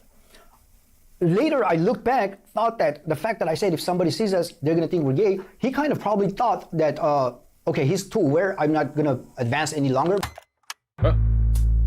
Former Bond House manager, 50-year-old Robert Santner, alleges he witnessed similarly strange behavior in 2021 between Jesse and current Bond producer James Hake. What I witnessed him... Wait, hold on. Former Bond House manager, 50-year-old Robert Santner, alleges he witnessed similarly strange behavior in 2021 between Jesse and current Bond producer James Hake. Okay, I just want to say, like, right off the bat, if Hake ends up being gay, this is the most called thing in the universe. This dude is repulsed by women. This guy is, like, existentially disgusted by women. You know, I mean, it might be all... Yeah, I don't know. Hake has... In all the people I've seen and talked to, Hake has quite possibly the most internally destructive understanding of their own sexual interests and desires of any person I have just ever even been aware of, you know? I don't even know how much of it is played up, but yeah. You should have hit on him like you did JLP. JLP is charming, though. I don't think Hake has that like, JLP is fun to be around, you know. I was with him in person. He's a personable guy, you know. Again, not an exoneration of his behavior here. I'm just saying that in terms of, you know, laying in the charm or whatever.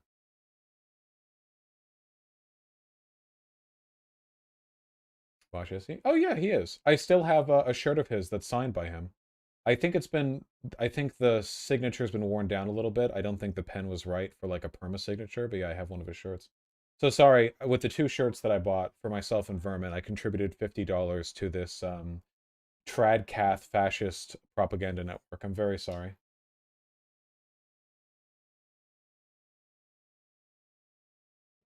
Ah!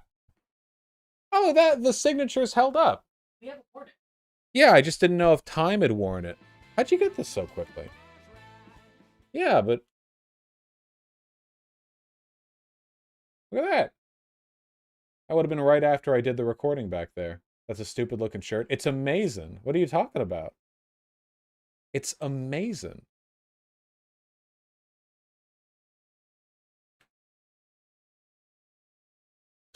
A rapist signature, Pog. Yeah, all right.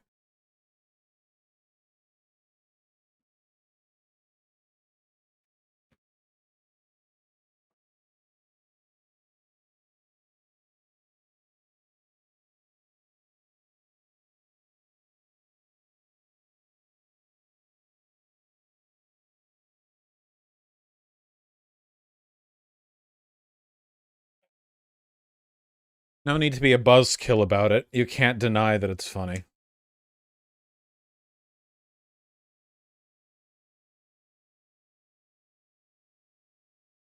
What I witnessed him and Jesse were hugging each other intensely. Oh, sorry, last thing. Okay. Classic JLP moment.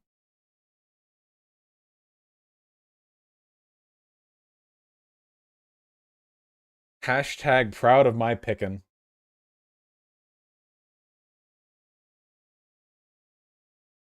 This is a classic right here. This is a classic JLP. Yeah, brings new meaning to the term pick me, huh? Ooh. Okay, I want this photo signed now. Okay, if I ever brought like a printout of this photo to him for a signature and showed it off on stream, would you get mad at me? Come on, you wouldn't get mad at me for that, would you? Rightoids would be so much funnier if they weren't planning on genocide. Well, JOP is phenomenally funny no matter how you slice the cake. Yeah. Absolutely incredible. It certainly looks like an authentic sack. It looks pretty old. Okay. All right. Rubbing each other's shoulder down stuff, and came to a point where I actually saw him kissing him on the cheek.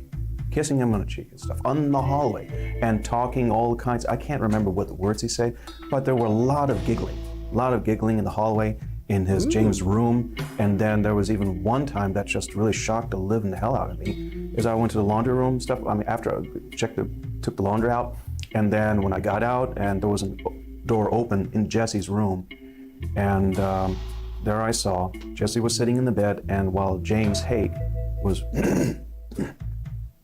wrapped around bed sheets, completely around like a burrito with his head sticking out. And Jesse was like embracing him and hugging him and stuff, and then kissing him on the forehead. And I was like, hey, are you all right? Hake, to this day, is an ardent defender of Jesse and his ministry, essentially helping him ostracize all the men accusing Jesse of Is that too weird of an accusation for it to be made up? Like, if I wanted to make something up to attack JLP and Hake, my thought would not be, I saw him making a Hake burrito. That's just not, I mean, it could be made up. That just seems one of those too weird to be a lie type deals, though, a little bit. Yeah, I don't know. I don't know. homopredation. Santner also described an incident where Jesse attempted grooming him to see if he was a homosexual. Like there was one night, okay, I was all by myself. It was like late at night after I came home from work. I was in the kitchen, you know, doing my own thing and stuff. And then suddenly there was Jesse appeared on the doorway, leaning against the doorway with his hand underneath his underpants. And he was like slowly massaging himself and was giving me a look, and I turned around and says, "What the heck are you doing?" And he was like giving me a smile and giggle and stuff, and then walked away. Classic pickup technique. Well tested.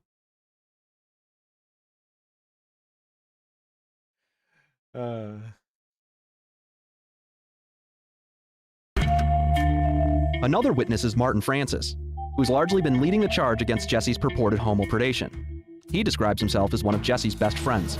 You may recognize Francis from a video with Jesse arguing with a Univision reporter at a Prop 187 rally in Los Angeles in 1996, a rally opposing the flood of illegal aliens entering the state. Are you all right? Are you okay? Oh, I'm feeling better than ever. Are you all right? Yes, I'm all right. Are you racist? Am I what? What are you think of these people now? Why? Why you stay You here? said, are you racist? Am I racist? Yeah.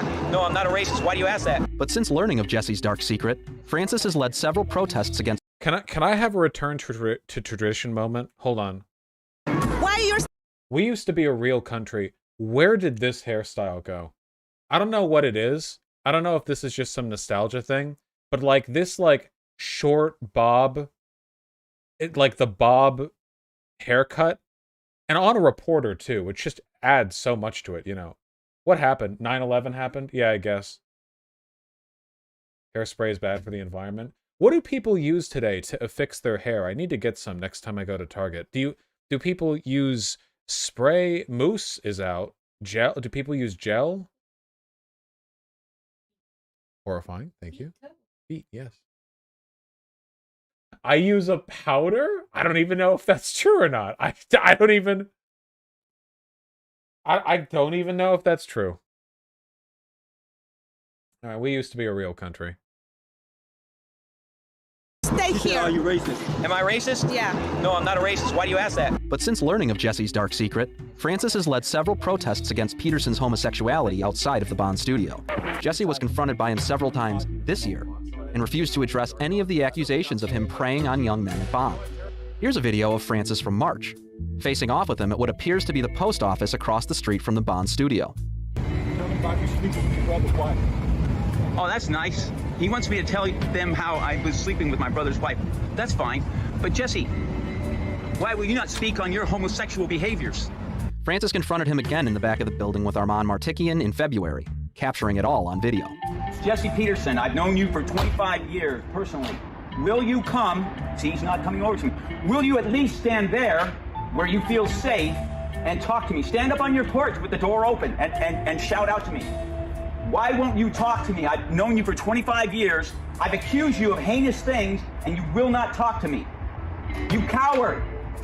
Francis admits there were also a few clues that should have revealed Jesse was a homosexual, long before he ever found out. He wanted to see if... Okay, I'm not... So obviously this guy has had some drug issues in the past. I just want to know, what causes this? You don't need to be wry about it. I don't know. Is it meth? Is that he was hit in the earlier video? I don't think him getting hit. No, this isn't the wound, guys. There's no way. I don't think a little bit of blood from the forehead 25 years ago would lead to a crater in his...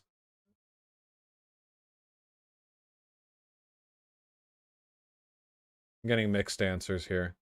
I'm just gonna go with meth. Whatever.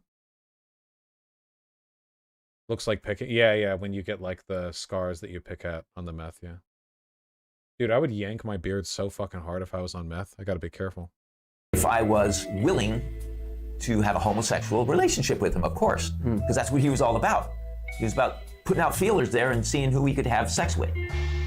And it didn't work with me because I'd not been molested as a boy. And so eventually I told him, look, Jesse, I'm just an angry guy, and I don't like these long hugs and all this stuff we're doing, you know, at night. And did he stop? Where he would come into my bed and just lay with me. You know? He would come into your bed and just lay with you? Yes. And at one time even like put his hand underneath my underwear to go toward my genitals, right?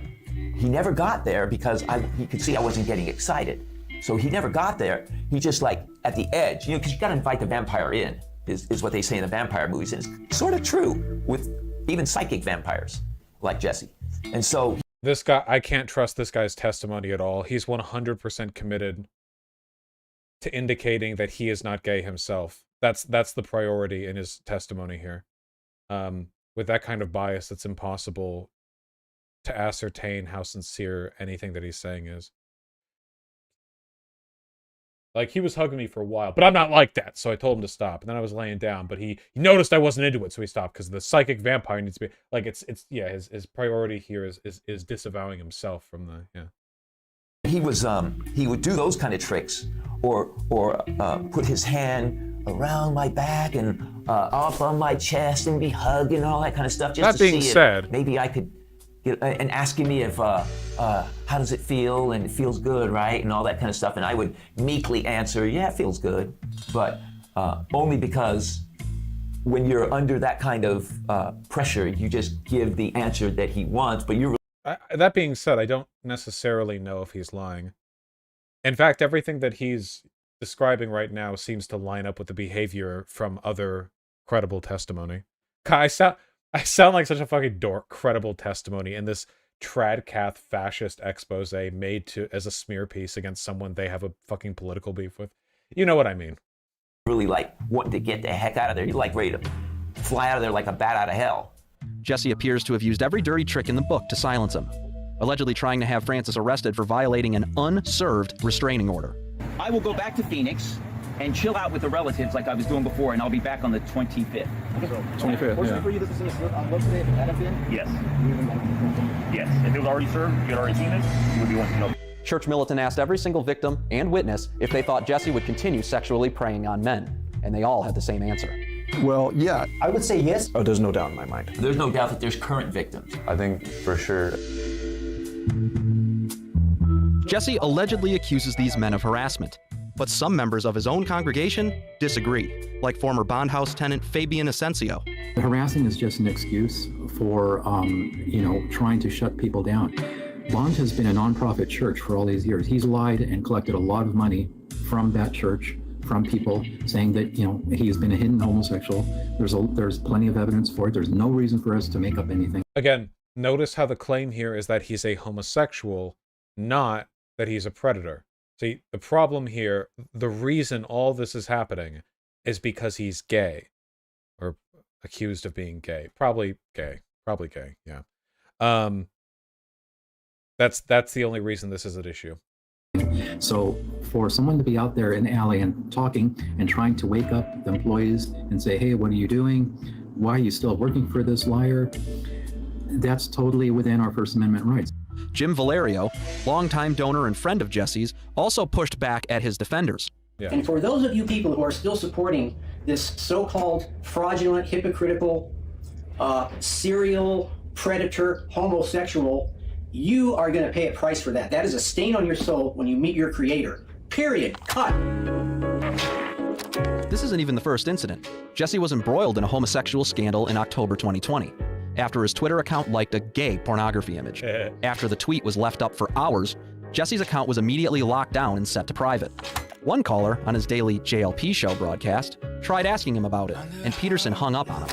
Did you lock your Twitter account because you got caught liking a gay OnlyFans post? Amazing. Do you think I handle my own Twitter stuff? Oh, somebody else did it? How come you locked the account? None of your business. What the? Are you a homosexual or something? No, but it doesn't really matter. Why are you such a beta male? What, you know all that stuff that's going on. Can you imagine being hit on by this guy? It's still very surreal to imagine JLP making moves on somebody. I can't. It's not real. But you're being a girl right now. What making you be a girl right now? There's nothing wrong with it, Jesse. There's nothing wrong with you being a girl? They were in. Goodbye. On top of those we spoke to, there were I won't deny. That's a pretty suspicious pattern of behavior right there. It's very defensive, he is. Several other anonymous alleged victims Church Militant was made aware of, who refused to speak with us per their devotion to Peterson and his so-called ministry. Jesse continues to deny his own actions to his congregants and his fans, shutting down any victims who stand in his way. For Church Militant Special Assignment, I'm Joseph Enders, Detroit. You know, that did have a lot of production value put to it, I'm not going to lie. As a hit piece against JLP, it is, I think, a very effective one, at least to the audiences that they're trying to cultivate, you know. Except for the audio levels. Well, the music was the main issue, yeah. Maybe that was a deliberate choice to sort of make the gays look silly, I don't really know. Anyway, since this is not a real court case and I am a YouTube boy, I will now give my ruling. He's probably a sexual predator, yeah. A lot of those testimonies seemed pretty credible and described behavior. That was pretty bad. He has a unique position of authority over people who are generally not in a good place in their lives. You know, the fact that he is a fascist makes me think less of his respect for consent in general, for fairly obvious reasons. Yeah. A lot of that stuff seemed like there would be no reason for them to lie, or there'd be no real benefit, unless they were coached to by the people who made the hit piece. But I think that gets kind of into conspiratorial territory. The idea like, oh, well, they only said all these compelling, convincing things because they were told to. Like, yeah, I can't. You know, I can't make claims like that unfairly, I think. Yeah. Yeah, and I think that, yeah, JLP's general vibe kind of works with the accusations there. It seems fitting. All right, well, I won't be burning my limited edition collector Jesse Lee Peterson Amazing shirt, but I won't be wearing it out to any soirees anytime soon, okay? That's my pledge.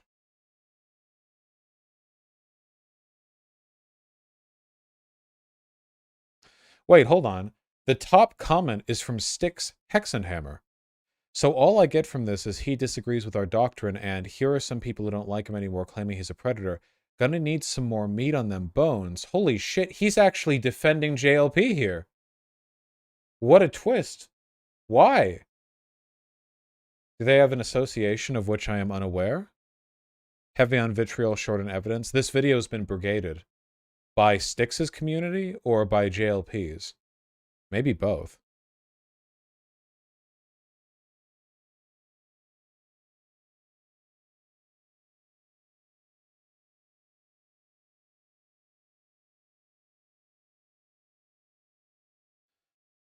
I'm an outsider. I heard multiple allegations in this video, but what I didn't hear was any proof. Could this be a Me Too plot twist, only males?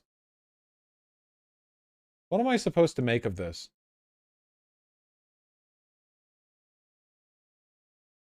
This is... So everyone involved here is a fascist. JLP is probably a sexual predator and a gay man.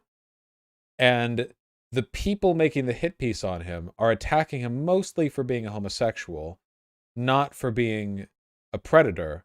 But now people are defending him not only by saying that the gay accusations are made up, but also that the accusations of predatory behavior are made up. And in doing so, they're smearing the concept of believing victims of sexual assault.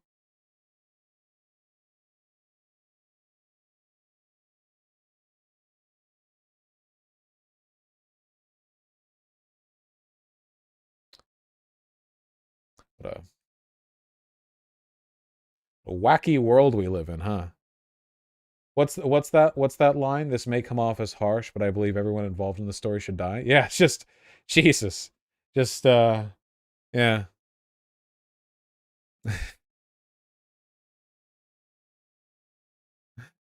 Wild.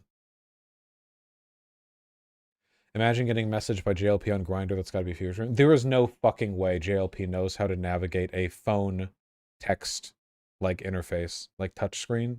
There's no fucking way. Technically, you're involved. Yeah, well, I've shook hands with the man. Jesus. Oh, is it? Gay Fish? I didn't even know that. Way to ruin it. iDementia, that's a meme. Have you seen him try to play Minecraft? Yeah, I've seen him try to play Minecraft. Watch as the Donald Trump to JLP's Epstein. Yeah, I've been friends with JLP for a long time. He loves men. Loves men. Great man lover there. God. Okay, there are some more things I want to go over. We're going to run a little bit late today. I said I was going to read donos, but I think I'll wait till I'm done with the segment stuff, because we've still got some stuff to go over. Okay, quick and easy one. Let's go.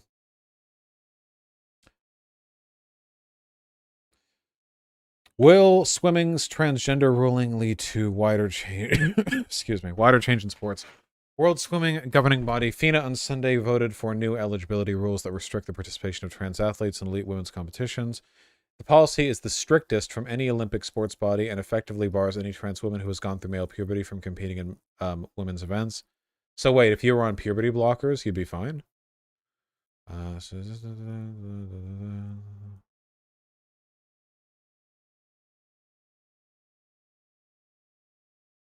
Why'd FINA take the decision?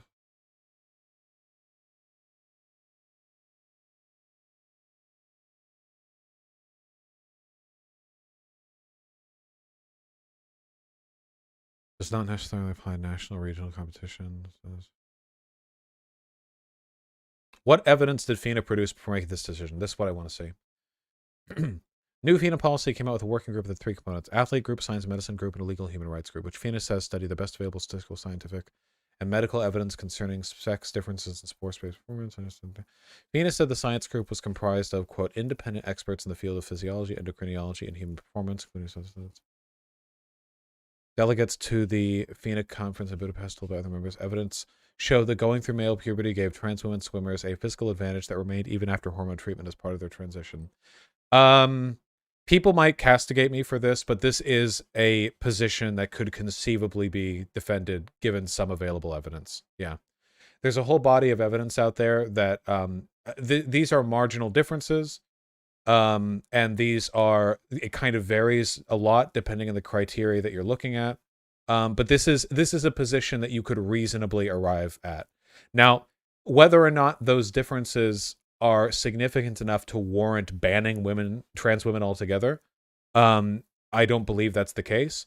But the information they're using, or at least the conclusion they've arrived at to justify their decision, is one which is defensible. I don't know if I would agree. It would depend on like marginal information that I don't have access to. Yeah. Can I make a suggestion? My suggestion is don't fret too much over this. Okay? If anything, you can actually use this I think you can actually use this as part of a strong argument in favor of puberty blockers. Notice how the language of this ruling says male puberty is the thing which confers the benefits, not, as many transphobes claim, like the male sex, you know, like XY or whatever. So you could go like, oh, see, so, you know, puberty blockers, blah, blah, blah, blah. Again, it's not ideal. I would suggest not getting too doomer over it.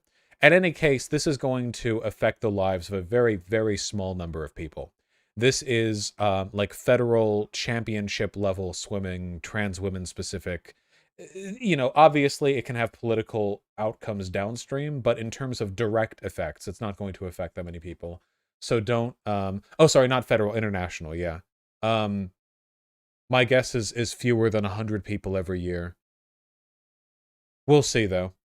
We'll see how this gets developed.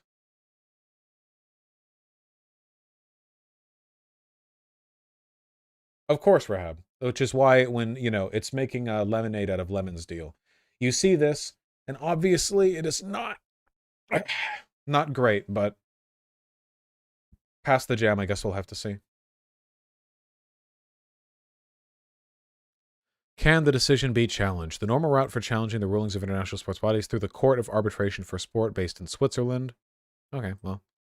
I didn't know they actually had a formal process. Nice.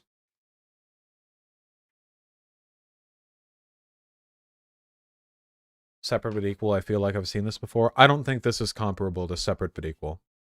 The idea of separate but equal was that black and white people are, due to fundamental differences in their racial makeup, not compatible to share the same social spaces. The information that they arrived at, which informed their conclusion, it's one that I could deliver to all of you. And in fact, I have said could be the case before. Have I not? Have I not said that before on this very stream? That while I do support trans women being integrated with cis women in sports, you know, given the available evidence that we have, it could very well be the case that the benefits conferred by male puberty might be insurmountable with subsequent transition, at least at a high athletic level. Fina's literally doing separate but equal here. They're making a new category, but it's not equal. That's the point of the ruling. It's separate and not equal. The reason they're being made separate is because their findings have led them to the conclusion that they are not equal in terms of athletic performance. Again, not ideal. There's a new category, though. You didn't mention it. It's because it's not relevant. Sports, trans-only sports categories. Every 5 years, you get together, what, 10 people? There just aren't enough.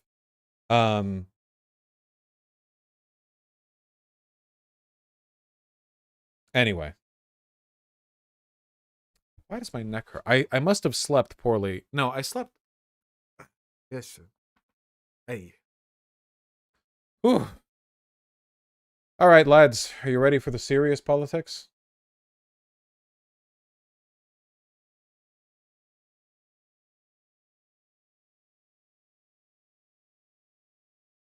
You know, this came to light just yesterday, and immediately I knew I would have to cover it on stream, but I wasn't exactly looking forward to it. So as you all know, political parties in the United States are private organizations that emerge to support the interests of people with similar ideologies. You have, of course, the national GOP and Democratic Party, but you also have state-level orgs that do, you know, cool state-level things. They're quite powerful, especially in the state of Texas, which is, to my understanding, the largest red state. One of the largest states in the Union, economically productive, prosperous, and the Texas Republican Party recently came out with what would you call it, I guess? Their platform list, the things they stand for, and it is psychotic. It is essentially openly anti-life. It is demonic. Yes, limit the Fed posting in chat if at all possible. Texas Republican Party passes resolution denying legitimacy of Biden's victory in presidential election. So this is a platform position for the state of Texas Republican Party. Not just a thing they believe, it's something they're willing to put in ink, engrave in stone. Can somebody link me the actual platform? I could Google it, but I'm lazy and I want to read. The Texas Republican Party officially rejected the results of the 2020 presidential election, passing a resolution in its platform that falsely blames election fraud in 5 battleground states. The resolution refers to Mr. Biden as an acting president. They are literally claiming that he is not the current sitting president. An acting president is a president who is serving the roles and functions of the presidency, but does not occupy the position in the most formal and official sense. That is what they're claiming. Yeah. It goes quite a bit further than that, though. In fact, this article... Yeah, hold on. Texas Republicans also passed a number of other far-right resolutions in the platform, demonstrating the most conservative activist strength in the state party. The platform calls for the complete abolition of abortion, prohibiting the teaching of sex ed, sexual health, or sexual choice or identity in any public school in any grade, so abstinence-only education, no mention of gay people, trans people, whatever, at any point in any grade. So, guys, all the people who were claiming that the Don't Say Gay bill in Florida was like, oh, they're just keeping the crazy sex stuff away from 5-year-olds. Nope, this is what Republicans actually believe. The state-level Republican Party platforms have always been a more authentic representation of what the party actually believes, and this puts clear, like, yeah, what they actually genuinely believe. Refers to homosexuality as an abnormal lifestyle choice. In 2022, we're back to this. As I understand it, this wasn't in the last platform they put out there. This is new. They're moving further right. The platform also calls for Obergefell versus Hodges, the 2015 Supreme Court decision legalizing same-sex marriage nationwide, to be overturned.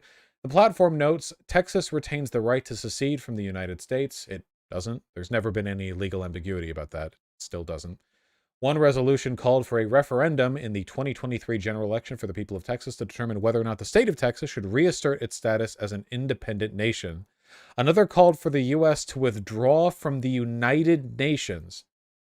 This is psychotic.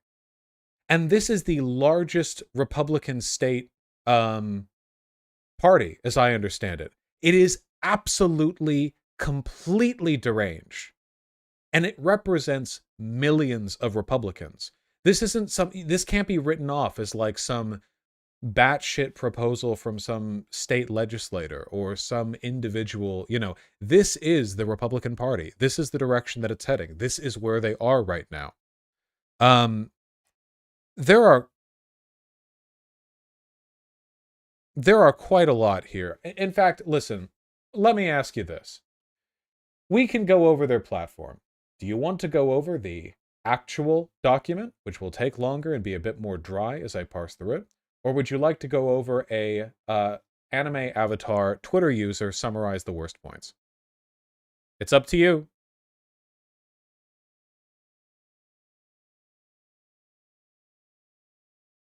Oh, that's actually quite close. Mods, can we get a poll? I'm only doing one.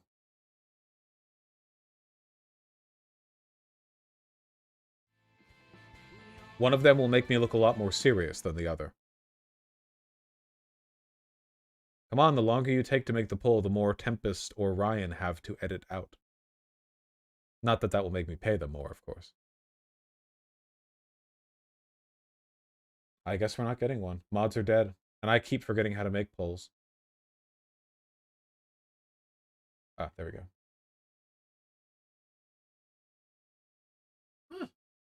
That's not as close as I expected it to be. All right. The actual thing it is.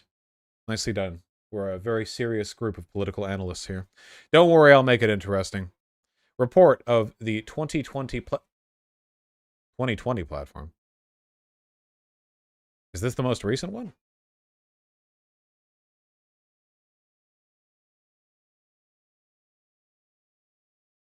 This isn't the most recent one, is it? They forgot to update the year. Is that true? This is the one? Here we go. Report of the temporary 2022 Platform and Resolutions Committee. Why is it formatted like this? That's a toughie.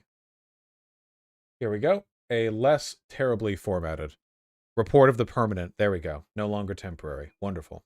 All right, let's get to it. It's going to be a toughie, but we're going to make it through it together, okay? So, first, let me just lead this off. We, the 2022 Republican Party of Texas, believe in this platform and expect our elected leaders to uphold these truths through acknowledgement and action. We believe in, and then of course you have a list of basic principles here. These are pretty generic and what you would expect to see. What we're really interested in is what follows, and that's what we're going to get to, all right? Constitutional issues. It goes over some more procedural stuff. I want to get to the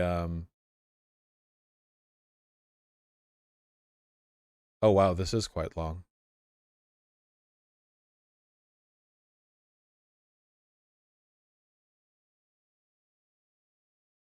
Anime it is. Hello. The Texas GOP platform document is way worse than what you've seen snippets of. A threat. They call for any executive order that go beyond the administration of executive authority and have the effect of legislation.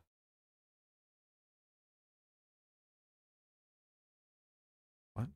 Opposes any mass lockdowns and contact tracing. I think I'm going to have to double check some of this. Oh, hold on.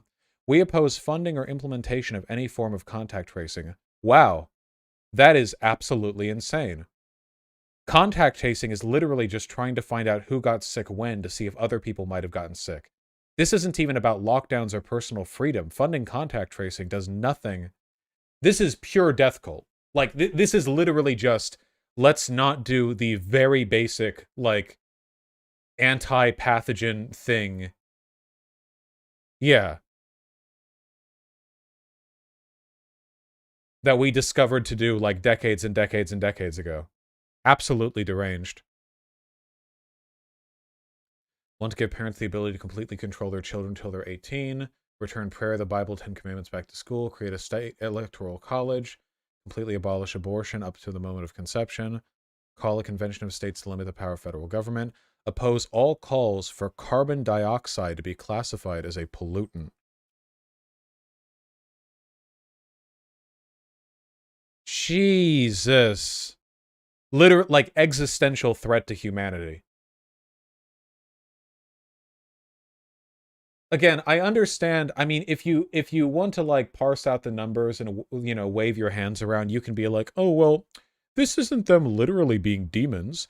Actually, this is just them serving a legitimate economic interest for oil and gas and coal. By not recognizing carbon dioxide as a pollutant, they're able to protect their... No, it's demons from hell.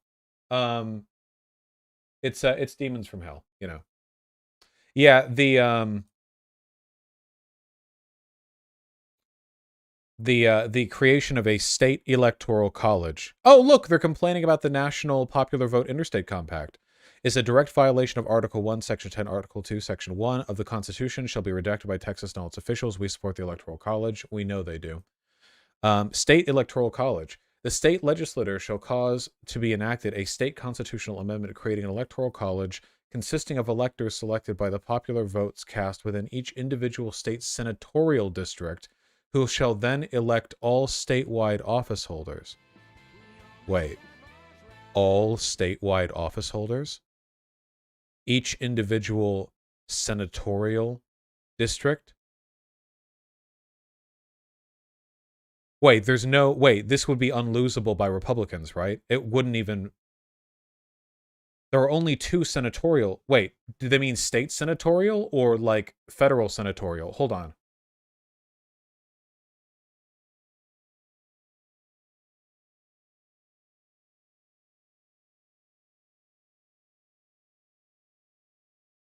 They're terrified of Blexus? Yeah. Texas Senate. What? Don't do that.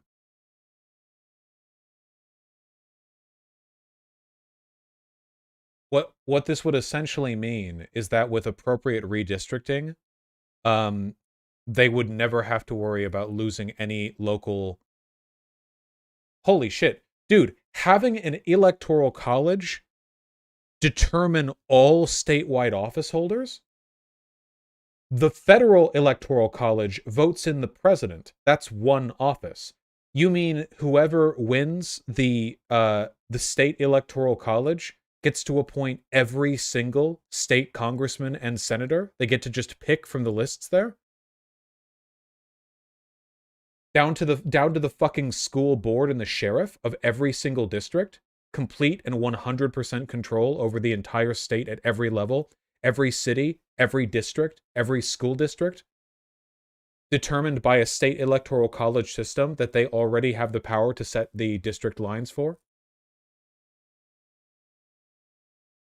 Yeah, this would essentially just be like a legitimate abolition of democracy in the state. There would be no, like, there's no, that is not a democracy. That is as much of a democracy as like the CCP is in China.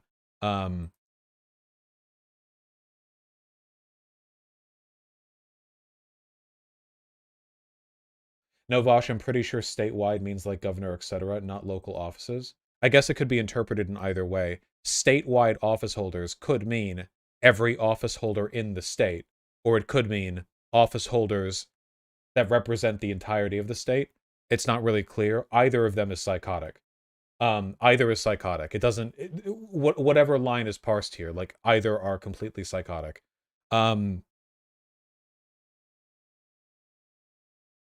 Yeah.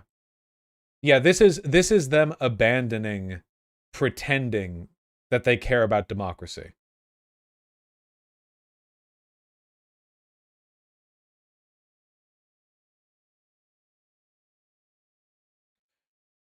We support restoring state sovereignty with the repeal of the 17th Amendment of the U.S. And the appointment of U.S. senators by the state legislators. So they want literally everything to be done by electoral college at every level.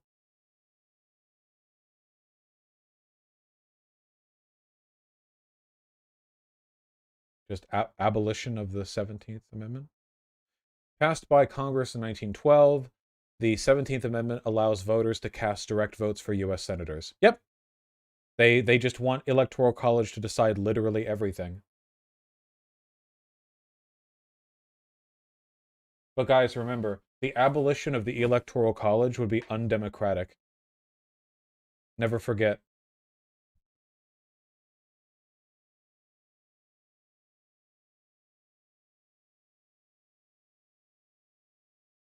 Search slavery in the document. I want to see if they want to bring it back. Oh, we'll probably get there.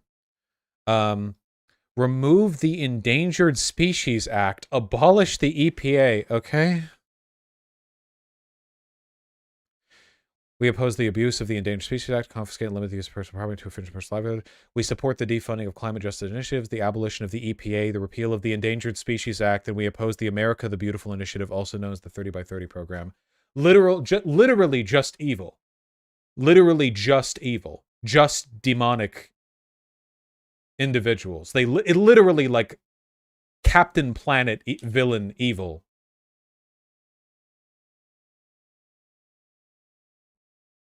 This can't be real, what the fuck? It's not only real, this is now the official party platform of the largest and most influential state Republican Party. We're not reading a manifesto of some school shooter or like the testimony of some like one person. This is representative of millions of Republicans and voters.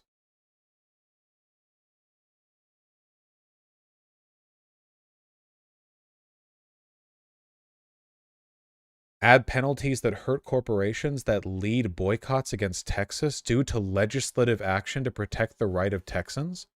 What? Add penalties in Texas law for corporations operating in Texas who lead boycotts against Texas due to legislative actions to protect the rights of Texans to decline vaccination, protect the unborn, stop the teaching of critical race theory in schools, compete in sports with those of their own biological gender, or to protect children and juvenile against sexual organ mutilation or hormones, puberty blockers assigned to fake transition from one gender to another. This is literally like Facebook schizo posting. Like, this is indistinguishable from like, hey, what should we put in our party platform? And then they just put it on Facebook and a bunch of QAnon 70-year-olds replied. It's all buzzwords. This is also an explicit violation of the First Amendment, by the way. This is add penalties to any corporations lead boycotts due to legislative action to protect the rights of Texans that decline vaccinations.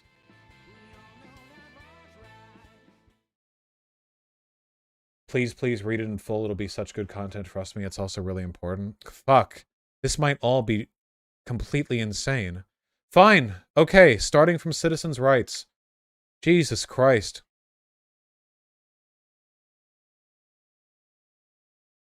Rights of the sovereign people, including the unborn, of course. Protecting constitutional rights regarding age. There should be a single age majority. Okay. National Popular Vote Interstate Compact Act.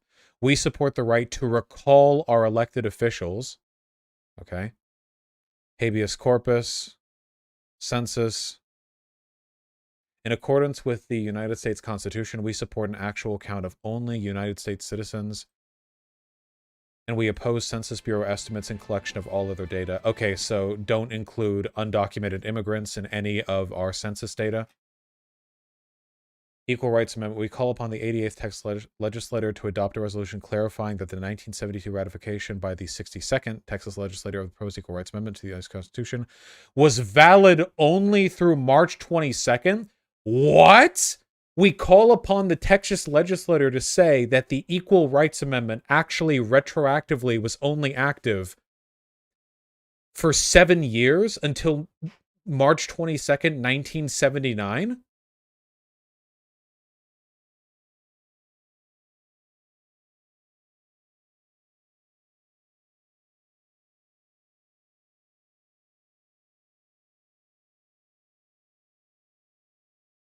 This is like sovereign citizen shit. The Equal Rights Amendment. Yeah, I'm just making sure I have all my wires crossed here. The Equal Rights Amendment, proposed amendment to U.S. Constitution designed to guarantee equal legal rights of all American citizens regardless of sex.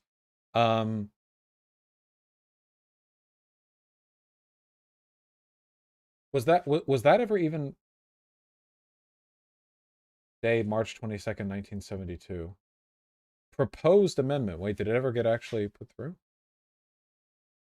Oh, here we go. It was approved by the U.S. House of Representatives by the Senate March 22nd, 1972, thus submitting the ERA to the state legislatures for ratification as provided by Article 5 of the U.S. Constitution. Oh, I see what it is.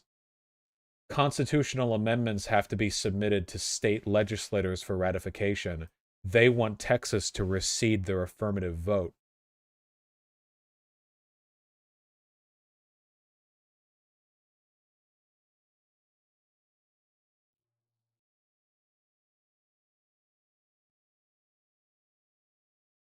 Cool. Yep, parental rights. The rights of parents are foundational to Western society. Holy fucking white supremacist dog whistle there. Holy shit. This is a document of an American political party in an American state for American citizens. Western society is a term that would only be invoked here to juxtapose the values of this document against some other entity. An acceptable thing to do when the entity that you're referring to is everyone who isn't an American, because this is a political document from an American political party. Western society invokes a whole other set of connotations. We call upon the legislature to properly recognize and affirm the fundamental right of parents to make all decisions regarding the upbringing and control of their children in all aspects, especially with regard to the grievous violations of the Texas educational system. No parent exercising any of these fundamental rights shall be prosecuted as domestic terrorists. That is a suspiciously specific denial right there. We support prayer, the Bible, and the Ten Commandments being returned to our schools, courthouses, and other government buildings. Good. Breaking down the separation of church and state. Right to keep and bear arms. You guys know where that goes. State sovereignty. Federally mandated legislation that infringes upon the 10th Amendment rights protection should be ignored, opposed, refused, and nullified. Texas retains the right to secede from the U.S., and the Texas legislature should be called upon to pass a referendum consistent thereto, of course. This is the state electoral college, where they want everything to be decided by the electoral college. Underfunded and unfunded mandates are unacceptable. The state of Texas must fully fund, at a minimum, the following additional costs to local governments. Indigent criminal defense, inmate healthcare in jails, indigent burials and autopsies, veteran service offices. Oh, that's nice. They want to fund inmate healthcare in jails. Wholesome 100.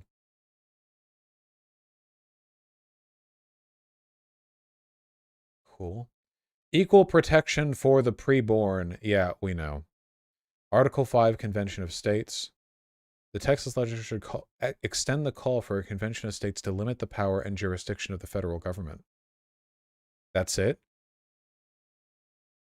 Okay. Energy and environment. We encourage free market solutions to providing utilities whenever possible. Hey, how's Texas's energy grid doing for it, huh? Detached from the federal grid so they could be subject to their own sets of regulations. Power grid. Yeah, oppose all efforts to classify carbon dioxide as a pollutant. Midland, not Moscow. We fully support and encourage greater energy production in the Permian Basin throughout Texas, as well as the necessary politics and infrastructure investment in roads, pipelines, and ports to support Texas workers and help America's energy security instead of increasing our reliance on foreign governments. In principle, I'm in favor of this, actually. I would just want it for green energy. Environment.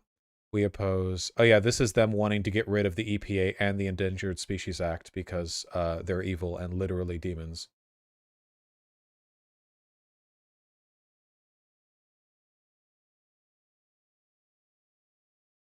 Cool. Flooding mitigation, hurricane, and early warnings of impending disaster. We support the immediate study, implementation, and construction of projects that will... Okay. Governments at all levels, push... Okay, that seems fairly standard. Oh yeah, of course, Demon Mama. It's all about protecting their right to drill until they hit the fucking molten core. We assert the state of Texas and all coastal states shall enjoy and maintain jurisdiction and control of their offshore waters up to the international water boundaries, as well as water waterways. I think that's standard. Water resources, energy production. Not now, I'm afraid. We support free market solutions and immediate removal of government barriers and direct subsidies to the production, transportation, reformulation, refining, and distribution of energy. Immediate removal to direct subsidies. Ah, nice. They want the federal government subsidies towards green energy to be gotten rid of. Cool. Coastline and offshore stuff is normally controlled by the feds. They want to control it themselves. They won't have any luck in that respect. We oppose federally directed plans and proposals that favor renewable energy sources that may constitute a nuisance. What? Or otherwise have a substantially negative impact on neighboring landowners, including harming property values to our neighborhoods, farms, and ranch areas? Windmills. They mean wind power and solar power. That's what they mean. Not, you know, poisoning the ground, air, and sea with residue from, fossil fuel extraction. You know, not fracking, which can cause a variety of groundwater poisoning issues. They mean wind turbines. God, turbines. Sorry, it's exhausting to look at this. It's very difficult for me to recommend any solutions to stuff like this that don't, like, borderline Fed posts. Suffice to say, the people who drafted this document are fundamentally evil, cannot be negotiated with, and their removal from power is necessary if this country is to maintain its existence. That is a statement of fact. There's no way around it.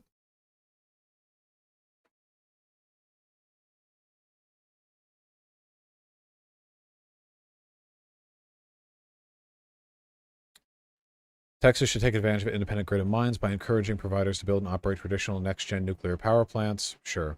Free of the red tape they would otherwise incur. Oh god, that red tape is regulation.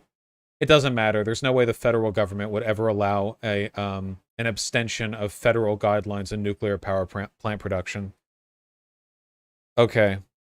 To keep the federal government from interfering, Texas should also ensure the supply chain of components and fuel remain in-state and off federally claimed land. Are they trying to coup like double? They're trying to do a double coup?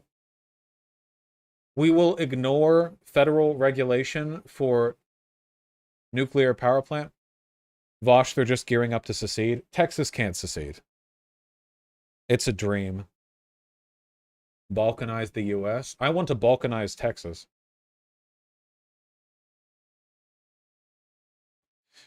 Markets and regulation, oh boy. We encourage the legislature to preempt local government's efforts to interfere with state sovereignty over business employees' property rights. This includes, but is not limited to, burdensome regulations on short-term rentals, bags, sick leave, trees, and employee criminal screening. Short-term rentals, bags, sick leave, trees, employee criminal screening.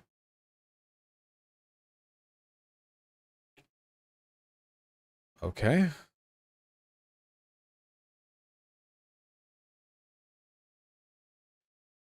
We support allowing any person to sit for the Texas State Bar exam, regardless of educational background, so long as criminal and ethical background requirements are met.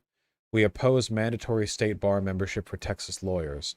We favor restricting those who may file grievances in the legal disciplinary process of Texas to those who have standing. Further, we support sanctions for those who weaponize and politicize the legal disciplinary process in Texas. The Saul Goodman Army. Yeah, no, they want theological lawyers. They want an army of ideologues, essentially.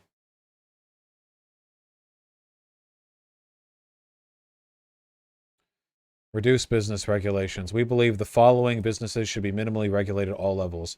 Repeal minimum wage law and prevailing wage laws. Repeal Dodd-Frank. Just to make sure my memory isn't failing me, let's know what these all mean. Dodd-Frank, Wall Street reform. Yeah, this was passed after the 2008 financial crisis to make it so that wouldn't happen again. Great. Sarbanes-Oxley. I don't think I know what that is. Oxley, 2002. A federal law that mandates certain practices in financial record keeping and reporting. Okay. They want to get rid of some federal guidelines for record keeping and reporting. Okay.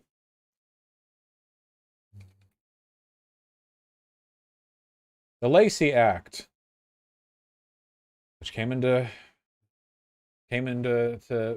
was put forward back in 1900. A law that bans trafficking in fish, wildlife, or plants that are illegally taken, possessed, transported, or sold.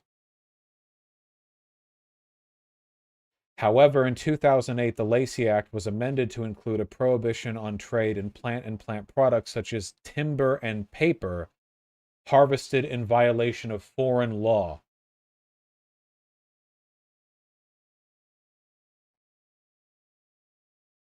There it is. State laws. Eliminate blue laws.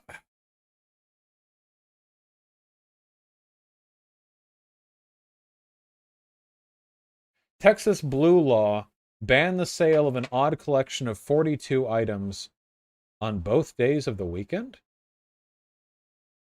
Oh, this is one of those archaic...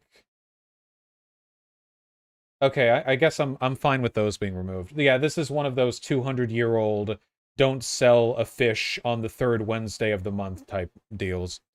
Eliminate the 3-tier alcohol system. I don't know enough about it to say. Allow auto manufacturers to sell directly to consumers as opposed to through dealerships. I don't know enough about the law here. Business licensing. Wait, they want to repeal the concept of state business license. Wait, not a law. They just want to get rid of business licensing. Okay. As well as professional licensing. Like, like being a doctor? Wait, how many Okay. Purchase of edible products from small farms.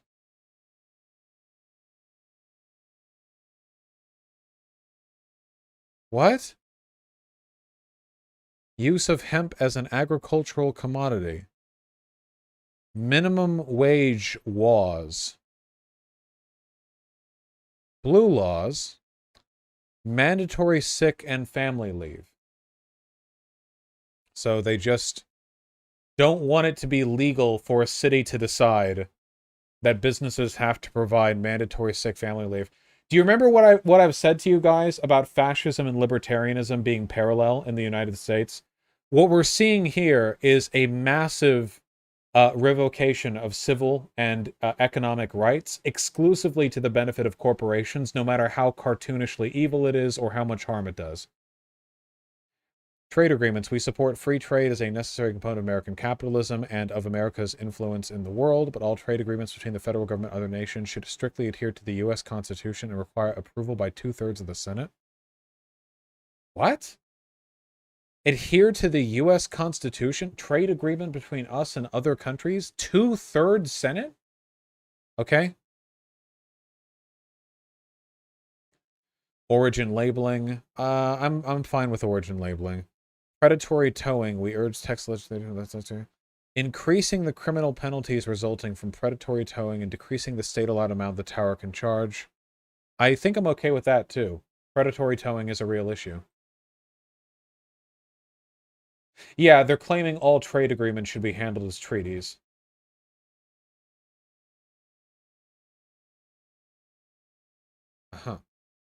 Municipal permitting. We call on the Texas legislature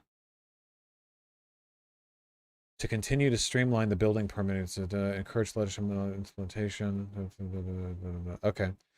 Texas resistance to the Great Reset. Holy shit, dude. This was literally made by, like, QAnoners.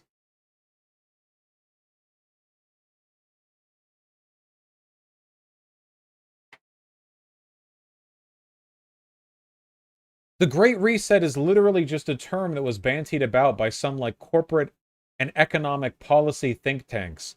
It's not a policy. The Great Reset it's not a policy. It's not a set of things. It's not anything. It's a buzzword that was talked about, yeah, at the World Economic Forum for a bit to describe economic changes following the COVID lockdowns. It wasn't some big plan. There was no international effort made. It just, yeah. Ban corporations who attempt to suppress funding for tech industries by doing business with the state of Texas and its subdivisions. Wait.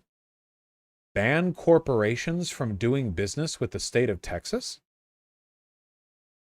As in, the state of Texas can't contract work? What? Make it illegal for banks and financial institutions operating in Texas to make lending decisions based on anything other than financial concerns? Okay.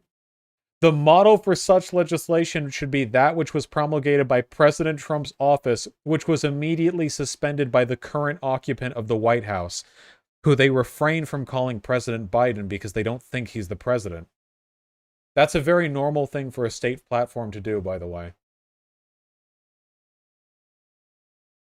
Add penalties in Texas law for corporations in Texas who lead boycotts against Texas. Yeah, we've been over this one before. Add explicit protections for the natural right of Texans to keep and exchange and store their wealth in mediums of exchange, including digital currency, gold and silver coin, bullion, cash, and scrip. Of choice, the Texas Bill of Rights. This will help stop global institutions and the federal government from forcing Texans to use the financial services and currency dictated by them. Oh my fucking God, these people are absolutely psychotic. Jesus Christ. Scrip? What are they going to do? Bring back corporate towns? Yes, they are. I'm pretty sure that if they got everything they wanted in here done, corporate towns would be the only kind left. Consider the expansion or use of Texas antitrust laws prohibit collusions between woke corporations to cancel / drive others out of business. Listen to them. Consider the expansion or use of existing antitrust laws to prohibit collusion between woke corporations, aka we're anti-big government, but we will use and abuse Texas's antitrust laws to prevent progressive companies from working together. So the free market, unless corporations in that free market are progressive, in which case we will use the power of the government to crush them to keep them from outperforming other less progressive corporations. To cancel others out of business. That feel win.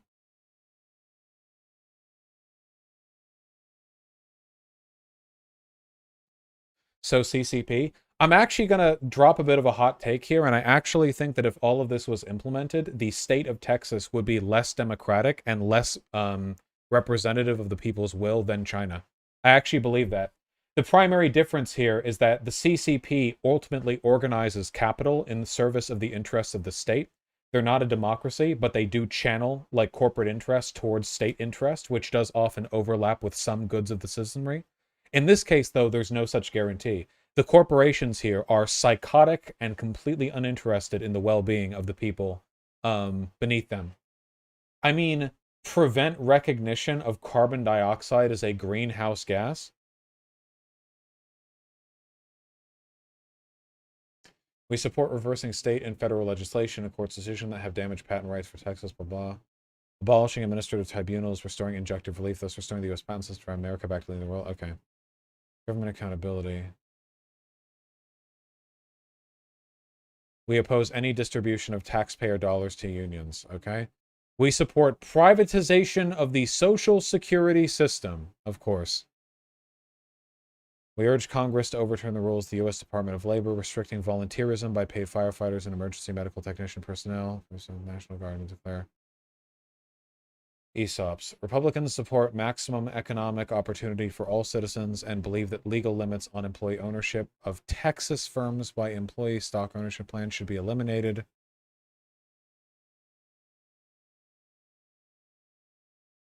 We support maximum economic opportunity, so we believe there should be legal limits on employee ownership of Texas firms.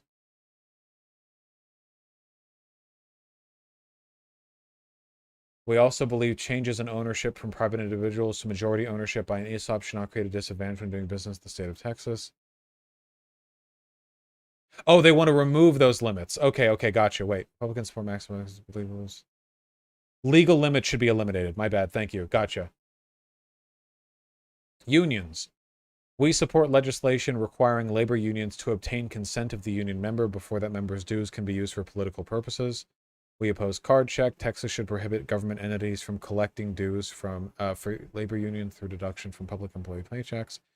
We also encourage the adoption of a National Right to Work Act. This is pretty expected, I think. Freedom to travel. We oppose Biden infrastructural green energy plan that threatens our freedom to travel, imposes a federal mileage tax, diversity, equity, and inclusion, or other social justice policies on Texas taxpayers and their dollars. We oppose anti-car measures that punish those who choose to travel alone in their own personal vehicle, and oppose any measure to impose road diet mandates designed to shrink auto capacity or intentionally clog vehicle lanes. Highways forever, lads. We urge the Texas legislature to protect drivers from these California-style anti-driver policies in Texas. Never been on the 405, it seems. Toll roads. We believe tolls should come off the road when the debt is retired, and if the debt is ever restructured or refinanced, the payoff debt needs to maintain the same.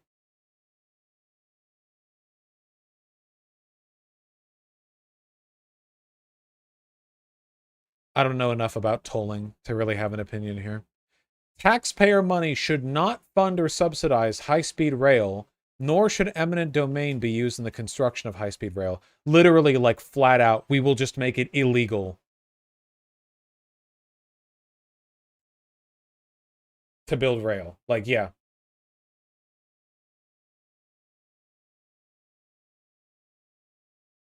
COVID response. Businesses shall not be held liable for any customer frequents their business and is later confirmed to test positive for COVID-19. We urge the Texas state legislature to adopt legislation that recognizes and establishes all businesses and jobs are essential and a fundamental right. Governments do not have the authority to determine what entities are essential during an emergency. By the way, that means the next time there's an emergency, all entities in Texas will be designated emergency by their employers. No government entity may require a business to act as enforcement of the state. Egregious action. Local governments require business to enforce mask mandates or be fined or closed. Great. Privacy. Information freedom of the internet. Doxing and swatting. We recommend state legislature to consider modifying existing state law to take into account the implication of doxing and swatting. Okay. Sure. Streamer laws. Fitting, considering the fact that this all reads like it came straight off 4chan. We oppose efforts to implement net neutrality on internet service providers, of course. All rights to privacy individuals having their homes should be restored all digital data. We call upon Texas to prohibit vendors from selling or sharing data or capturing service in Texas. Okay. Social media freedom. Here we go. Here we go, lads. We call on our congressional delegation to push for reform of Section 230 of the Communications Decency Act to limit the ability of online social media platforms to censor the speech of citizens in the new digital town square. Once again, that is literally not what repealing Section 230 would do, which they currently control. We support Texas legislative efforts such as House Bill 20 that afford Texas residents the power to sue big tech companies for targeting and censorship. So they want people in the state of Texas to be able to sue Twitter for banning them. Gotcha? We support hackbacks, defined as counterattacks aimed at disabling or collecting information against perpetrator as a legitimate form of self-defense of persons and organizations in order to ensure their cybersecurity. The right to defend ourselves in the current era must be expanded in order to... What the fuck am I Ann Capistan shit out here. Sir, you violated the NDP. Fucking counter hacking? What? Stand your ground with hacking?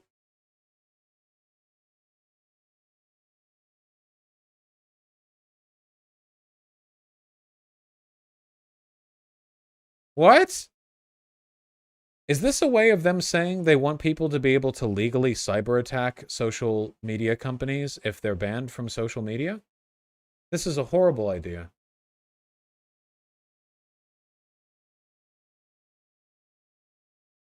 Finance. Elected officials work to reverse the current trend of expanding government, the growing tax debt burdens we the people. Government spending is out of control. Amend the Texas Constitution with a stricter spending limitation based on U.S. Census population data plus inflation, as well as the Consumer Price Index. Any budget surplus should be applied to property tax relief. Really? Oh, what a fucking coincidence. Any budget surplus should be applied where? To property tax relief. To go towards the wealthiest people already. Yeah, property tax relief. That's the group that all budget surpluses. Yep, money right back in the hands of the wealthy and powerful. Meaning, by the way, that if you have state legislators who are deciding on the state budget, who are friends with people who could benefit from property tax relief, all they have to do is deliberately not fill the budget, and then they would get direct government kickbacks via property tax relief as a class.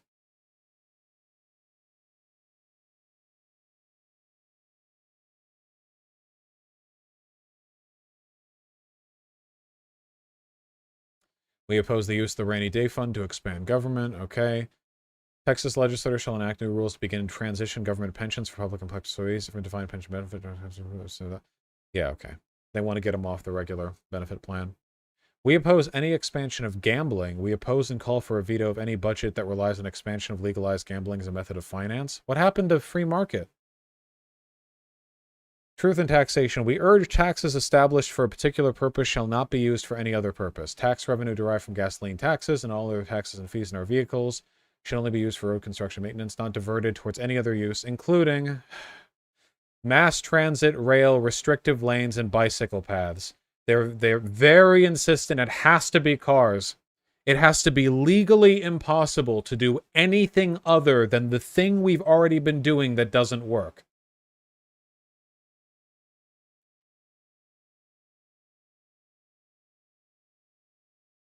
You will drive, and you will have no choice in the matter. Observe Dallas, Texans. This is all you get.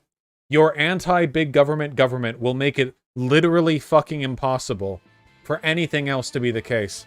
You will live in a hell of your own creation. This is all you will get.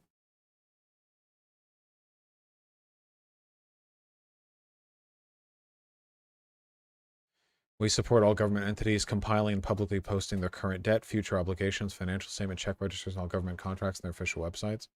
I don't know enough about this to know whether this is a bad idea or not. Repeal taxes. We support abolishing the following.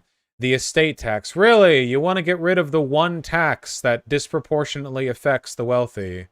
Inventory taxes, business finance taxes, taxes on phone and internet services, Affordable Care Act home sales tax. Okay. Federal taxes. We support a flat tax or the replacement of the income tax with a consumption tax that reduces the overall tax burden. Yes, a flat tax. Flat tax sounds around Texas. And, impact fees. Use of counties, municipalities to ensure new growth pays the impact government services. Once again, remember, this is literally the most influential state Republican body. The most powerful element of the Republican Party in America is the federal one, and this is the second most powerful one. Freeze public spending on state higher education until waste and administrative costs are reduced. Freeze public spending? Wait, not just prevent budget increases, but freeze public spending? Oh, hey, and what a coincidence. Just today, the Supreme Court ruled, I think it was the state of Maine, is violating constitutional rights if taxpayer money doesn't go to private religious schools. It's all coming together.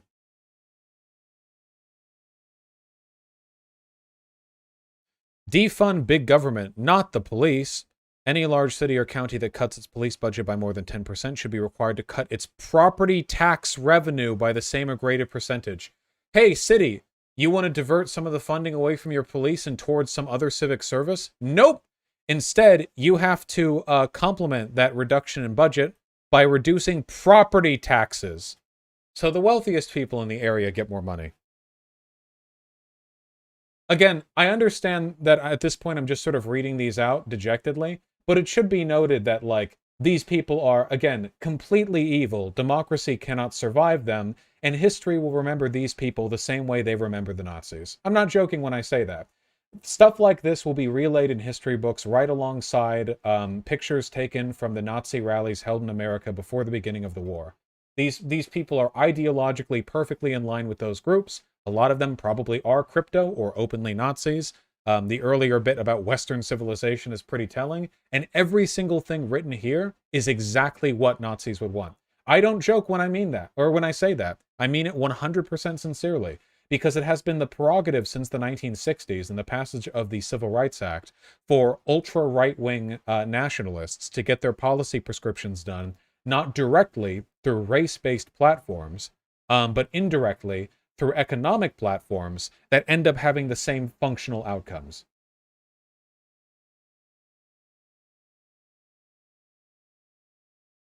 We support saving a permanent school fund for future generations and oppose raiding it or using it as additional source of funding.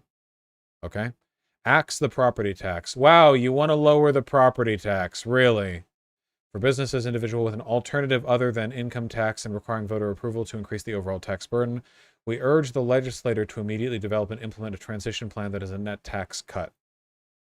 Property tax relief. Oh, more property tax relief. More. We support these incremental steps towards the ultimate abolition of property tax. Do you like that, guys? That means that once a house is paid off, if you live there, it is free. Free. But if you rent, if you're never wealthy enough, this is literally like a 1776 distinction. They want to create two economic classes. People who can afford to own a home and people who will never be able to. If you're wealthy enough to own a home, then you get to pass it on to your children and your children's children and your children's children. There's no estate tax, so nothing gets taxed on the way, and there's no property tax, so there's no downside to owning it.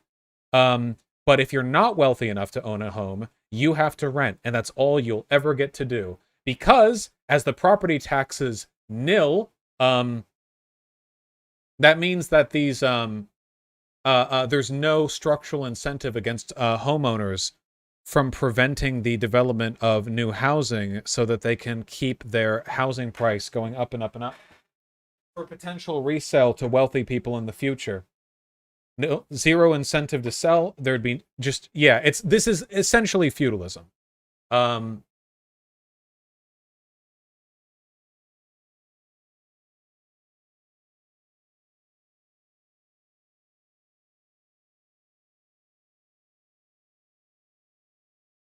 We urge Texas legislature to amend the Texas Election Code to require bond issues be approved by 2/3 majority of those voting and only if 20% of all registered voting in the district cast ballots. I'm sure this is horrible, but I don't know enough about bonds for me to really comment on it. I'm sure this is psychotic, but I don't know enough about it to really claim anything. Administrative bloat is not transformative. At a minimum, 65% of revenue percent of the classroom. Okay. Property tax abatements. Really?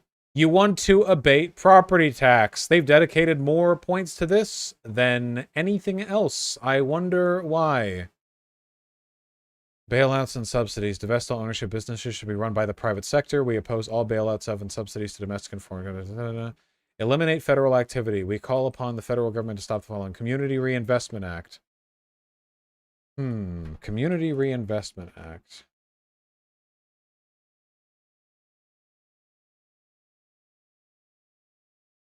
Community Reinvestment Act is a U.S. federal law designed to encourage commercial banks and savings associations to help meet the needs of borrowers in all segments of their community, including low and moderate income neighborhoods. Essentially, they want it to be legal for banks to just not loan out to low and middle income people. Feudalism. Funding of the Corporation of Public Broadcasting. Ownership or insurance related to the Federal National Mortgage Association, Federal Home Loan SM Corporation. Abolish these taxes. Tax dollars should not be used to fund the building of stadiums. Oh, finally, something I agree on. Jesus. We support abolishing the Federal Reserve. Of course you do, because this is psychotic. Because this is moon logic. Yeah, of course they, yeah, obviously, of course they do. Right to use cash and cash subsidies. We went over that. Education, parents' rights. Texas families should be empowered to choose between public, private, charter, or homeschool options for their children's education. The funding should follow the student. The funding should follow the student. So even if they go to private schools, right. Or homeschool options, which incentivizes homeschool heavily because now the government would be paying them for it. We also support tax credits and exemptions for education and choice within the public school system. We oppose any attempt to regulate homeschooling or the curriculum of private or religious schools. Wait, so they have to provide federal funding to private or religious schools, but there's no curriculum standard at all for them? They could just go in there, sit in a room for 8 years, and then walk out? Yeah, okay. Or homeschooling. Parental rights and education.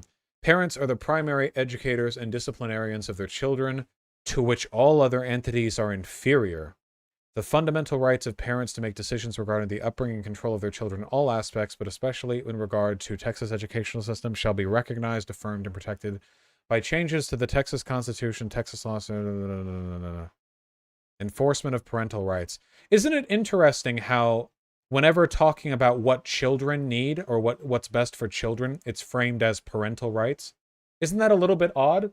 Like, shouldn't it be the child's rights? We can probably summarize the upcoming paragraphs as they want to be able to rape children and get away with it, but I'll go through it, just for posterity's sake. Parents need more effective mechanisms to enforce their rights in education. We support the creation of impartial ombudsmen in both general education and special education. We call upon the legislature to establish grace for appeals, parents' files. Enforcements must include criminal civil, and other enforcement measures while giving the state and private citizens a right to sue outside local grievance process with expedited enforcement? We call for development Parents' Need to Know and Consent booklet, Parents of State Federal Pupil Protects Right Amendment, and the Children Internet Protection Act.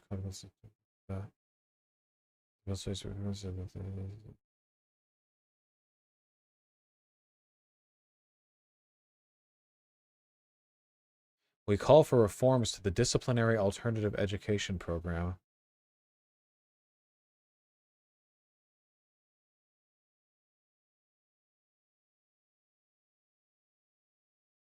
Okay.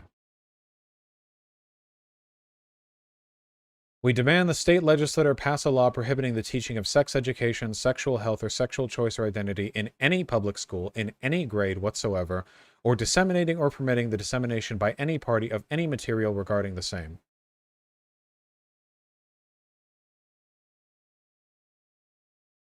All school districts, individual schools, or charter schools. What does individual school mean? Private school? Are prohibited from contracting with or making any payment to any third party for material concerning any of the above topics.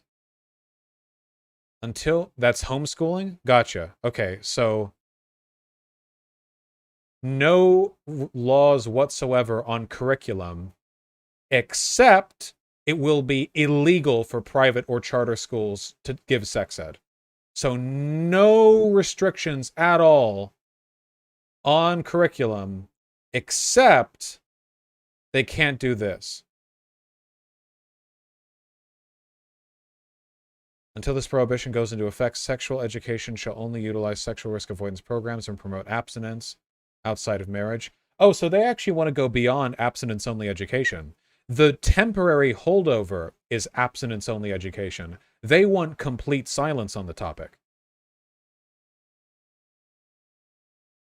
For a student may be provided with human sexuality, family instruction. The district must obtain the written consent of the parents or the student's parent or guardian.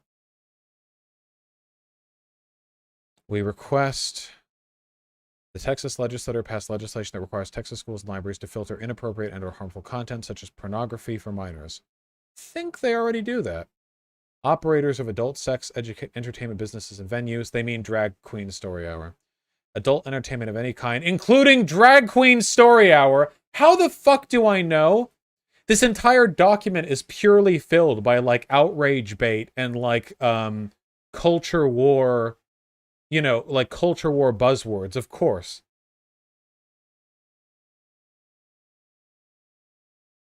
Shall not be part of educational program if the taxpayer funded school for children. We support, again, no curriculum guidelines except. We support passive a law more comprehensive than the Florida law, which prohibits instruction in sexual orientation, gender identity in public school. We advocate for those who violate any of the above to have their educator's certification revoked and prosecuted to the fullest extent of the law where appropriate.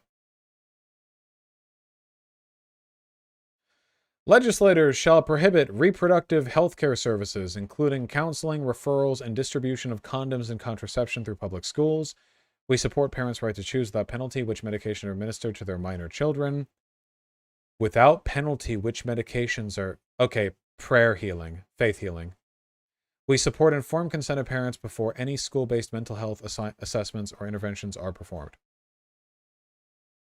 We urge school administrators and officials not to infringe on Texas school students and staff's right to pray and engage in religious speech, individually or in groups, on school property without government interference. We urge the legislature to end censorship of discussion of religion in our founding documents. End censorship of discussion of religion in our founding documents. You can... It's not there. The Constitution is quite brief on the matter. By founding documents, they probably mean like adjacent founding father stuff. And encourage discussing those documents, including the Bible as their basis. Right. Literally, they just want all schools to be religious schools. Curriculum. I thought we weren't regulating curriculum. Okay. Language arts, phonetics, reading institution, civics, which includes passing the U.S. Citizenship and Immigration Services test. a normal thing to require. Mathematics, which has correct answers and focuses on how to arrive them. 1 typo. 2 what? D science. E social studies. Here we go. Including geography, economics, US and world history, such instruction should focus on American exceptionalism. Again, this is not at all dissimilar. In fact, as we're about to read in the curriculum, if you want to go read on the curriculum of the Hitlerjugend or the German school system under the Nazis, you will find parallels. I haven't even read this yet, and you will find parallels. I don't even need to read this. I could blind read this. American exceptionalism, the benefits of a free enterprise system, and includes instruction on the consistent failures of socialism and communism. Not propaganda, by the way.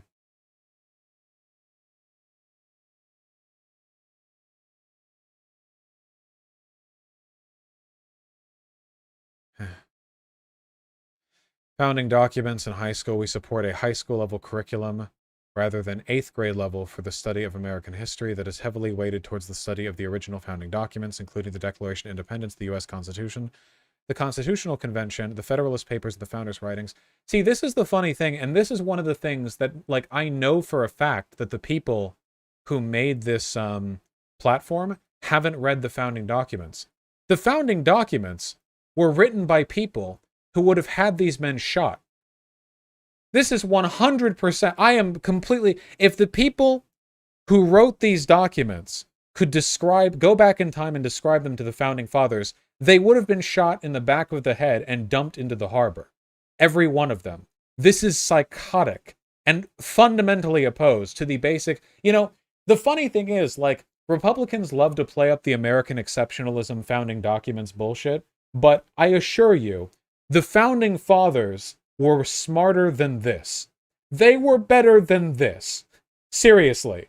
I have enough faith in them for that, at least. These are authoritarian theocrats. You know, these are this is a non-functioning civic society. This, you know, a reading of the Declaration of Independence and the Constitution is a rejection of these platform positions, but American identity. Oh boy. Oh boy. We favor strengthening our common American identity, which includes the contribution and assimilation of diverse racial and ethnic groups. Assimilation being, I assume, the dominant trend there. We reject critical race theory as a post-Marxist ideology that seeks to undermine the system of law and order itself and to reduce individuals to their group identity alone. We support legislation to remove this ideology from government programs, including education involving race, discrimination, and racial awareness. So there you go, right there. Get rid of post-Marxist critical race theory ideology by removing any education on race or discrimination.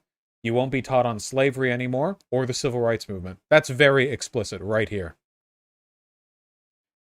To facilitate the appreciation of our American identity, the contrast between freedom and the tyrannical history of socialism/communism throughout history must be taught. Students shall pledge allegiance to the United States and Texas flags daily to instill patriotism. Students have the right to display patriotic items on school property. Schools should have the options to display the national motto, "In God We Trust." We support objective teaching of scientific theories, such as life origins and climate change. They already have you pledge allegiance to the Texas flag. The difference is, right now you get to say no. These shall be taught as... Hold on. We support objective teaching of scientific theories, such as life origins, read evolution, and climate change. These shall be taught as challengeable scientific theories subject to change as new data is produced. Teachers and students shall discuss the strengths and weaknesses of these theories openly without fear of retribution or discrimination of any kind. Would this also remove Holocaust education? I am very, very, very sure. You know what? I'll go ahead and say it right here. I genuinely think that the people who write textbooks under this regime would skip the World War II section except as a preamble to the evils of the Soviet Union. I really do believe that. I think that a history book written by these people would have more in it describing crimes committed against the Wehrmacht by the Soviet Union than it would mentions of the Holocaust. And if it does mention the Holocaust, it would be in the context of the condemnation of the Soviet liberation of the camps they came across first. It would all be exclusively framed in that context. Too late, that already happened. Oh, well, never mind. South Lake school teacher tells teachers to balance Holocaust books with opposing views. Okay, well, there you go. Oh yeah, this was from last year. I think I remember that.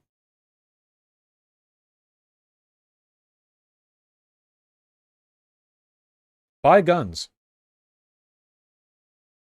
Buy guns. Buy ammunition.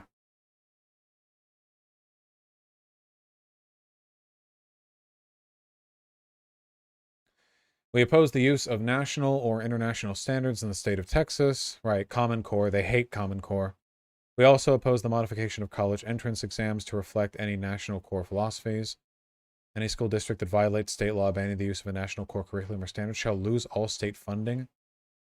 Okay, making it legally impossible for any school district to use a national curriculum for academic achievement, meaning they will have to use the Texas-based standard, meaning that people will get into college based on how ye they can haw, or how many black people they can curb stomp or whatever.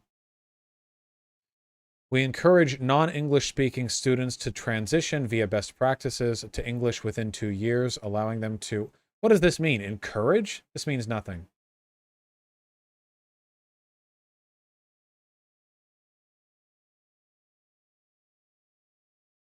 All instructional materials paid for by state funds shall be vetted by the State Board of Education. We oppose appropriation of state funds. This approved process must continue to include... Education on humanity of the preborn child. Texas students should learn about the humanity of the preborn child. I like how that's in all caps, because they're not even hiding the fact that it's like an insane religious doctrine, including life-affirming definitions of life and the study of life. Life begins at fertilization, milestones of fetal development at the 2-week gestational periods, use of baby fetal models, witnessing a live ultrasound. Holy shit! Time for your fucking 3 weeks dedicated to why abortions are morally wrong. Holy fuck. Governance. Abolish Department of Education. Yeah, figures. Elected SBOE. Can this even legally be passed? Under the current law, no. Something like 2/3 of the things that they've advocated for here, I'm pretty sure are either impossible or completely unconstitutional.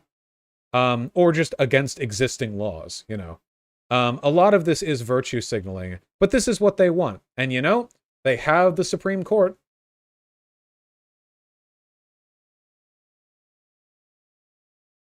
Also, yeah, how the fuck do they teach all this shit about like natal development without talking about where babies come from, which they're legally barred from doing? How do you talk about what fertilization is? All right.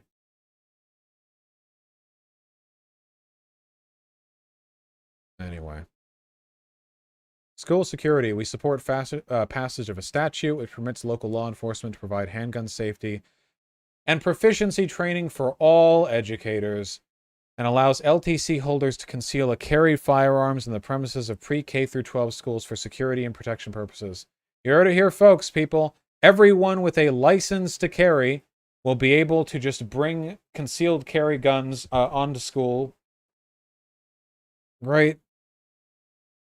We call for a repeal or revision of Senate Bill 393. We call for mandatory reporting to law enforcement of school children who have committed violent acts on school property. Oh, this is how they arrest black kids.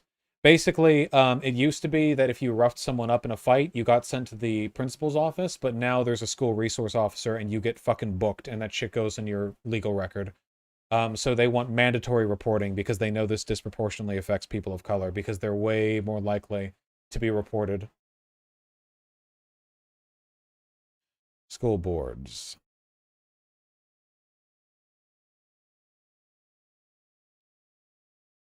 Withdraw from taxpayer-funded lobby groups like TASB.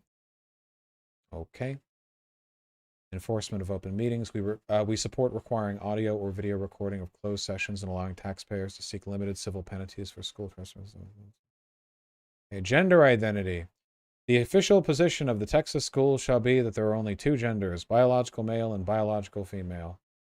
We oppose transgender normalizing curriculum and pronoun use. So that not only do they oppose its curriculum, the use of they oppose calling trans women her, like the state opposes correct gendering.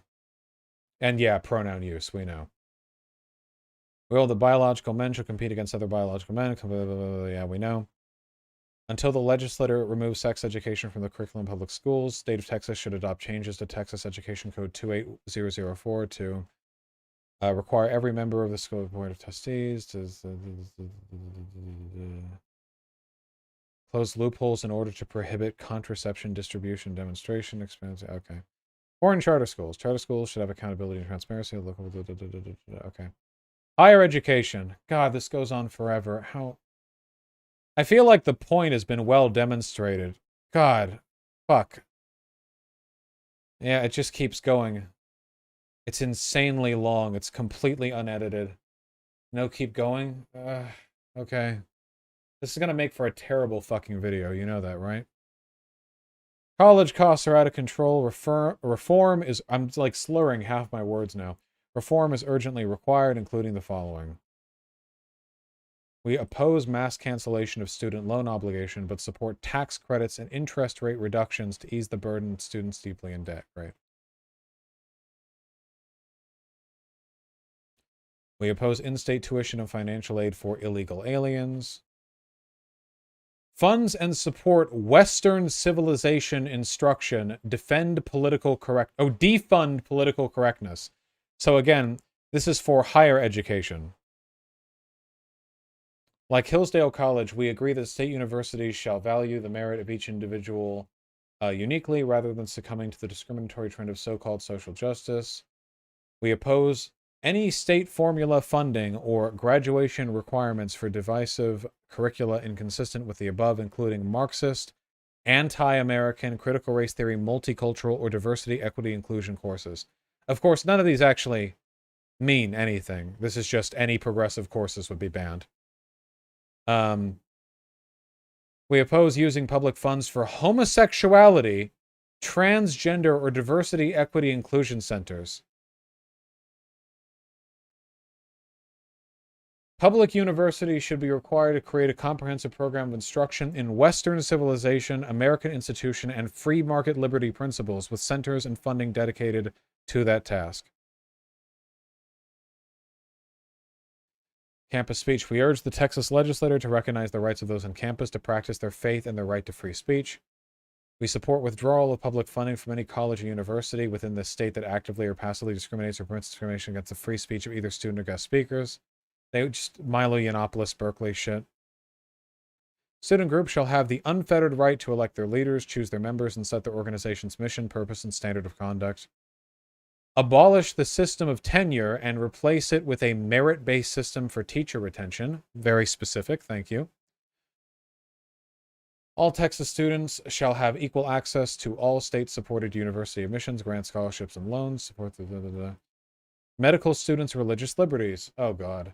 All persons have the right of conscience and should be protected under Texas law if they conscientiously object to participate in practices that conflict with their moral or religious beliefs. This includes, but is not limited to, abortion, including any requirement for a medical resident or physician to perform an elective abortion on an opt-out basis instead of an opt-in basis, the prescription for or dispensing of drugs with abortifacient potential. Oh!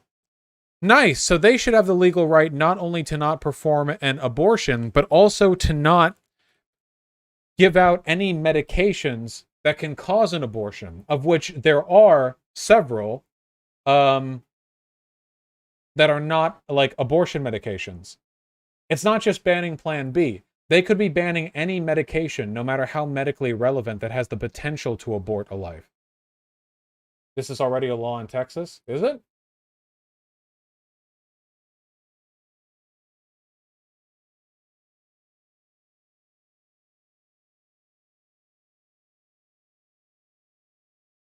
Bazinga.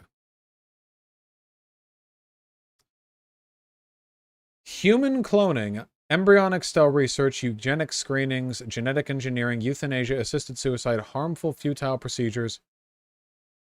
Harmful, futile procedures? They mean medical transition. That's the only thing here that makes sense. It's futile, not fetal. It could be a typo. There are typos everywhere, but vaccines, of course, and the withdrawal of nutrition and hydration. Why is Texas like this? Republicans all over the country are like this. Texas is just they're just being more straightforward about it. You're not going to see the National Republican Party condemn this. Have they? No, they haven't, because they agree with this.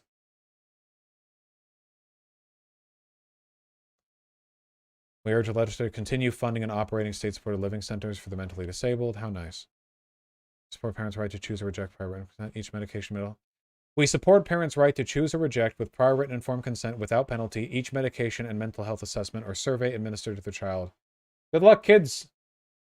If your parents are crazy faith, prayer healing, crystal healing types, you're not getting any help until you're 18.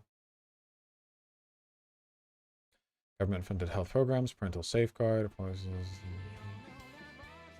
We support abolishing the Texas Child Mental Health Care Consortium, the trauma-informed care policy, school-based mental health providers, school-based, school-connected mental health. Okay. Welfare reform. We support the abolition of all federal welfare programs, we know, as they are not an appropriate role of the federal government. Until such time, welfare reform should encourage partnerships with faith-based institutions, community, and business organizations to assist individuals in need. We encourage welfare reform in the following areas. Denying benefits to individuals who cannot prove citizenship. Reforming welfare providers required to work, learn, and train to move forward from self-sufficiency.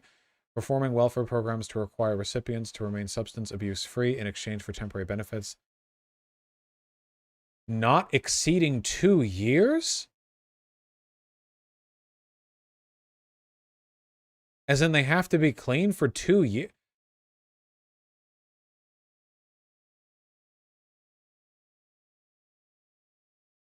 Random drug testing.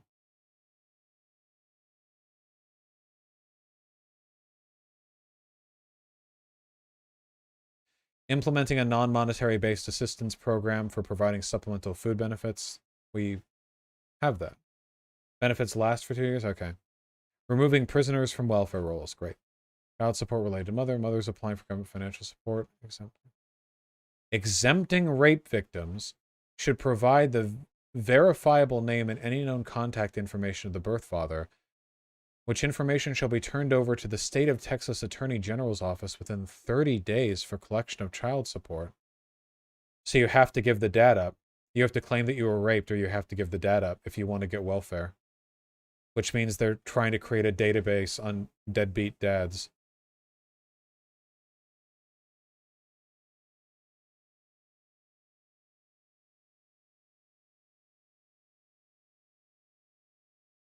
We're citing disability claims.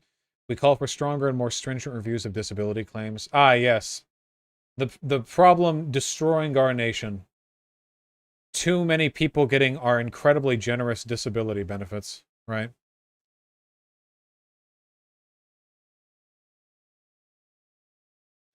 We support Medicaid block grants the states, returning Medicaid to its original purpose to be a temporary assistance program. Medicare should have a non-penalized opt-out for those who have health insurance through their employer and continue to work. Okay. We demand the appeal of Obamacare, of course. We call on the Texas legislature to support home and community-based services as a pro-life alternative, as an alternative for children and adults with disabilities.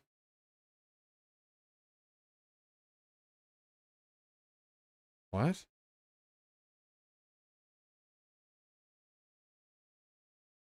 What they mean is they want you to keep your babies and they want you to keep your disabled and elderly people in the home. Homosexuality and gender issues. Homosexuality is an abnormal lifestyle choice. We believe there should be no granting of special legal entitlements or creation of special status for homosexual behavior regardless of state of origin, and we oppose any criminal or civil penalties against those who oppose homosexuality out of faith, conviction, or belief in traditional values. No one should be granted special legal status based on their LGBTQ identification. Reminder, these people want you in death camps. You know, I've been saying this for not that long a time, but I hope by now everyone watching can appreciate the fact that I am completely correct.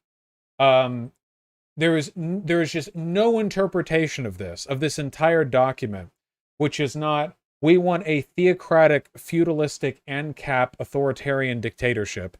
And like, we, like, the Untermensch get to, like, die, and that's it. We oppose all efforts to validate gender identity for the purpose of attempting to affirm a person aged 21 or under if their perception is inconsistent with their biological sex.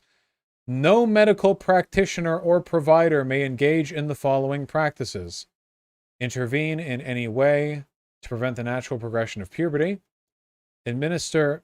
Wait, didn't they say that there should be one single age of majority at 18? Why is this one set at 21? This is inconsistent with their own document. Administer, provide opposite sex hormones, perform any surgery on healthy body parts of the underage person. Underage in this case being 21 or under. No taxpayer funding for sex change. We oppose the use of taxpayer funds for any kind of medical dysphoria treatments or sex change operations and or treatments. I.e., none of this can be done at a public hospital. This includes, but is not limited to, military personnel, as well as inmates in federal, state, local prisons or jails.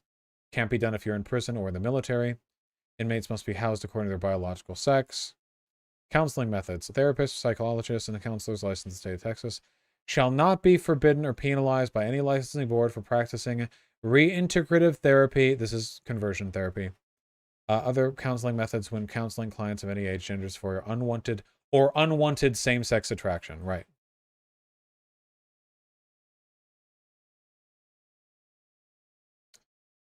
We oppose legalization and decriminalization of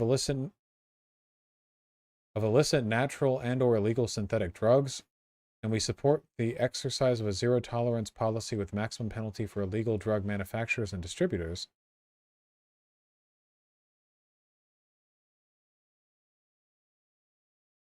Oh, wait, I'm sorry. For a second I read we support legalization, decriminalization. I was very confused for a second. Congress should remove cannabis from the list of Schedule 1, move to Schedule 2. Oh, shit. The fascist Republican GOP is more progressive on marijuana than Joe Biden is. Great. The state of Texas shall recognize that pornography is a public health hazard. We call upon our elected leaders to compel any websites displaying pornographic content in Texas to implement age verification for preventing minors from accessing the content, and block or punish any such websites that continue to make such material available to minors. Don't they already have that? Like everywhere? Every time I go onto a new porn site or whatever, it all has that you're 18 or older or whatever. I mean, okay. I don't know if that does anything. You can just... They want you to show ID? That's wild. The state of Texas shall recognize that pornography and pedophilia are public health hazards. I like this conflation right here. I'm pretty sure pedophilia is already regarded as a public health hazard.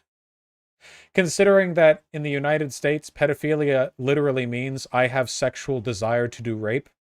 Feel like the definition's already pretty inclusive here. I'm surprised this doesn't say homosexuality, pedophilia, and pornography, to be honest with you. Healthcare independence.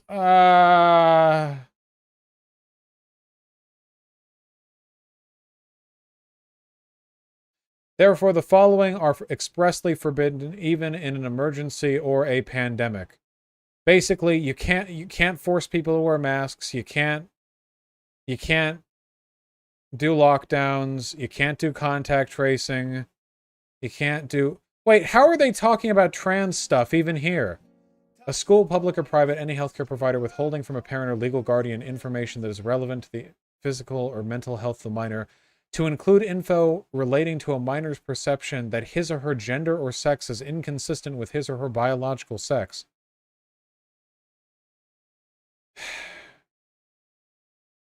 Vaccine stuff, guardian stuff, I get it. They want you to die.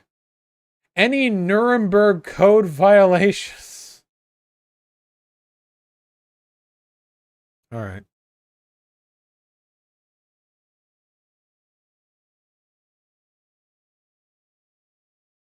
No, guys, they're saying that you can't do a Nuremberg Code violation. It's just funny they would put it there. To protect the right of both patient and physicians should adopt the following provisions in its Texas Medical Practice Act. Protect the right of patients to choose natural solutions, including chiropractic care to their health problems, as well as the physician's right to provide natural solutions for health problems. Wow, right there. We're literally just getting rid of the Hippocratic Oath right here. A physician's right to provide natural solutions for health problems. As in, a licensed doctor would now have the right to perform pseudoscience.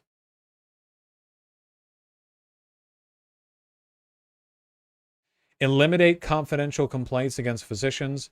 Eliminate anonymous medical witnesses against physicians. Mandate legal due process in all TMB proceedings. Allow physicians the right to have a complaint against them tried in a state district court rather than an administrative law court. Every complaint you file against a physician now has to be tried in a state district court. Texas, what are you doing? Guys, I want you to not think about this as a Texas thing. This is a Republican thing. Again, this has been made public for over a day now. It has not been met with condemnation from Republicans broadly in the country. They all want this to varying extents. It's really just a question of how well they'd be able to do it. They're evil. The GOP, the elected officials, are evil people. They like your suffering. Do not complicate this with phony, pseudo-sociological explanations for their motivations. You can do them if you want.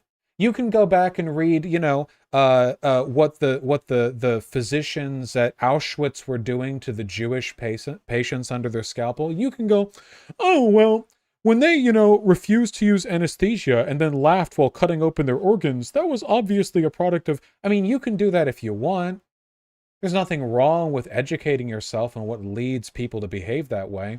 But I think it's acceptable when reading about those things to just look at it and say, yeah, these people are evil. They're just evil. They just desire death. That is what they want.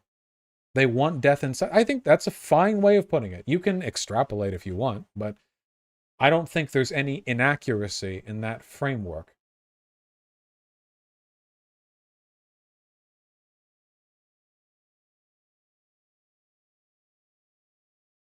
They do want to eat your soul. It is true. Yeah, what was that?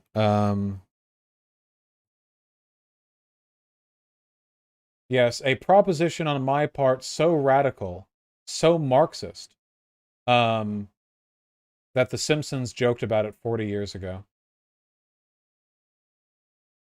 It's a great bit. Any classic Simpsons. So radical.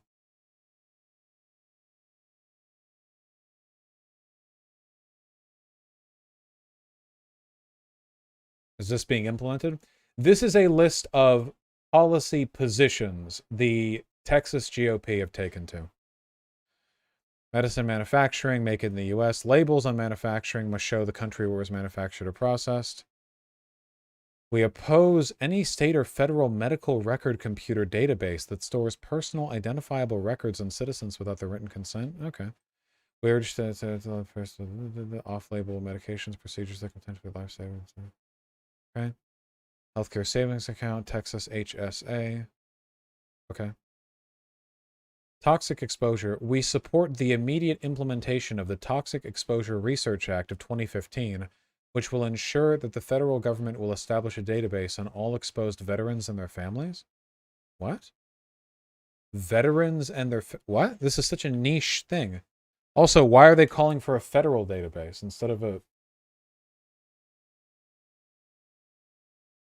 What is this? Veterans Affairs Armed Services? This must be some... Oh, is this the burn pits thing?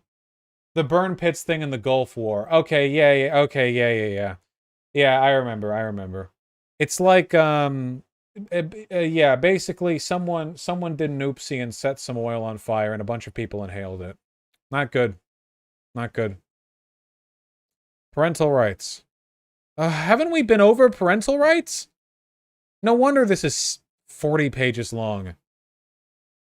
We support the fundamental constitutional right of parents to... Wait, the parents don't have this constitutional right. To raise and educate their children, including the right of children to offering moral, religious training, medical care of their children, local, state, or federal laws, regulations, or policies that limit parental rights in the ring of both biological and adopted children shall not be enacted. Parents have the God-given right and responsibility to direct and guide their children's care and moral upbringing. Parental rights dependent adult children. Okay. Whenever children are on their parents' insurance, the parents must have access to medical information, grades, and other information normally afforded to parents of minor children.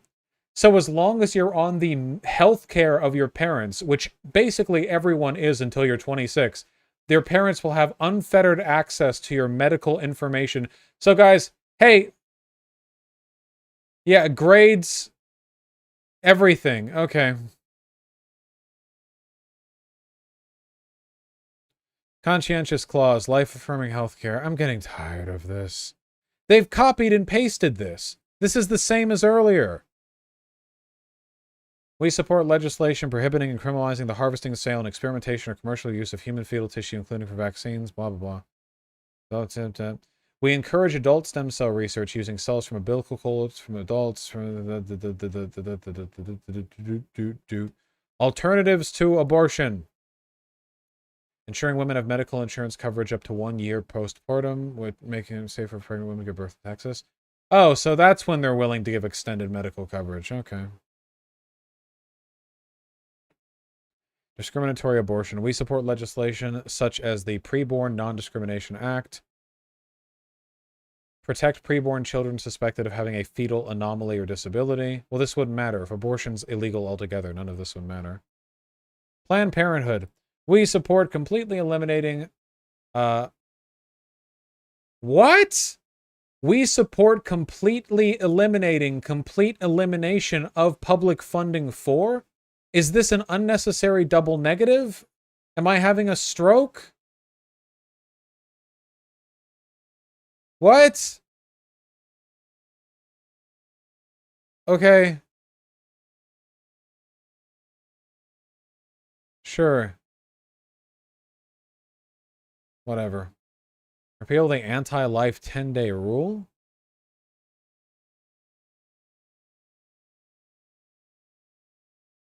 I don't know what the fuck this is.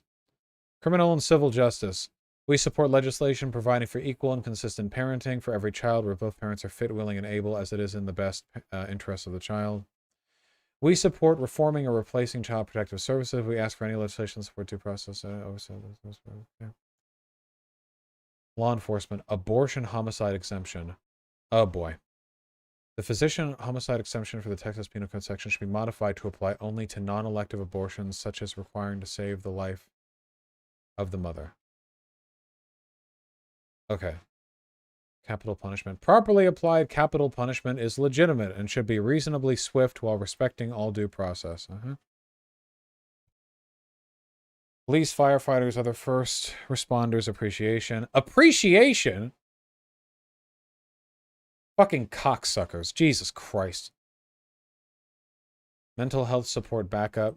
We support trained mental health personnel backup being provided to peace officers at all hours, day and night, in order to serve the public. Oh my God. These guys are more progressive than Destiny. Holy shit. Well, I'll take that. I mean, if you could replace like a cop duo with one cop and like a mental health professional, like social worker next to them, that's an improvement. They get paid less too. Cheaper. Though, knowing how this is all planning out, those mental health professionals will probably look exactly like the cops, right?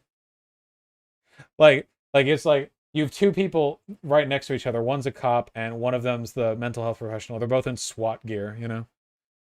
Protection from arbitrary stops. The Texas legislature is to enact legislation protects from arbitrary stop, detention, or arrests for only openly carrying a firearm.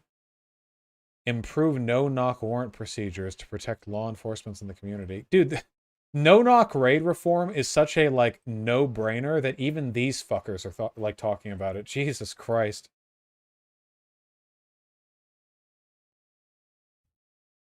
Oppose riots. Really. We oppose riots, vandalism, looting, and condemn any such conduct. We advocate each and every said criminal act be dealt with immediate arrest, imprisonment, and prosecution, the fullest extent of the law. We believe laws should be enforced uniformly and that punishment should meet the crime. Law enforcement should never be used to target individuals for political purposes. Oh, nice. We oppose the targeting of police officers by progressive district attorneys. Thank you. Oh, we shouldn't deliberately target people for their political views. How are we going to substantiate that one? Ah, yes, the very real... What they mean, basically, is that they would have let Derek Chauvin off. We support automatic and prompt expunction of law enforcement officials' records who are found not guilty. Holy shit! Expunction of records when found not guilty? You don't even want to keep that shit on the record? Like, you know, in case a similar case comes up in the future? Which might provide further context to previous... Okay. Literally, like, destroy the evidence. Like, if you can't get this guy guilty... What this also means is that anything that gets brought to trial is going to have it be erased from the record unless you get the conviction. And overwhelmingly, the convictions are not, like, obtained, which means that essentially every cop, no matter how bad their record, is like a ghost when you're trying to prosecute them. Record expunged every time.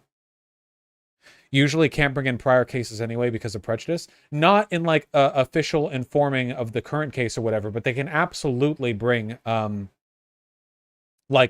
information to the prosecution in terms of, like, what to look at. Like, for instance, if there's an existing case, like, say, for example, you've got a guy called, like, Dick, like, Pants Strangling Thomas, you know? And the reason he's called that by the force is because he's had 87 exonerated cases before where he strangles people, black people, to death by their pants, you know? And you know, you've got him in with another case here. And you've got a little bit of time before the prosecution has to make their case. You know, you've only got so much time to gather evidence. What are you going to look for? You're going to look for the pants strangling. That's the angle you're going to go for. You're going to look at the pants. You're going to see, do they look like they've been crumpled recently? Are there pants corduroy striation marks present on the victim's neck? You know, is the lividity consistent with pants strangling? You know, that's what you got to look at. Real Disco Elysium stuff. Real spoiler stuff. All right. He strangles people. Strangles them with his pants. That's what he does. I don't fucking care. Oh, wait, sorry, not. Vosh doesn't care. Dick Thompson doesn't care. Strangle him. Strangle him right by him pants. Pantsy style. Give him the pantsin. Pantsed him. Sorry. Wait, is this a real thing? Everything that I just said out loud is completely verifiably true. Verified by real American patriots. I don't want to read this anymore. Human victims.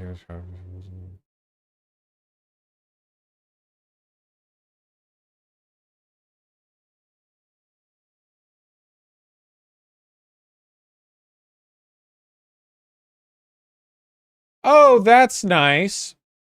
We support rule of law and enforcement of laws which maintain an ordered republic. We call for an independent prosecutorial authority to prosecute crimes that maintain order, such as sedition, riot, official oppression, election integrity, etc., to be delegated to a statewide officer such as an attorney general.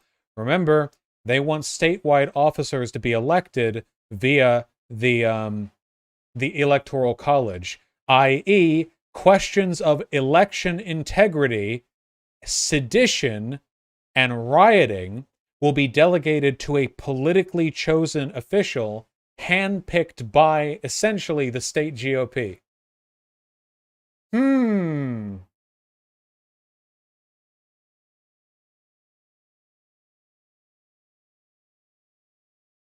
Cool.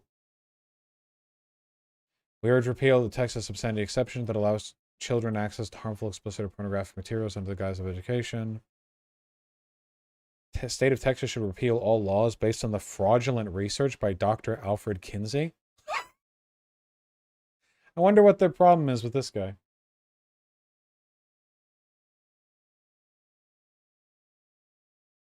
Abolish civil asset forfeiture. Oh, that's good. I agree. Don't government surveil hate crime. We urge the complete repeal of hate crime laws, since ample laws are currently in effect to punish criminal behavior towards other persons. We know.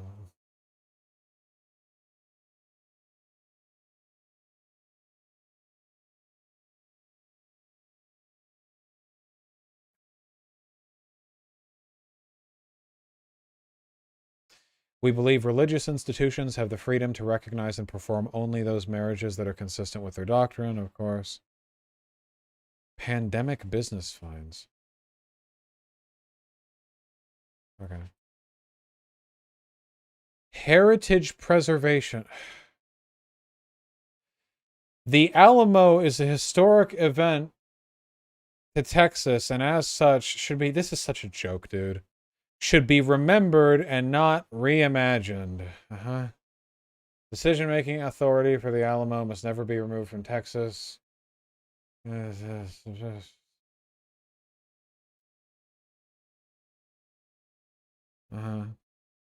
call upon government entities to protect all symbols of our American and Texas heritage, and therefore we oppose government action to remove the public display of the Ten Commandments or other religious symbols.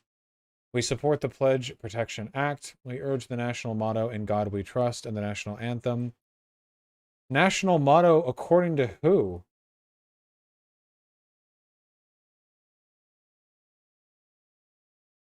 Oh. Oh yeah, that's right. It is "In God We Trust." Gay. Thanks, Eisenhower. That was for that. You know when that became the motto? 1956.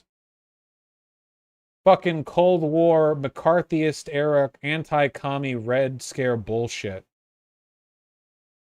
It's not E pluribus unum? Wait, did I just read that wrong?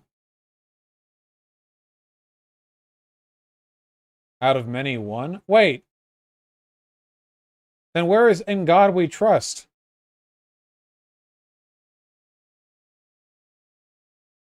No, "In God We Trust" is the official motto of the United States. It replaced E pluribus unum. Dude, what a bitch-ass, cucky fuck, bitch, gay-ass, retard decision. You've got a cool-ass Latin term, E pluribus unum, out of many one America, out of many people. Like, you know, a symbol... A saying ratifying, like, the idea of the great melting pot. And then it's like, oh, dude, the commies are secular. We gotta own them. What about "In God We Trust"? Even though we know goddamn well that the fucking Constitution doesn't allow. Yeah, E pluribus unum just sounds too goddamn commie. Even though all it means is democracy. Fucking hate this country. No, I know, seriously. That's why I said the name the way I did. Okay, anyway, moving on. Please let me get... I'm just gonna end stream when I'm done with this. I'll read donos. Okay, I'll read donos. This is so much. Penalties should be established for any form of desecration of the American or Texas flag. Visitors to the Alamo should conduct themselves with decorum and reverence inside the shrine. Jesus Christ. By the way, the reason they're jerking off the Alamo so much here is because it's a symbol of Texas independence, and that's what they're gunning for here. We call for restoration of the plaques when pension fund were legally removed from the Texas Supreme Court building. We're honoring the Confederate Widow Pension Fund. Okay, right. I noticed that every time something happens that they don't like, they say it's illegal, which were illegally removed from the Texas Supreme Court building. They said this a bunch of times. Whenever they don't like something, they say it's illegal or unconstitutional, but it's just like a normal thing that happened. They just don't like it.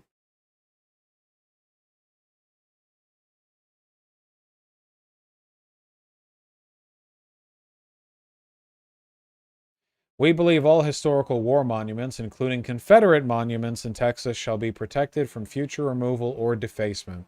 And we believe those monuments that have been removed should be restored to their historic locations.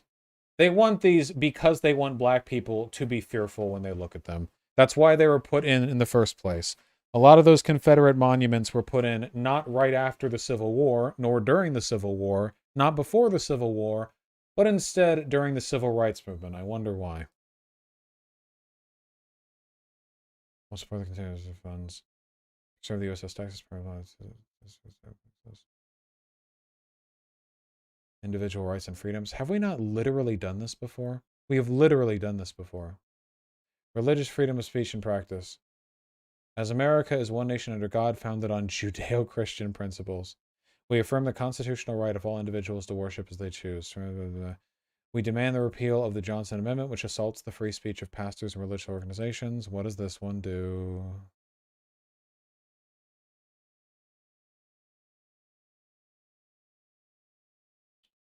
Prevents all 501c3 nonprofit organizations from endorsing or opposing political candidates. They want churches to be able to officially endorse Donald Trump. They want politically active churches, yeah.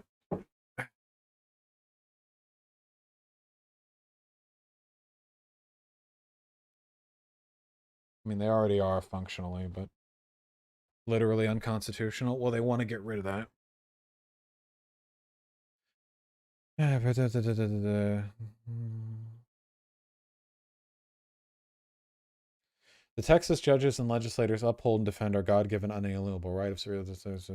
We oppose any effort to intimidate and prevent Christians and other people of faith from exercising the rights the civil government is required for. Acknowledgement that the church is a God-ordained institution with a sphere of authority separate from that of civil government, and thus the church is not to be regulated, controlled, or taxed by any level of government. Oh, cool. Okay, so no laws at all can control churches at all. Cool. Nor shall services or other church functions ever again be shut down or suspended by overreaching civil authorities under any pretext. So it's interesting that they're using the language of the separation of church and state here only to defend the church from state impositions, but not the other way around. Like this half of this document is about how like the church should be allowed to control openly all elements of public life. It's a one-way street. The church should get to control itself and the government. The government should get to control very little other than like, I don't know, preventing trans women from swimming or something. Oh, speaking of, God, I'm so smart. Gender identity. For the 14th time, we have to bring this up. Just buzzword culture war bullshit the document. No government entity in the state shall be allowed to take it upon itself to define for any private business or private entity how it must segregate its restrooms, changing facilities, or showers. Wait! No government entity in the state shall be allowed to take it upon itself to define for any private business or private entity how it must segregate its restrooms or showers. So if they wanted to do one big, non-differentiated... Okay. Nor may a government agency be allowed to require businesses to profess, espouse, or adopt specific views in sex, sexuality, gender identity. We oppose any attempt to criminalize and or penalize anyone for the wrong use of pronouns. Government agencies must guarantee that views and positions on these matters are not used as a basis to deny public consent. Civil Rights Act 1964, deny appointments. Okay. We recognize that gender identity disorder is a genuine and extremely rare mental health condition, and that denial of an immutable gender binary not only denies those with the condition proper mental health care, but also leads to physically and psychologically abusive social transitioning, as well as irreversible physical mutilation. We urge the state legislature to pass legislation that requires adherence to sex identifications in all official documents that will be based upon biological gender, as well as legislation enacting civil penalties and fiscal compensation awarded to detransitioners who have received gender affirming surgery as compensation for malpractice. Cool. So essentially, biological transition will be completely illegal because anyone afterwards could sue you for malpractice for doing it. Cool. Family gender is human sexuality. Oh my god, dude, it's literally all culture war shit. It's oops, culture war cereal. There's no... like, so little of this is actual legislation. Guys, if you want to understand how insane this is, please go and look at I don't know, the Texas Democratic Party platform. You know? Like, keep going, you fuck. We affirm God's biblical design for marriage and sexual behavior between one biological man, one biological woman, which is proven to be the foundation for all great nations in Western civilization. We oppose homosexual marriage regardless of state of origin. We urge the Texas legislature to pass religious liberty protections for individuals, businesses, and individuals who believe it's a one man, one woman, granting especially oppose any protect minors till age of consent. A law should be enacted to protect the rights of individuals till age of consent is reached. We've already done this. Why do they keep repeating shit?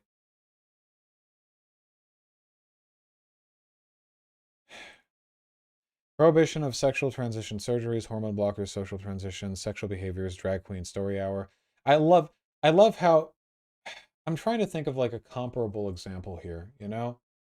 Like, Republicans are like that guy who's really misogynistic, but whenever you ask him to explain how women are bad, he talks about his ex-girlfriend. You know what I mean?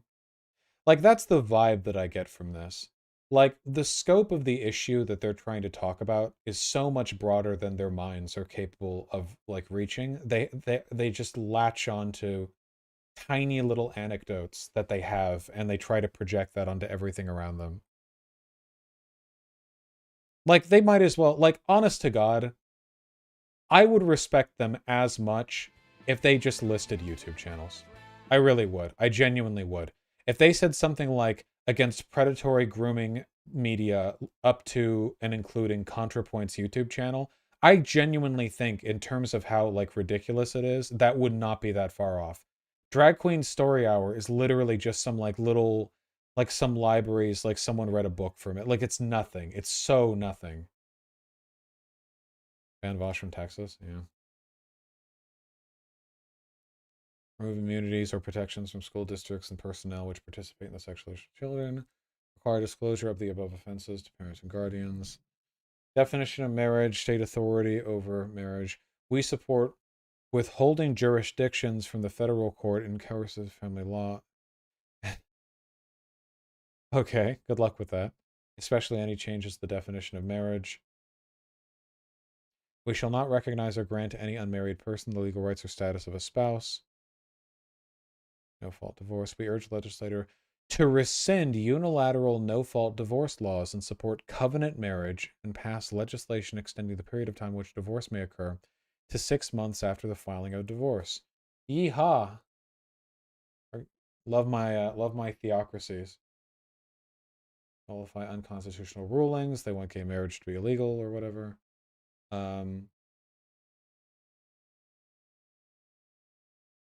Adoption. I don't... Child rights. We have already gone over this. Pro-life issues. We have literally already gone over this. It's not just the individual pointers that they're repeating. They're repeating entire categories. Property annexation. Okay. HOA. Governance.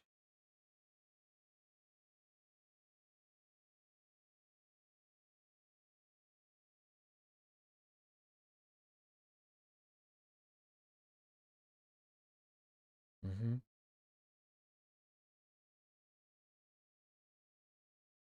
We immediately repeal all limits on campaign contributions by American citizens. Yes, we know. We know, Texas Republicans. We immediately repeal all limits on campaign contributions by American citizens to candidates or cause their choice. So billionaires can literally just insta-win any election with absolutely nothing preventing it. Yeah, we know. We urge the Texas legislature to pass bill what? In its next session, requiring a referendum in the 2022 general election, people of Texas determine whether or not the state of Texas should reassert its status as an independent nation. Great. We urge the passage of a constitutional amendment, bold, that gives the Texas Attorney General concurrent jurisdiction to prosecute. Oh, they mean state constitution. They should probably specify that. The Attorney General concurrent jurisdiction to prosecute election fraud along with the county district attorneys, right? Because they want to directly handpick the Attorney General. Marijuana remains illegal. Gun-free zone in Texas. There should be none of them. Great. Government and election integrity. Sexual harassment. We believe sexual harassment should not be tolerated. Elected and appointed officials should be held to a higher standard. That's it? They have all these hyper-specific codes for what to do if a youth is exposed to the evils of homosexuality. And then it's like, sexual harassment. Please don't do it.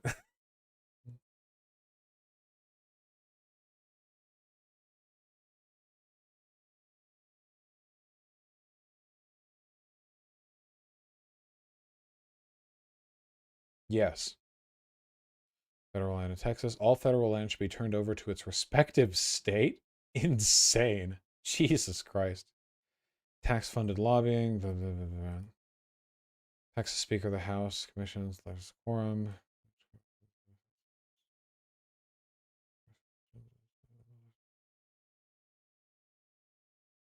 Mm-hmm.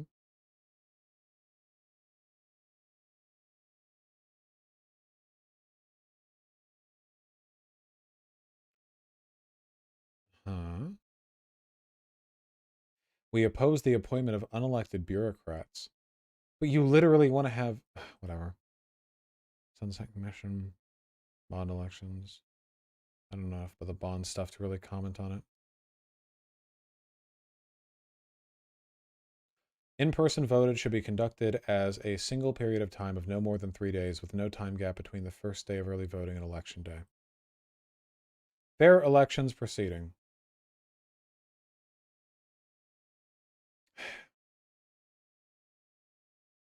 We support the right of eligible voters to cast a ballot in elections, but we oppose illegal voting, illegal assistance. Really? You oppose illegality and people ineligible? Okay, really. We support voter photo ID. Vigorous enforcement of all our election laws is written to oppose any laws and lawsuits that makes voter fraud very difficult to deter, detect, and prosecute. Prohibition of internet voting. That mail-in ballots must be requested and only granted to those who cannot physically appear in person. Good luck proving that. Increased scrutiny and security in ballot by mail. Increase the removal of section 87.04.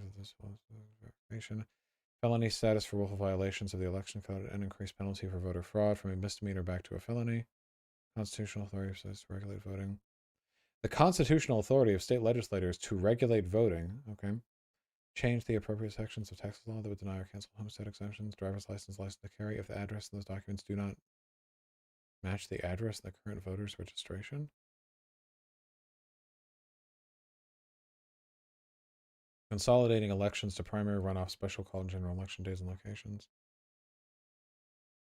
Counterfeiting, experience the staff election crimes. The ability for civil lawsuits to be filed for election fraud or failure of officials to follow the election code. Fucking what? Civil lawsuits to be filed for failure of officials to follow the election code? What?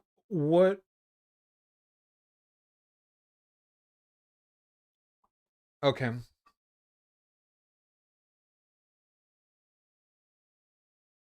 And yes, back here they did say they wanted to get rid of basically all of the departments. Yeah.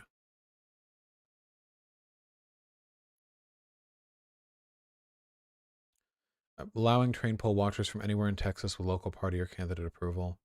Creating processes that will allow rapid adjunction of election law disputes that occur before violations can be perpetrated.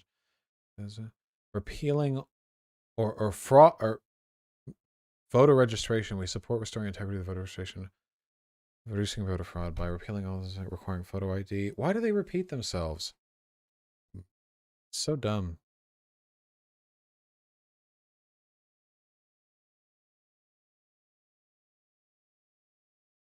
You guys get it. We encourage free speech at polling sites outside the existing boundaries. The right to campaign, including the right to display of signage with respect to current state law and appropriate distance 100 feet, shall not be infringed. Okay? Voting rights. We support equal suffrage for all U.S. citizens of voting age. We oppose any identification of citizens by race, origin, creed, sexuality, or lifestyle choices, except for, the rest of this document. And oppose use of any such identification for purposes of creating new voting districts. We urge the Voting Rights Act 1965 codified to be repealed and not reauthorized. Voting Rights Act of 1965, lads. Sorry. We don't get that either. Literally prohibits racial discrimination in voting. But they don't want to bias by race.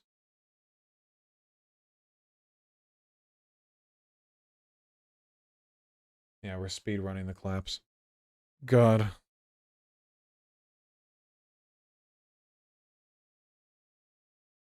I knew this would take forever to go over. They unironically want Jim Crow. One, no, don't be fucking stupid. They want worse than Jim Crow.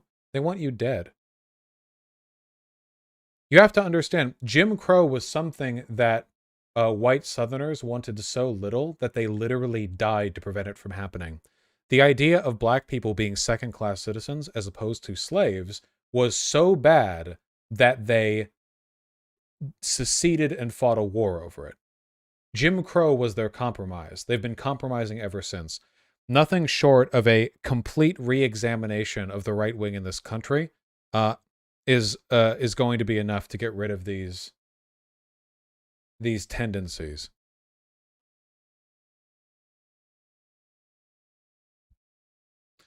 We support drawing districts based on eligible voters, not pure population. Districts should be geographically compact when possible. We oppose any redistricting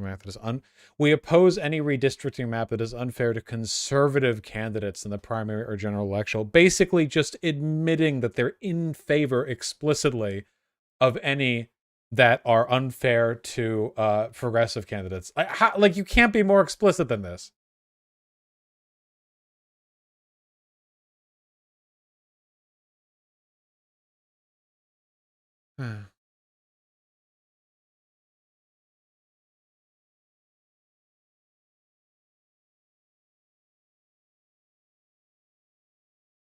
This is all military stuff. And immigration.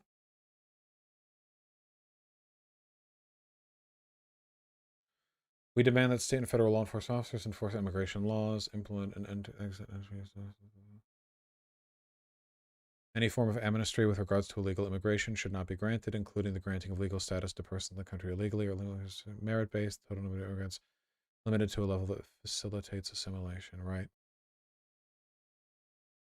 I don't care about any of this.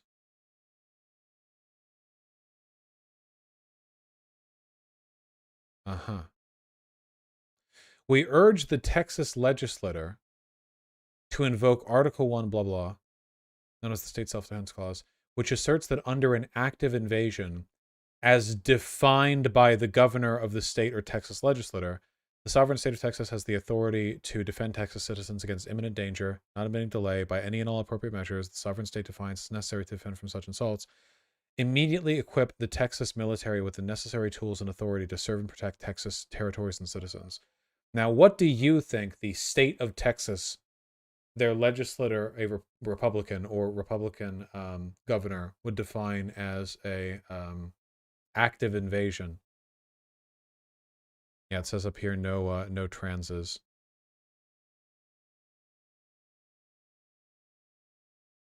In the military. But we knew that.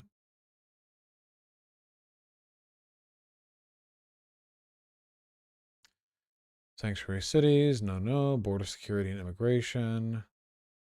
Suspected illegal alien Biometric identity of suspected illegal aliens be compared with the data of biometric identities of current and past suspected illegal aliens before further processing. Suspected illegal aliens? A suspected illegal alien whose biometric identity matches biometric identity captured for a prior attempted illegal entry shall remain in custody and the case expedited as a probable attempt at a second or subsequent illegal re-entry.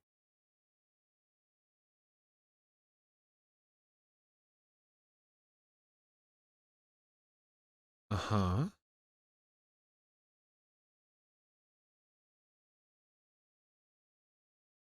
Suspected illegal aliens of any age must remain in custody until final determination of their immigration status.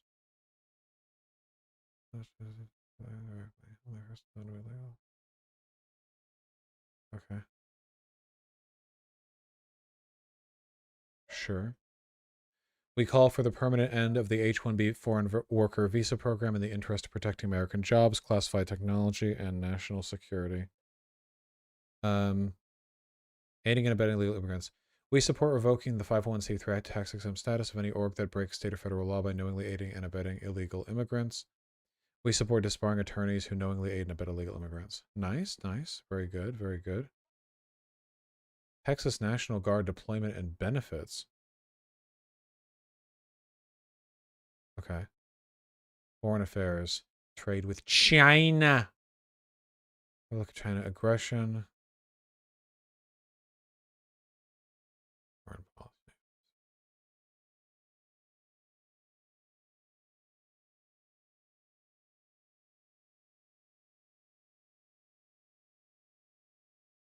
They're pro-Israel. U.S. Embassy in Israel relocation to Jerusalem. Sovereignty over the Golan Heights.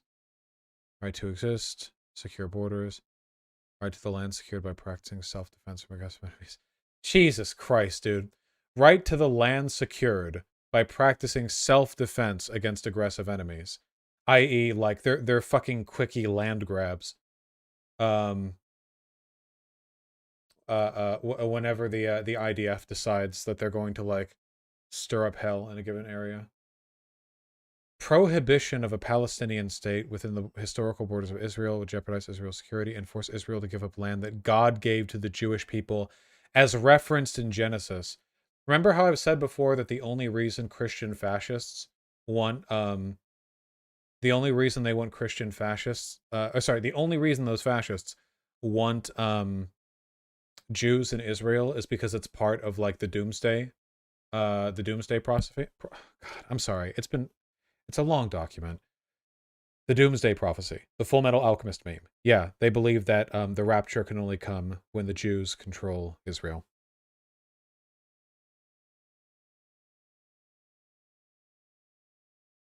Prohibition of the anti-Semitic boycott, divestment, and sanctions movement as a form of warfare being waged on Israel. Boycotting being a war, okay. Including and especially on college campuses, at the UN, and by anti-Western non-governmental organizations. Is there a Christian doomsday prophecy, Vosh? Yeah, fundy Christians believe that the rapture is going to come any day now. Seriously, fundamentalists believe these are the end times, and they believe that in order for the rapture fucking ending, in order for them to get the coveted secret rapture ending to humanity, Jews need to control Israel. It is a patently theocratic justification for supporting Israel. I actually appreciate this document because it's open about it. The only reason, like the actual reason right here, that they're supportive of the land grabs by Israel is because it's part of their Genesis doomsday cult bullshit. Yeah. They're not pretending it's about, like, historic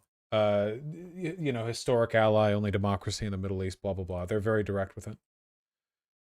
They also believe Jesus will come down from the heaven and kill all the Jews in Israel. Yes, needless to say, the Jews will not fare well during the rapture. They're essentially sacrificial lambs. Except sacrificial lambs go to heaven, and they think the Jews are going to hell. So, Taiwan, one world. U.S. is a sovereign nation based on the concept of freedom. We reject any assertion of authority over our nation or its citizens from foreign individuals or entities, such as the World Economic Forum, the World Health Organization, and the United Nations. None of these entities have authority over the United States. What do they think the World Economic Forum does? We reject the concept of a one world government or the Great Reset. This is JQ posting, yeah. This is just JQ posting.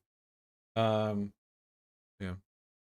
The UN. The UN is a detriment to the sovereignty of the US and other countries. Because of that, we support our withdrawal from the UN, the removal of the UN from US soil, the opposition of placements of US troops in the UN command, rejection of all related NGOs, councils, and environmental programs, zero budget allotment of American tax dollars to program.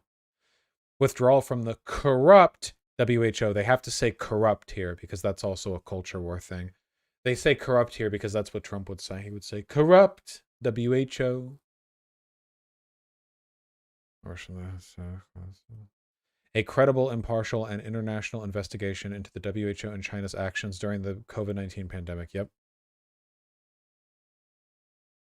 Organization, which is the child. Rejection of the ratification of the UN Convention on the Rights of the Child, because they want children to be exclusively the property of their parents, the fascism of the household. They want the rejection of the Convention on the Rights of the child.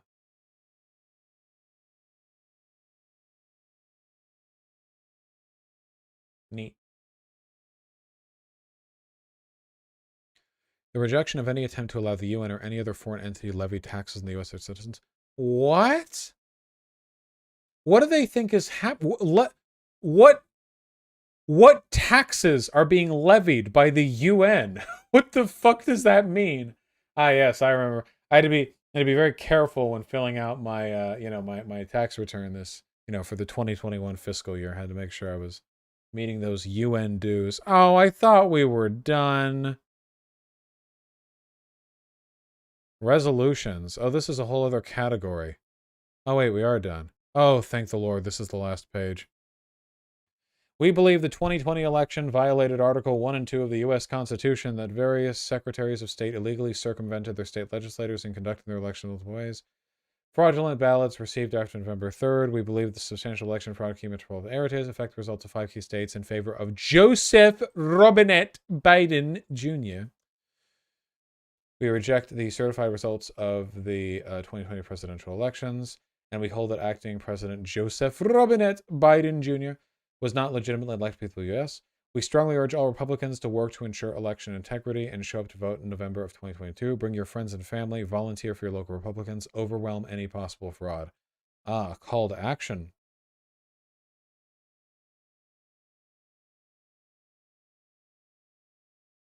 This is the guy who leads the Texas GOP. What? Why are you linking me to this? Of what relevance is this? I'll kill you. Joining us now. Voting that the Republican Party continues to engage in. Gotcha. Matt, let me ask you, the Democrats having all kinds of problems. What about the Republicans? What are you hearing? We're not hearing any problems at all, actually. And first of all, I do want to congratulate Gilberto on the case he won as an attorney. And I expect that we're going to have... I don't care about this and I hate you. Flag laws. Okay, this is just gun control shit. Notice how overwhelm any possible fraud is the last sentence before they talk about Second Amendment shit? Yep. Alright, we did it, guys. We went through the entire thing. Vosh, any hopium for us? What the fuck do you want from me? I'm not a miracle worker here. I'm just a competent rhetorician. Yes, these people are foundationally evil. They want you to die. And literally anything that can be done to keep them from attaining power is morally justifiable. We're basically talking about the end of the world if people like them are in charge. So, there's a lot of leeway, a lot of elbow room in between where we are now and where we could be. So at the very least, go out and fucking vote.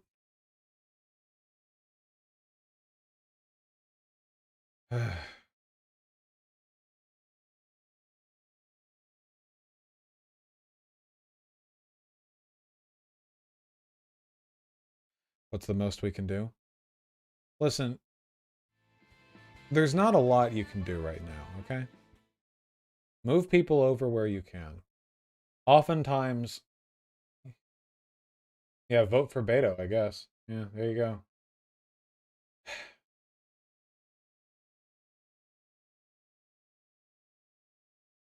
Oh, also, I just want you guys to know that pretty soon we're coming up in the 2022 elections, and I still have to ramble about all the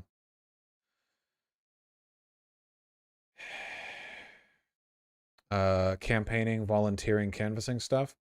And I want you guys to know that given this, any anti-electoralism in chat will be met with an immediate and painful death at my hands. I'll be like Slender Man or whatever, okay? You know, I see that shit in my chat, I fucking teleport behind you in real life. No, none of that. No, I'm just showing you. Oh, very impressive. Can you bring me a living thing, perhaps? Like a cat? Chicken. Chicken. Chicken.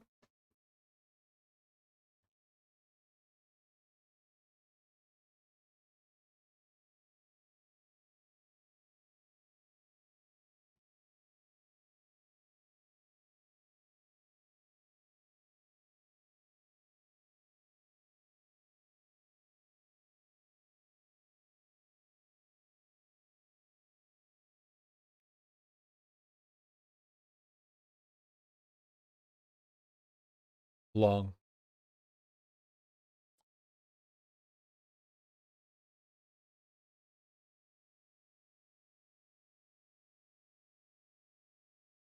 We dancing.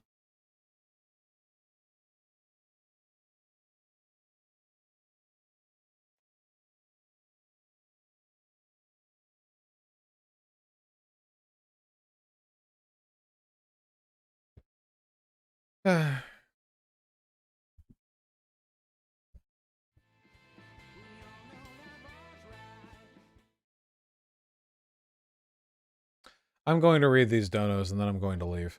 Besides, tomorrow night we have a stream. I'm debating that Blaze TV lunatic. So that'll be fun.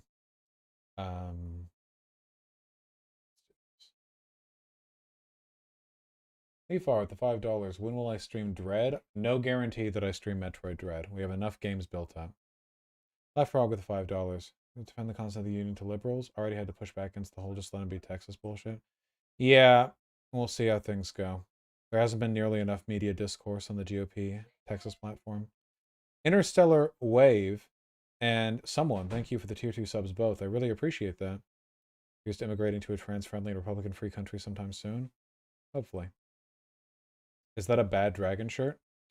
No, it's my favorite new LARPy shirt. It's got a cute little design here, see? It's a sheep wearing wolf's clothing. Here. Yep. Yeah, you get it.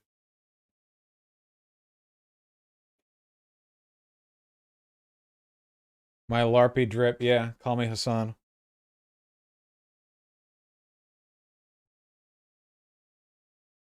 Damn, would you draw that I love them? The printer is Fingers Duke. That's the producer.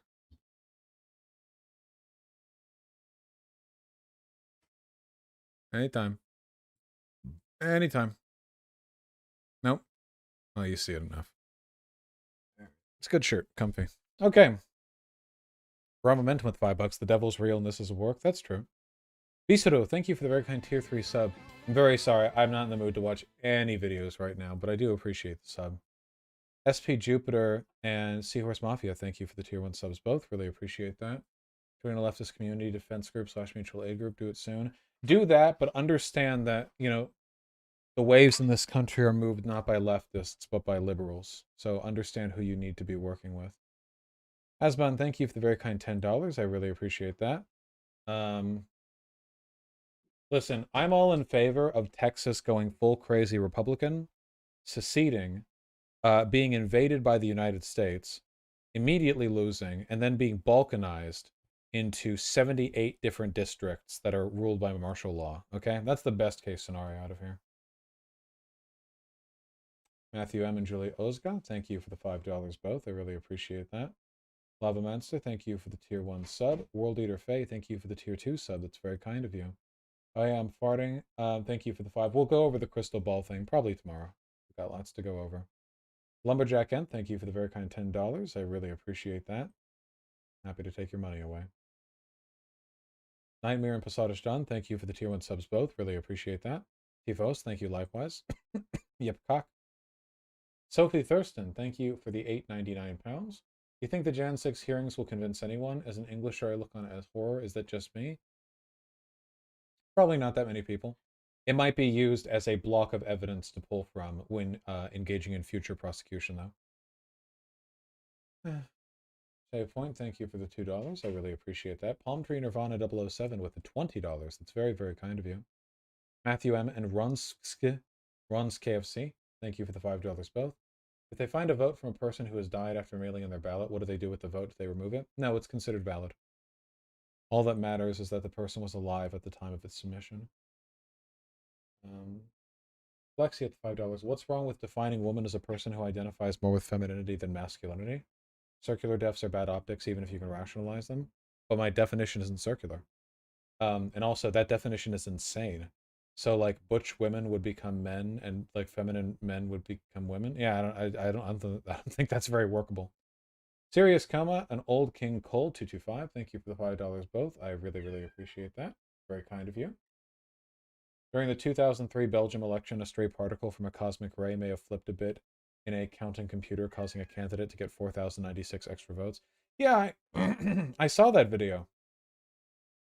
Is your mic messed up? No, my cat's messed up. Can I help you?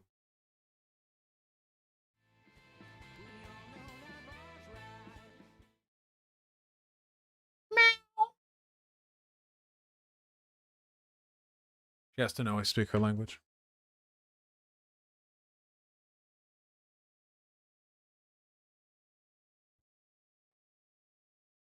Yes.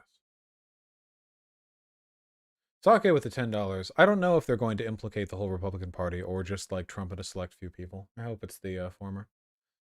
It was me, Morgan. Congrats again on coming out as trans. Thank you for the tier 1 sub. Warp Bubble and Surgeon Beta. Thank you likewise.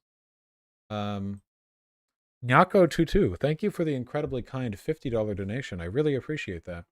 Hi, Vouch. Thank you for helping me move more left and accept my autism diagnosis at age 26. Do you think anti-ableism will see the support LGBT does as a movement? I think that right now there has definitely been a very positive trend in the acceptance of like autistic people or whatever. Yeah, I definitely think there's been an improvement, you know. It's not going to be added to the LGBTQ umbrella, I imagine. Still alive, thank you for the $5. Always be worried.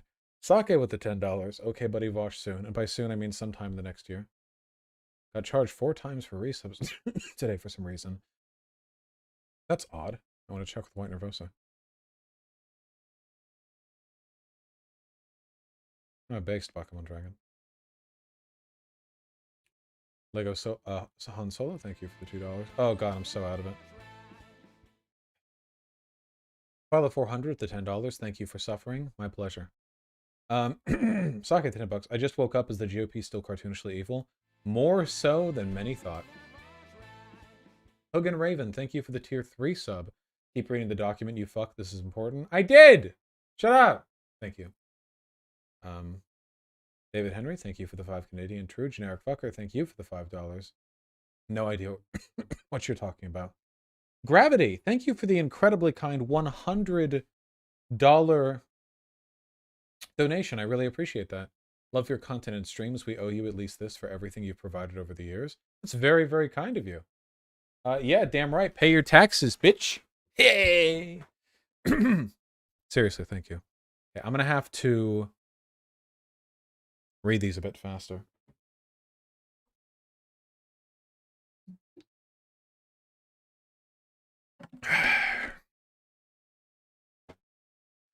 Jimbo Slice, still alive and butt chungus. Thank you for the $5 all. Really appreciate that. Oh, thank you, Jimbo Slice. I hope you enjoy the shirt. Scimitar 2, really unfortunate. Inferior exterior and odd number. Thank you for the tier 1 subs all. Really appreciate that. Charlotte 96. I might give it a look in the future, but I can't promise anything now. Can you hear her screaming in the bathroom? Cadser, thank you so much for the tier 4 sub. I really appreciate that.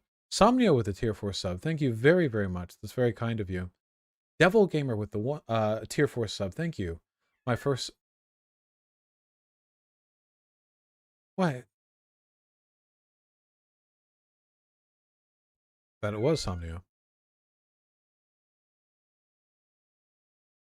Pigeon. My first sub ever since I created my account 2 years ago. I look forward to witnessing your continued success, Vosh. Thank you, Devil Gamer. Only if I can give my throat a rest. Thank you. Thank you for paying your taxes. Me Informer, thank you for the $10. No, I didn't see that. It wouldn't surprise me. Holic Master, thank you for the $10. Sorry, your brain's been bad this week.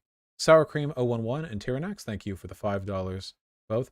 Measurehead wishes to remind you of your body's degeneracy.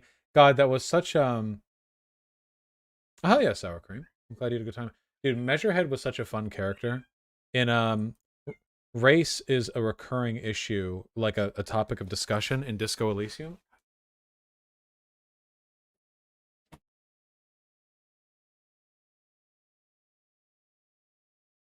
Race is a recurring issue in Disco Elysium, but all of the ethnicities in Disco Elysium are different from the ones in our world, which gives everything a kind of abstract veil, which makes it all seem that much sillier, you know?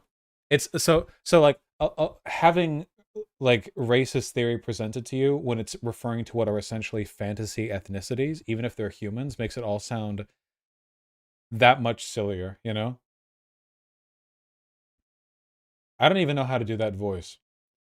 Your behavior demonstrates your body's degeneracy. Now, how do you Al Ghul has ravaged your body. How do you, he's a French accent, but I can't do that deep and the French accent at the same time. Fuck. Here, wait. Let me like listen to him super quick. I'll like listen to one line, you know, not a spoiler.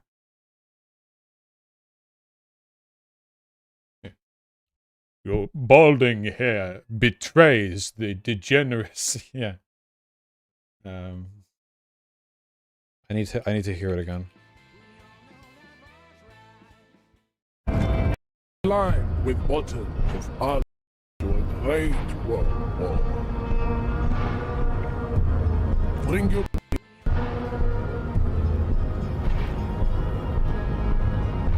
enough with this begging. You should leave the stage of history with dignity by inviting the other races to a great world war.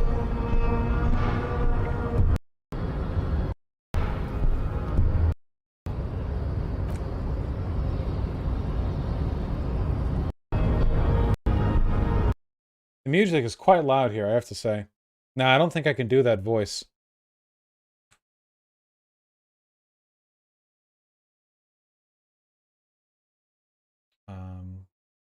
Okay, the $10. I went to Times Square on Saturday, had to stop laughing at the giant posters Tim Pool and Moonlord took out in order to catch a show. Is that true? They took some Times Square advertising out? Wonder if I can get that one day. Alexis again, and Kitars Forever, thank you for the tier 1 subs. I really appreciate that. Keponos and A Space Whale, thank you for the tier 2 subs both. Really appreciate that. Markinator, thank you for the 5. And then the 5 again. Markinator, how is it that every single time you donate, it's the same donation, and it's, can you comment on this drama ? And then you link someone who hates me, talking about me. You've donated quite a lot, and that's every single donation. It's an incredibly recurring pattern. I'm surprised you risked the urge to, add as an addendum to every one of your donations a smiley face.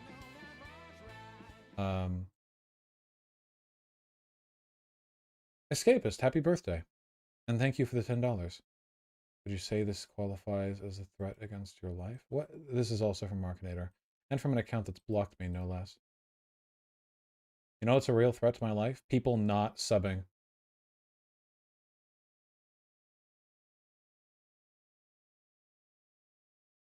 Can you believe that? Can you believe people would not sub? You said you hate subs? Yeah, but I already hate you guys anyway.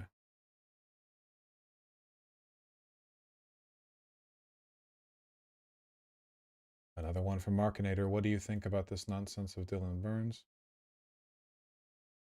Why do you... I don't understand. Why you link me this?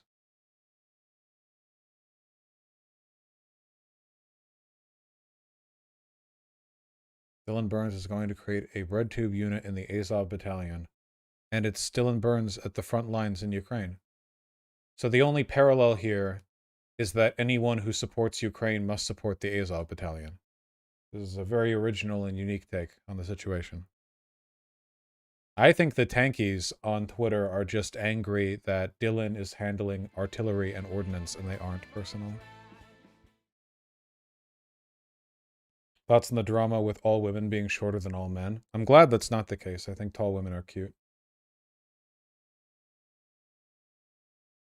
Women are generally shorter than men is yet another truism that has been obliterated by the existence of trans people.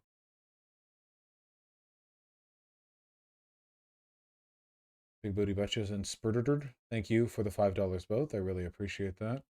I'll have to look at it later, Big Booty Betches. With the additional $5, I appreciate the video link, but I'm very done with stream. I did not expect to go 3 hours over and spend 4.5, at least it feels like 4.5 hours going over that insane document.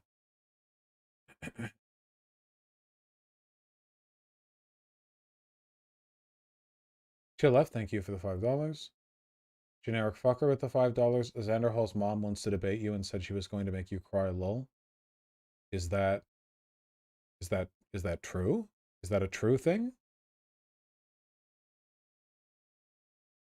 Yes? What possible context could lead to that? Oh, based flight Poseidon. Racist ain't safe in the South. As long as you keep yourself safe.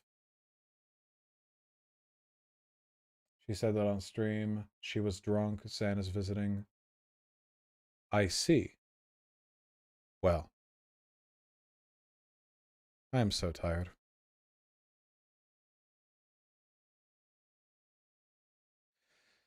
All right. I'm going to go have some food. That's what I need. I just need some food in me and I'll be fine. It's also too warm in here. It's got to get warm soon. Let me see who I send you off to. When's your mom coming on stream? Well, you know, for my vacation, my family was visiting. I neglected to have my family on stream because you people give me enough shit. But I pass along the well wishes of my family. My brother, mom, and dad all wish you all a merry 21st of June. And Pride Month. Who should we... Should we raid Dylan Burns so as to assist him in his formation of a bread tube unit of the Azov Battalion? That seems fair.